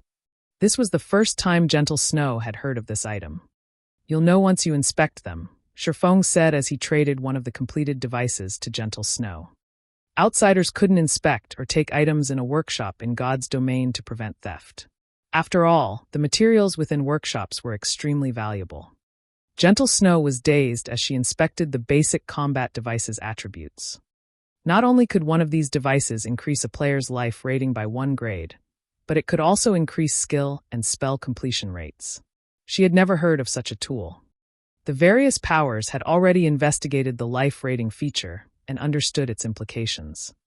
After equipping the basic combat device, players would become boss-like existences among their peers. They'd receive an overall increase to their strength. "Guild leader, are all of these cubes the same?" Gentle Snow could not help but ask, shocked, as she surveyed the pitch-black Rubik's cubes around the room. Although Feng had said as much, she needed confirmation. The revelation was just too shocking. Most tools that increased players' combat power only improved one or several aspects. Take a tool that increased players' strength, for example. The strength boost might increase a player's combat power, but if the player couldn't land an attack, it would be meaningless. Unlike most tools that increased combat power, the basic combat devices increased their user's life rating, which was far more effective than increasing several attributes. A life rating boost wouldn't just improve a player's basic attributes, but it would also sharpen players' 5 senses and qualitatively transform their physique. With such an overall boost, players could better exhibit their combat power. Gentle Snow couldn't believe that so many of these valuable items existed. Not all of them are the same. Pointing at the 2 Rubik's cubes on his work table, Feng said, "These 2 are strengthened basic combat devices. Although there's no change to life rating, it provides an additional 10% to physique. It will help players better exhibit their combat power." These 2 strengthened versions were a result of his Black Steel Insignia's effect, which improved an item's attributes by a fixed percentage. 10% to physique? Gentle Snow gaped at the items. Basic combat device was already impressively powerful, yet there were strengthened versions of it as well. While a 10% boost to physique might not seem like much, it significantly increased a player's actual combat power. "I have only started production. Take these and use them for now. It's best if you let the guild's Tier 2 experts test them," Feng said as he traded the 22 basic combat devices and strengthened basic combat devices to Gentle Snow. "I'll deliver more basic combat devices later. However, do not engage Miracle in any large-scale fights before you get the next delivery." Although he wanted to use the Hell tanks, they were necessary to fend off Beast Emperor and Blackwater. If they found out that the Hell tanks had been moved to the Black Dragon Empire, they'd take advantage of the opportunity to strike at Zero Wing's territory. The best he could do was rely on the basic combat devices. "I understand," Gentle Snow nodded. Thus far, Zero Wing's forces had used guerrilla tactics against Miracle, and the basic combat devices were perfect for that strategy. Zero Wing had the upper hand numerically, only lacking quality experts. Besides, Miracle's ordinary experts weren't the cause of her headaches, its peak experts were. Peak experts could exhibit far greater combat power in small fights than in large-scale combat. However, if Zero Wing's Tier 2 experts equipped the basic combat device, they might be able to put up a good fight. Following which, Gentle Snow returned to Lake Heart City with the 22 basic combat devices. She then recalled all of the guild's Tier 2 experts in the area, anxious to test the device's effects. Meanwhile, in one of Lake Heart City's high-class restaurants, Boss Soul, we've just received a report from the Dragon Phoenix Pavilion. Zero Wing has sent a 100-man team to quest in Blue Wave Rock, a level 58, Tier 2 assassin reported after approaching Shredded Soul. Zero Wing still won't give up? Shredded Soul chuckled. Notify the nearby teams and get rid of them. Teach Zero Wing that it no longer has a foothold in Lake Heart City. That you're tuning in to the Blee Maze Sword of Destiny YouTube channel. We're so grateful for your support, and don't forget to subscribe to join us on this incredible journey through captivating stories.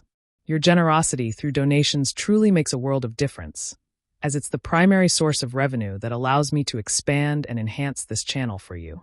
Thank you from the bottom of my heart for being a part of this adventure.